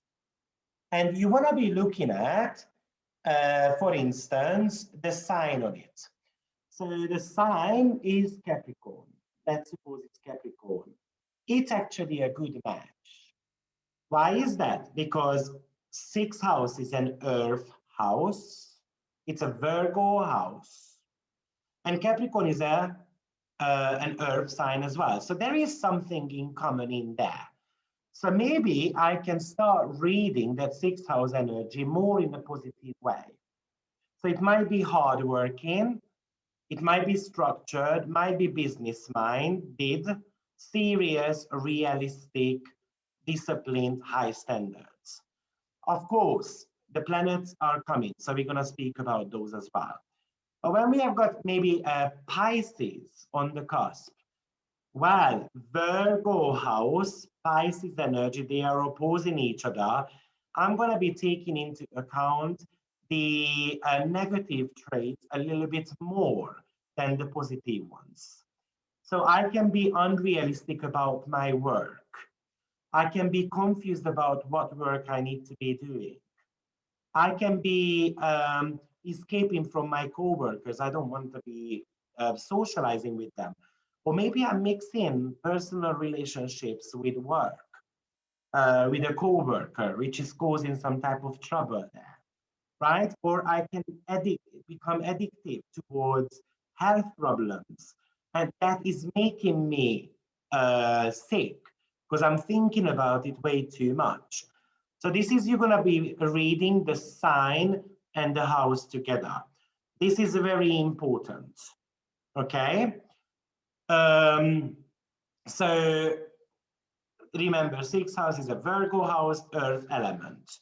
So there's some of the mismatch for the sixth house stellium, or some of this mismatches, sorry, is maybe a fourth house stellium in Aquarius, right? Because Cancer house doesn't have anything common with Aquarius.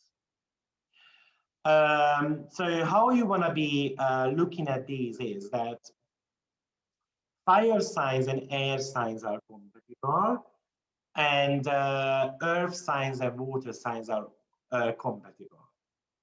So when it comes to, let's say, fire and water, we've got a fiery house, which is the first house, and then we've got a water sign on there.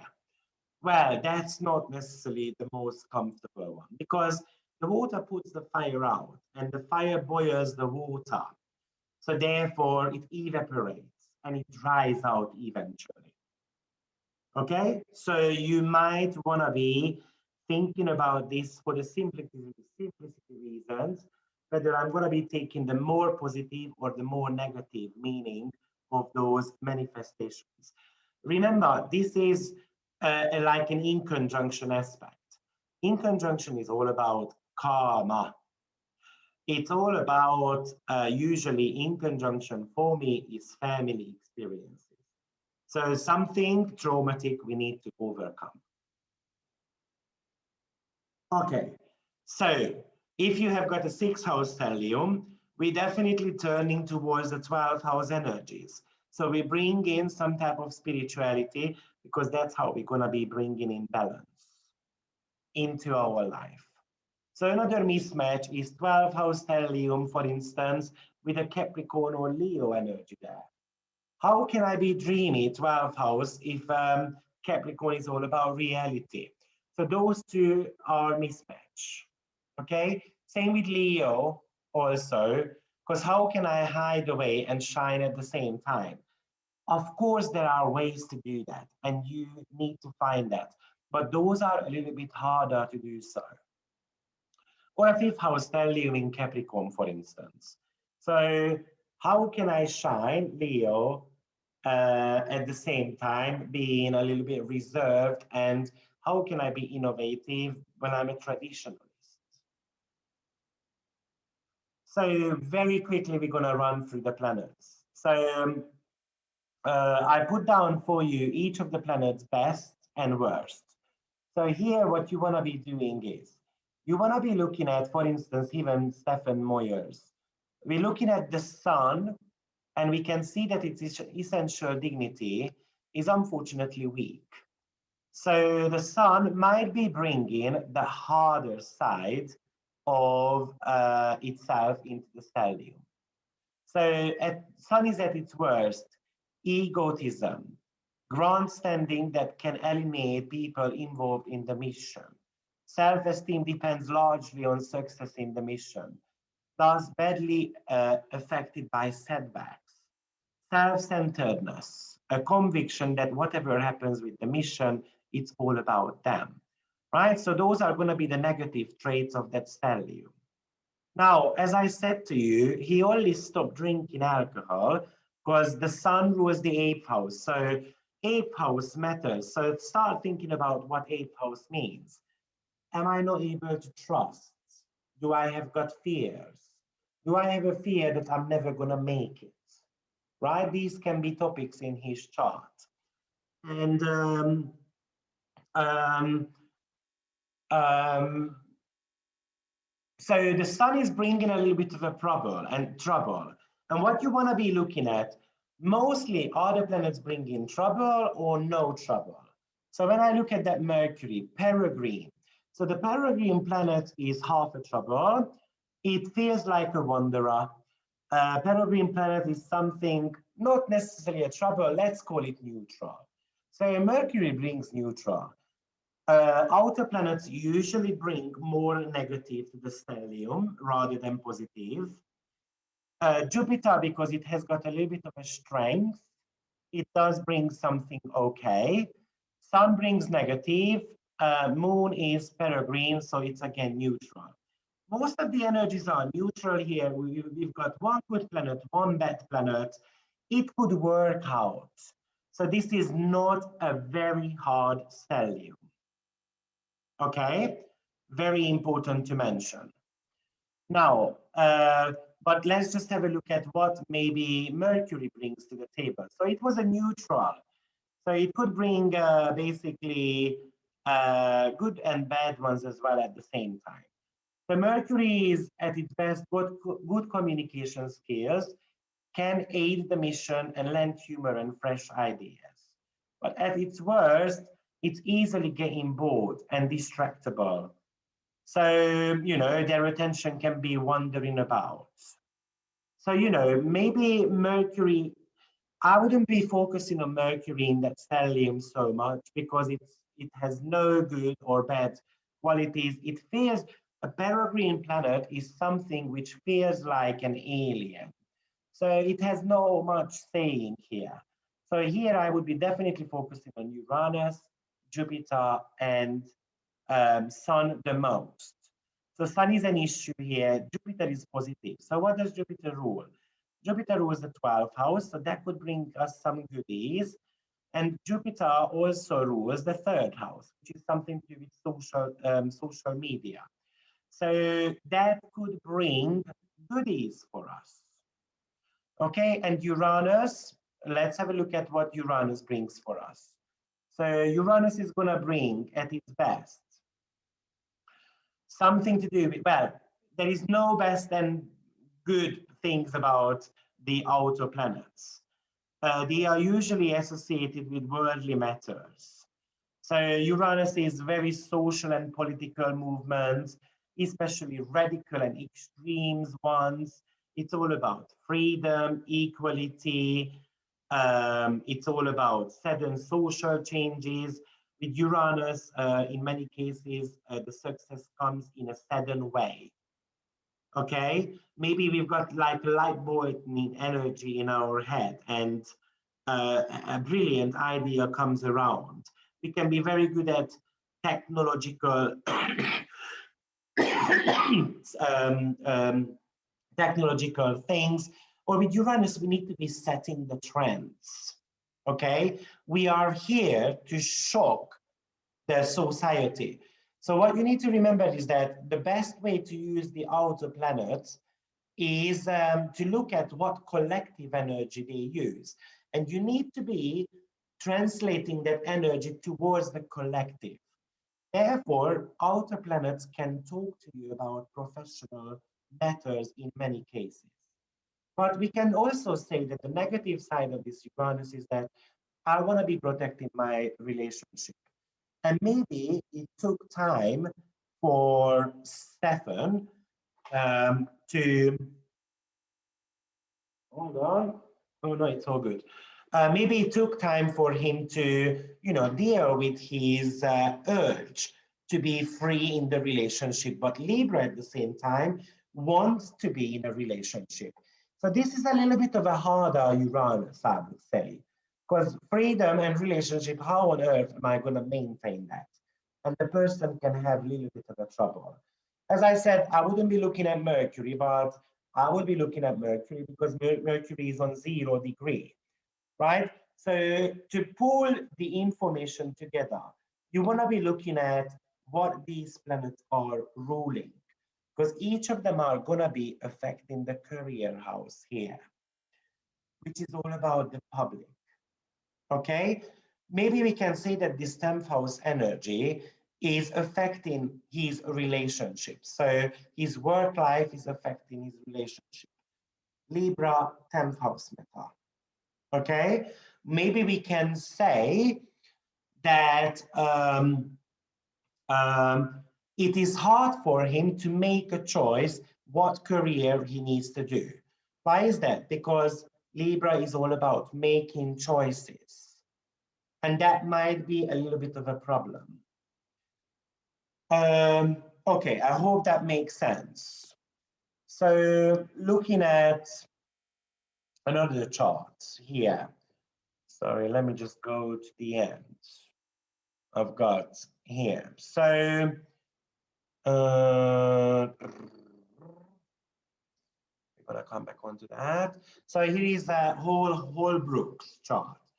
So, oh, sorry, that's not that one. Here is a Tyler Perry's chart. So we can see 4 planets in the first house and all in Libra. So again, what do we need to focus on? We know the first house topics now. So it's all about the self. It's all about the appearance.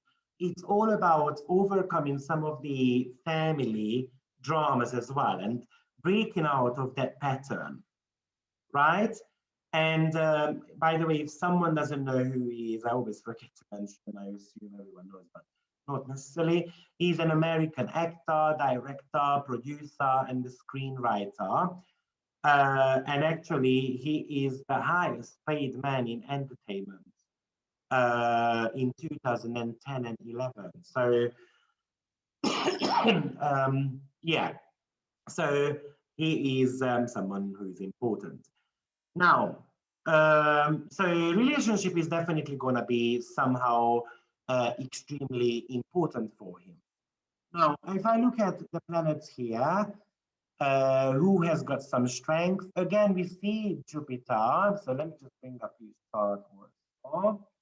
So you will be able to see the essentials. Here goes, Tyler. So when I'm looking at Uranus is the leading planet.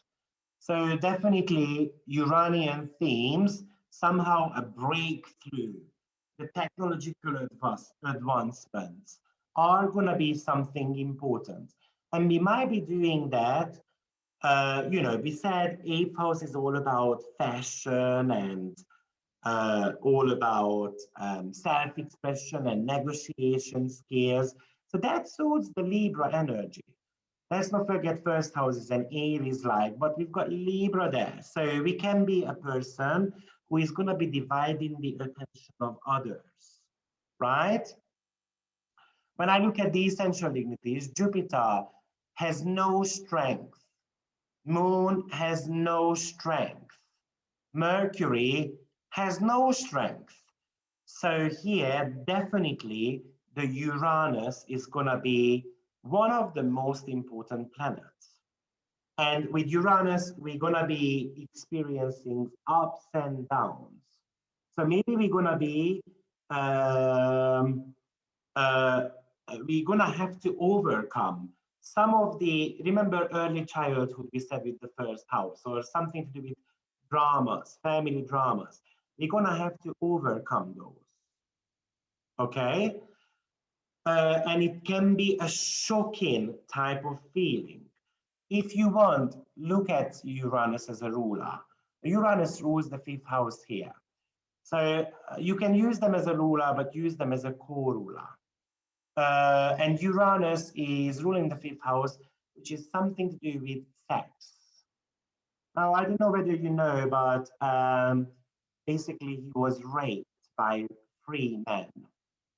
4 men altogether, and he revealed that to his mom. And that was something kind of, you know, shock to the mom.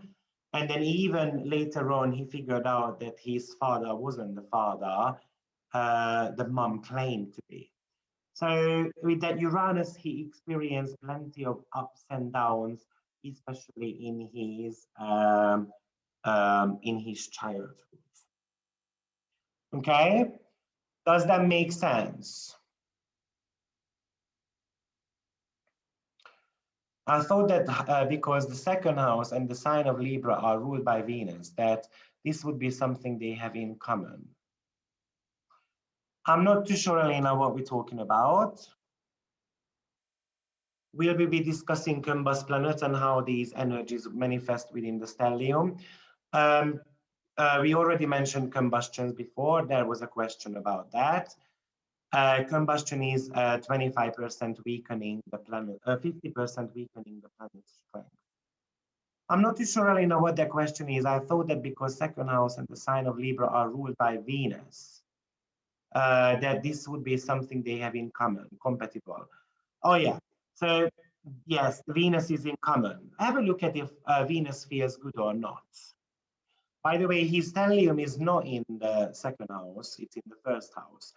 But there is no, when it comes to Taurus and Libra, they have nothing in common. They've got different modality, they've got different elements, they've got different polarity. Taurus is a feminine sign, Libra is a masculine sign. Taurus is an earth, Libra is an air sign. Nothing in common. So even that the fact that Venus is in common, it might be just helpful if that Venus has got good aspects to that stellium. In that case, maybe it's not a big issue. But other than that, Taurus and Libra are not compatible. Okay, one is financial security, the other one is more about vanity. Okay, great. One with stellium working at office at night, quite fitting. Oh yeah, surely. Okay, great. What about transits to the stellium? We coming up to stellium transits, Laura. So we coming up onto that. Great. So looking at one last example before we start talking about some of the transits. So here is Rob Schneider's chart. Now we can see beautifully 4 planets going on here as well in the first house. And this is the reason why I put 2 first house on, because it's going to be a little bit different. So it's not always going to be about body, and it's not always going to be about, you know, family trauma or whatever it is, right? Because the sign is giving a different flavor to it. So this time around, this is going to be Scorpio, which is more of an intense sign. So Libra is in the previous one, in regards to Tyler, we saw that the person is probably focusing on self-development and maybe, you know, creating some harmony in their lives. Now, when it comes to a Scorpio, that needs to be focusing more on intimacy matters. So this person might need to be, you know, focused on how I'm going to make, how I'm going to become intimate with myself, and how am I going to become intimate with my partner as well, right? 7th house matter. Now, by the way, he had already, well, he got divorced 4 times as well. And we can see that the intimacy is going to be an issue here, because it's the 1st and the 7th house axis. So pulling out the energy, I need to focus on the 7th house matters, which is relationship.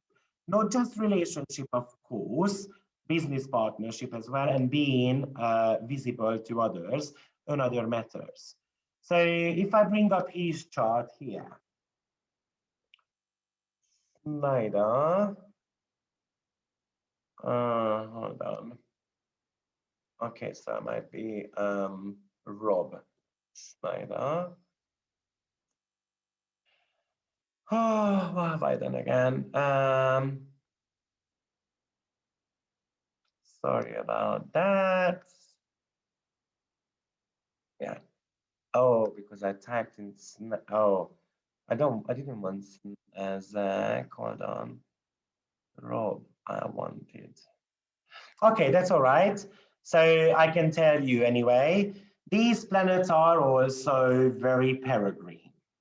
So Sun is not necessarily feeling too good in Scorpio. Venus is in actually detriment.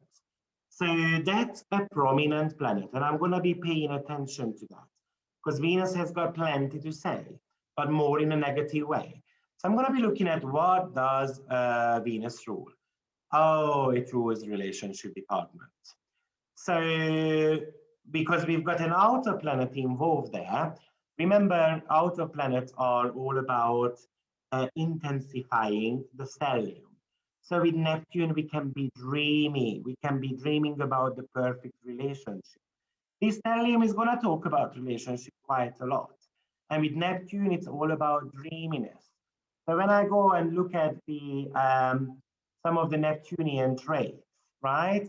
So it's very creative, very inspired, hopefully able to surrender to something greater, right? Very spiritual, very compassionate, but it gets defeated. It gets somehow poisoned and polluted.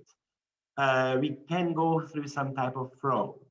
If you look up his bio, he is mentioning that somehow he always struggled in his relationship because he was betrayed. It's not entirely true, in my opinion. He also got betrayed because he allowed that to happen. And he didn't pay attention to his partners enough, right? As we said, first house stellium needs to be paying attention to others as well. Okay, so putting it all together, that's where we were. So what we said was house position is always the first, planet is always the second you check, and the signs are the third. Now, why the leading planet is important. So we spoke about that, but we summarize on it a little bit. So the reason why the leading planet is important, because it's going to be revealing the first impulse you have in approaching the matter of the house. So for instance, when you have got, sorry, let me bring up, hold on. Oh yeah, maybe it's the Zach, right? So here is Zach's chart. So maybe when he's approaching that seventh house stellium, he does that in a sun way, right? So what is the sun? It's all about egotism, right? So that sun is quite weak here. So maybe it's going to be the egotism. Maybe it's going to be about self-centeredness. And how am I going to do that? I'm going to look at by the sign. Oh, I'm going to be hiding away and I'm going to be licking my own wounds. And I'm going to be looking at what does the sun rule. It does rule the 12th house. Definitely licking my own wounds, hiding away and crying and watching romantic films and having popcorn. And maybe if that stellium goes wrong in the relationship department, I'm going to be putting on weight and all those type of things. Okay, so this is how you're going to be going about the leading planet. The leading planet is kind of giving a energy, kind of instructions to the rest of the planets. So, and don't forget, this is going to be the first planet which gets hit by a transit as well. So if you have got a transit happening, let's say Uranus comes onto his sun, okay? Then that's going to be how you react to the entire seventh house matters. So what is Uranus in transit? So in that case, you're going to have to go back to the Uranian things, and then we can have a look at what it means. So Uranus is individuality, finding your uniqueness, and where you fit in groups, friendship, eccentricity, inventiveness, technology, independence, freedom, breaking away from the past, becoming your own authority, right? So these are the keywords for Uranus. So Uranus came into his 7th house, right?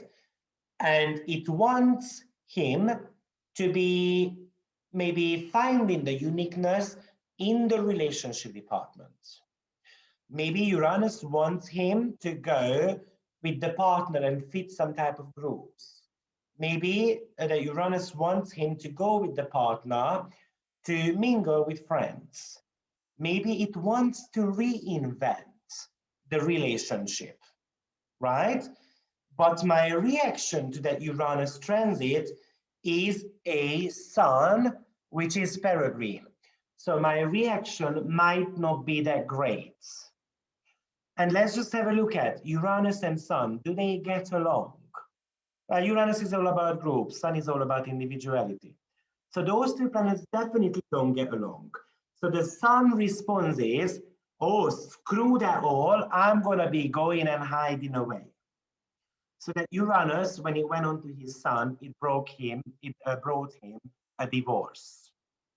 Okay, and from a spiritual perspective, that was because he didn't want, the Sun didn't want to assimilate himself with the Uranian energies. Okay, because maybe it was a little bit egotistical. Does that make sense, everyone? How are we gonna go about that transit?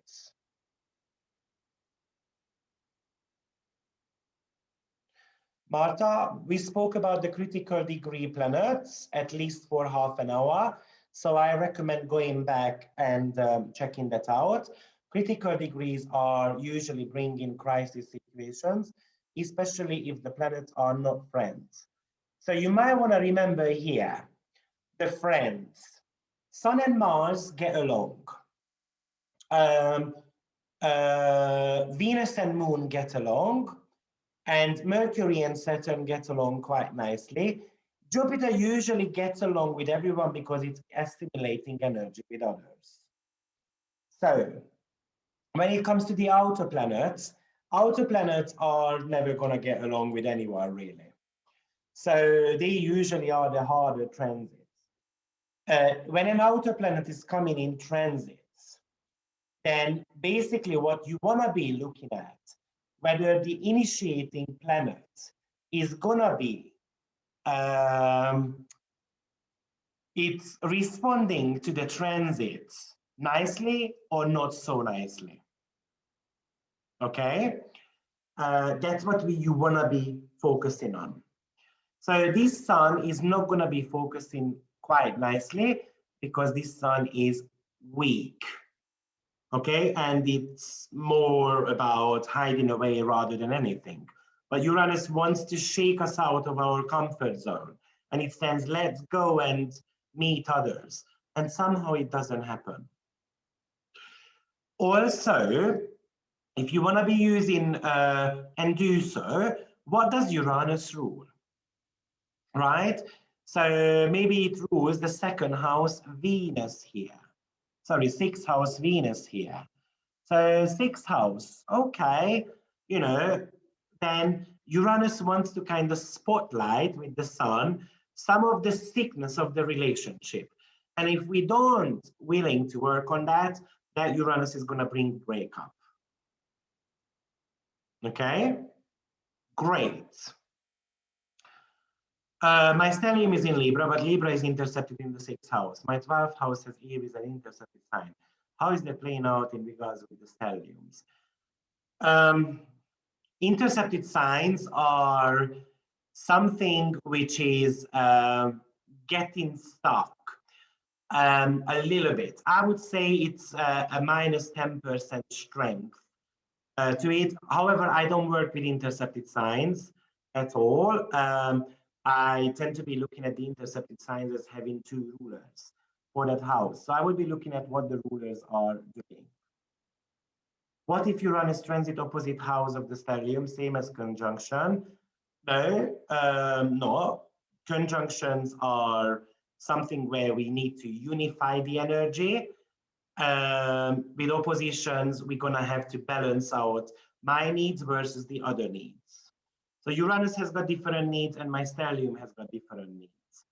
So I'm not going to be speaking about aspects today because that was one of the criteria we need to be aware of, what the aspects are, in order for you to understand your stelliums quite well.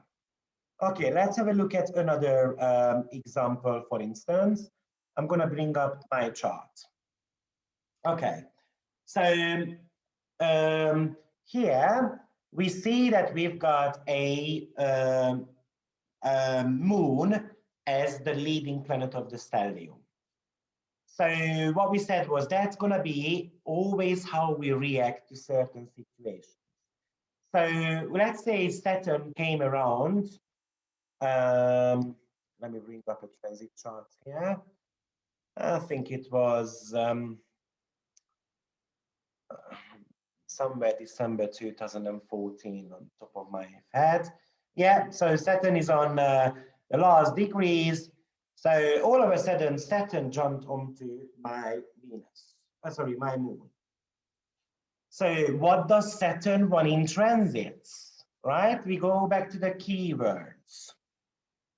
And then we're gonna try to put them together. So Saturn wants structure, wants discipline, wants quality, accomplishment, wants you to mature, wants you to be disciplined about something, wants you to take responsibility for something, wants you to learn from your mistakes, wants you to face reality and deal with that reality, right? It wants you to have boundaries. It wants you to set the bars higher, having high standards, right? So Saturn and Moon, do they get along? No. So we know that there is going to be some issues here. Why don't they get along? Because Saturn is a cold and dry planet, Moon is a cold and wet energy. So there is discrepancy going on there. And clearly, one rules Capricorn, the other one rules Cancer. They are opposing signs. So they just don't get along. So what type of reaction am I going to have with that moon? Emotional reactions, right? I'm going to be maybe crying. I'm not crying because Sagittarius doesn't necessarily cry, but it whines a lot though, right? So that could be a potential issue. And that could be setting the tone to the entire house. So we know it's happening in the 10th house. We know that something in the career is going to be happening. So Saturn wants to take charge in my career. And I find it hard. So Moon becomes very emotional about it. So it's a challenging aspect. Also, moving on. So obviously, a planet is going to be touching every single planet. Thank God, Saturn eventually going to come onto Jupiter, which is in a rulership planet. But if you did not deal with that moon in Sagittarius, which by the way is a very weak planet, moon is peregrine in my chart, right? If you didn't deal with that, then it's gonna be a challenge, even if Saturn comes onto Jupiter, right? But Saturn is bringing restrictions into the career department and the Jupiter wants to grow. But because my emotional reaction was my reaction was very emotional, therefore it is still a challenging aspect. And by the way, Saturn and Jupiter don't get along either. One is expansion, the other one is restriction. So they don't have anything in common, okay? And then eventually, maybe Saturn goes on to Uranus, trouble, because Saturn is tradition, Uranus is inventiveness. Again, opposite energies. It doesn't really work out. This is the time when basically I got transferred to a high-profile restaurant, which was full of chaos, stellium. And I couldn't really rise to the challenge for 3 months. And I kind of burned out easily. There were no discipline in the restaurant. People were not turning up for work. It was a high profile business. 3 times a week, I had hierarchy and people from different countries to come and visit this place. And it was just a stress continuously. And then a year later, I decided to basically leave that job. Um, well, there was another reasons as well, but basically, to cut the story short, that's what happened. Um, and you know, uh, I think the major problem, thinking back now and teaching you that I reacted in an emotional way to the situation rather than wanting to rise up to the challenge.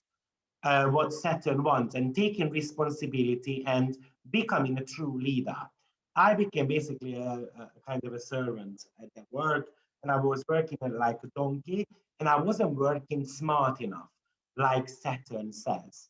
Work smart, work hard as well, but work smart also. Okay, and yeah.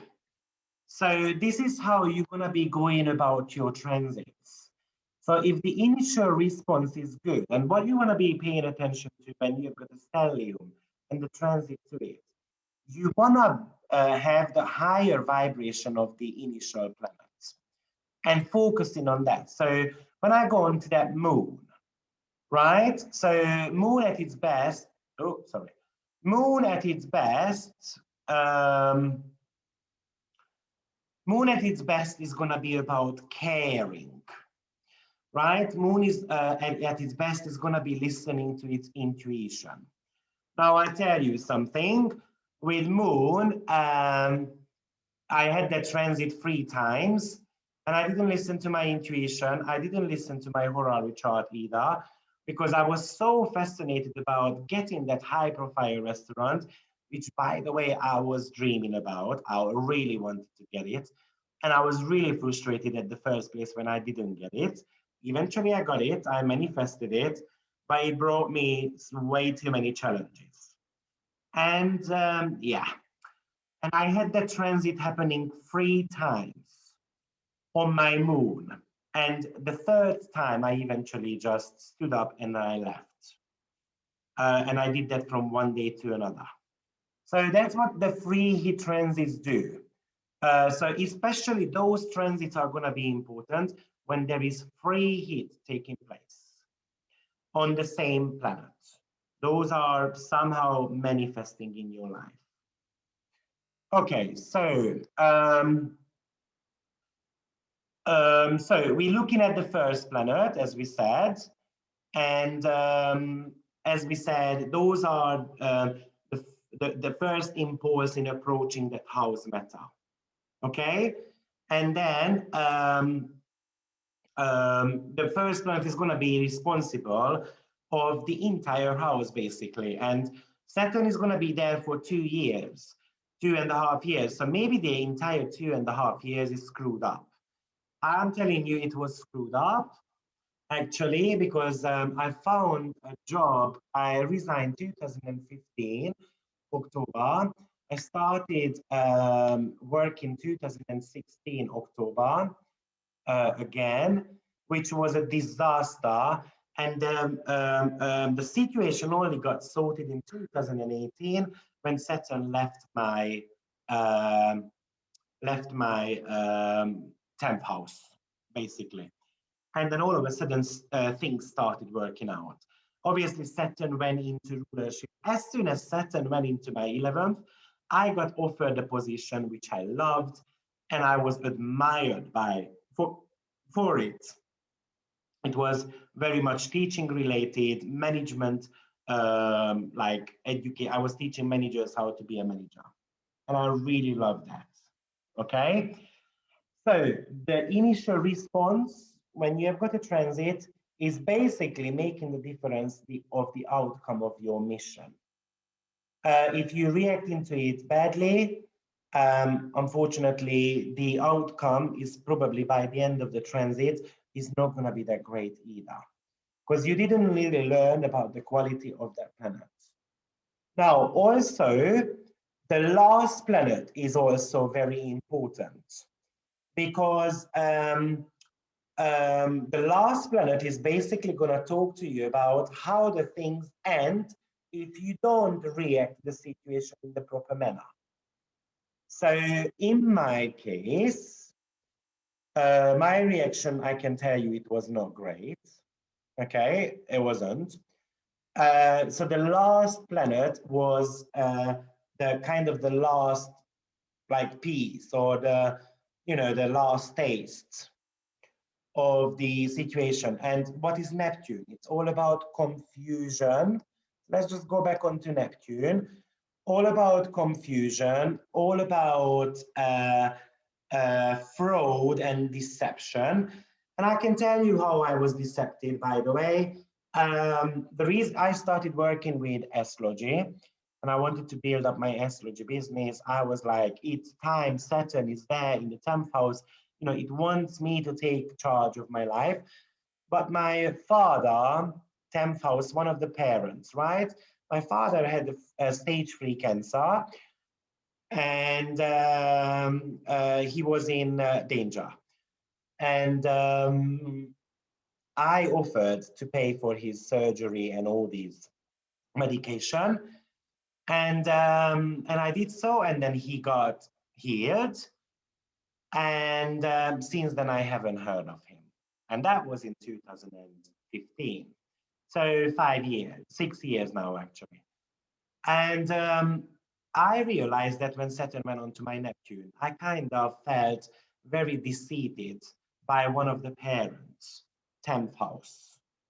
Well, at the time, I didn't think that was going to be the case with astrology, but, you know, there are different type of ways how we can experience something, you know, and that's because I didn't necessarily take charge at the beginning. I didn't take responsibility for what I should have taken uh, responsibility for. Okay, great. Does it have an impact on the stellium? Any planet on the angles are going to be having an impact, right? We covered that one too. The closest planets to the angles are always quite prominent, right? So remember, you need to go back on the first slides where we mentioned what are the most important stelliums. When the sun is part of the stellium, it's always important, because that's all about your life mission. So that stellium is definitely about life mission and what you need to be learning in this incarnation.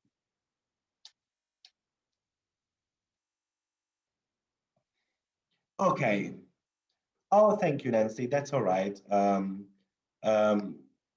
That's all right. Yeah. Okay. So,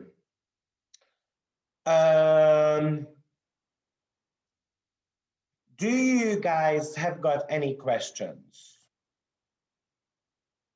at all? How are we going to work with this?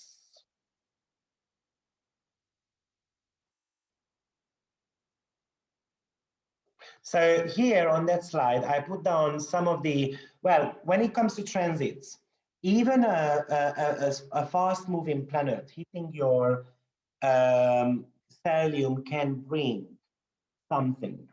So I put down some of the keywords for each of the words. So if your sun is transiting your stellium, it wants to illuminate, it wants to have a spotlight to your stellium, okay? It wants you to do something around vocation, purpose. The moon, even with moon, those days, you can be a lot more sensitive when moon is going through your stellium. Just be aware of that. However, when the moon, it's more about the progressed moon, actually, what you might want to be paying attention to. When you've got Mercury, it wants you to verbalize something about that house topic. The sign is going to show you how, and the planets are going to be showing you about what. So you want to be looking at each of the planets, what they rule. Mars wants to kind of pose something, prize something up, or it wants to activate something, right? So it wants to activate the house. How are you going to be doing that? The reason why I didn't put them, I mean, I put them down in quite detailed. So you will be able to see, let's say, Mars at its best, at its worst. You're going to want to have a look at that transiting planet as well in the sign. You know, Mars transiting as a Scorpio stellium might be more that Mars wants to be acting towards the positives. But Mars in Taurus, it might be very frustrated, and maybe it's going to be more like, it's going to be acting rashly, right? Or it's going to be impatient. So also use this according to, what sign. So if Mars is going through one of those signs, look at how does Mars feel there. With Venus, if Venus is transiting your Scorpio stellium, it might be a little bit of a challenge for a few weeks. Okay, so your initial response is important. If the first planet is Moon, Venus and Moon get along quite nicely. But Venus in Scorpio is also frustrated. Moon is also frustrated. They can't really support each other. One of them needs to have some strength. So it's still going to be, even though they get along, there is going to be some type of challenges there. My Neptune is square my stellium. How can I approach it? Unfortunately, Audrey, I can't talk about not seeing the chart. And if I start talking about everyone's chart, then I'm going to be sitting here for quite a long time. So you need to be following those steps. Go on Neptune, have a look at what does Neptune want. Neptune wants to dissolve something. Neptune wants a spiritual awakening, right? At its worst, Neptune is sugarcoating something. So have a look at what is your leading planet. Is it a feminine planet? Is it a masculine planet? Because if Neptune is a feminine, if it's square in a masculine energy, that might be a little bit of an issue. I will be sending over slides for everyone and the recording as well. So you're gonna be able to go back on that. Lunar nodes, very good question. Lunar nodes are neither bad or good. But that's not true. The south node is more about Saturnian traits, so treat it as a Saturn, but it's all about letting go of something. And the north node is all about the area of growth.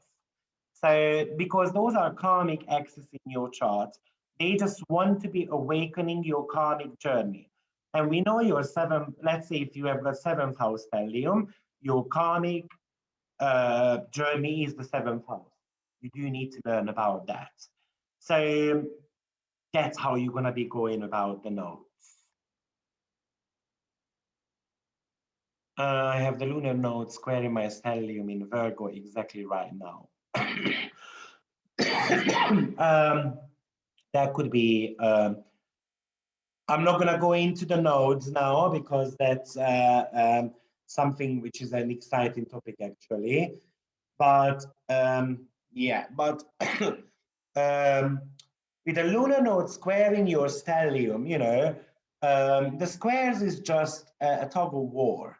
So it wants you to, it's a little bit pushier energy to awaken you, something about maybe health matters, something about, Nancy, do you enjoy your job or not? Right? Maybe it depends on the house position as well. So it's quite hard to mention what it might be about. Okay.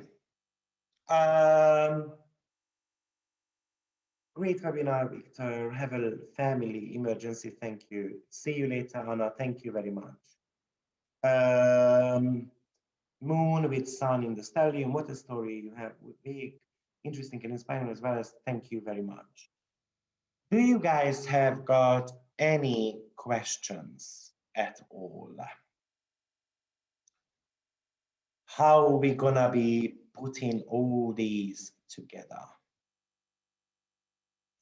Now, I put then some links there for you, which is going to be about additional, what each house means. If you want to learn a little bit about those houses, it's free of charge. Listen to them. I speak about the turned meaning of the chart as well. So maybe the fifth house being the father's money and so forth, which sometimes people don't necessarily know about. You might want to be experiencing that or checking that out. Okay, so guys, any questions? Do you think you will be able to put that down, put that together for yourself?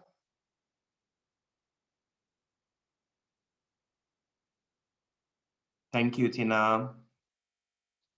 Thank you very much.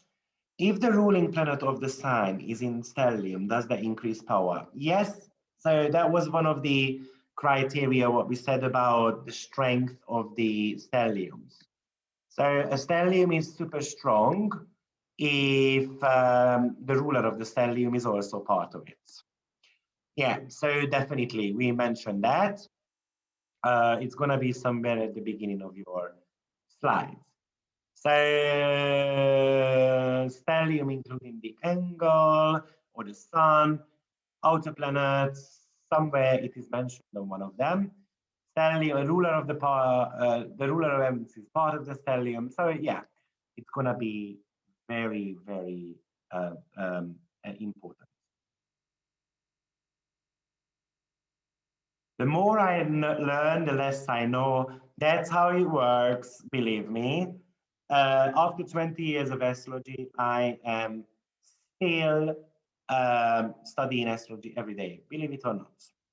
I don't stop. Because, it's something which is passion. And, bloody stelliums, they can go obsessive as well. So remember that. And I've got stellium in the 10th house. I can be obsessed with my career. So I do need to learn to go into my 4th house sometimes and enjoy 4th house matters also. So that's important.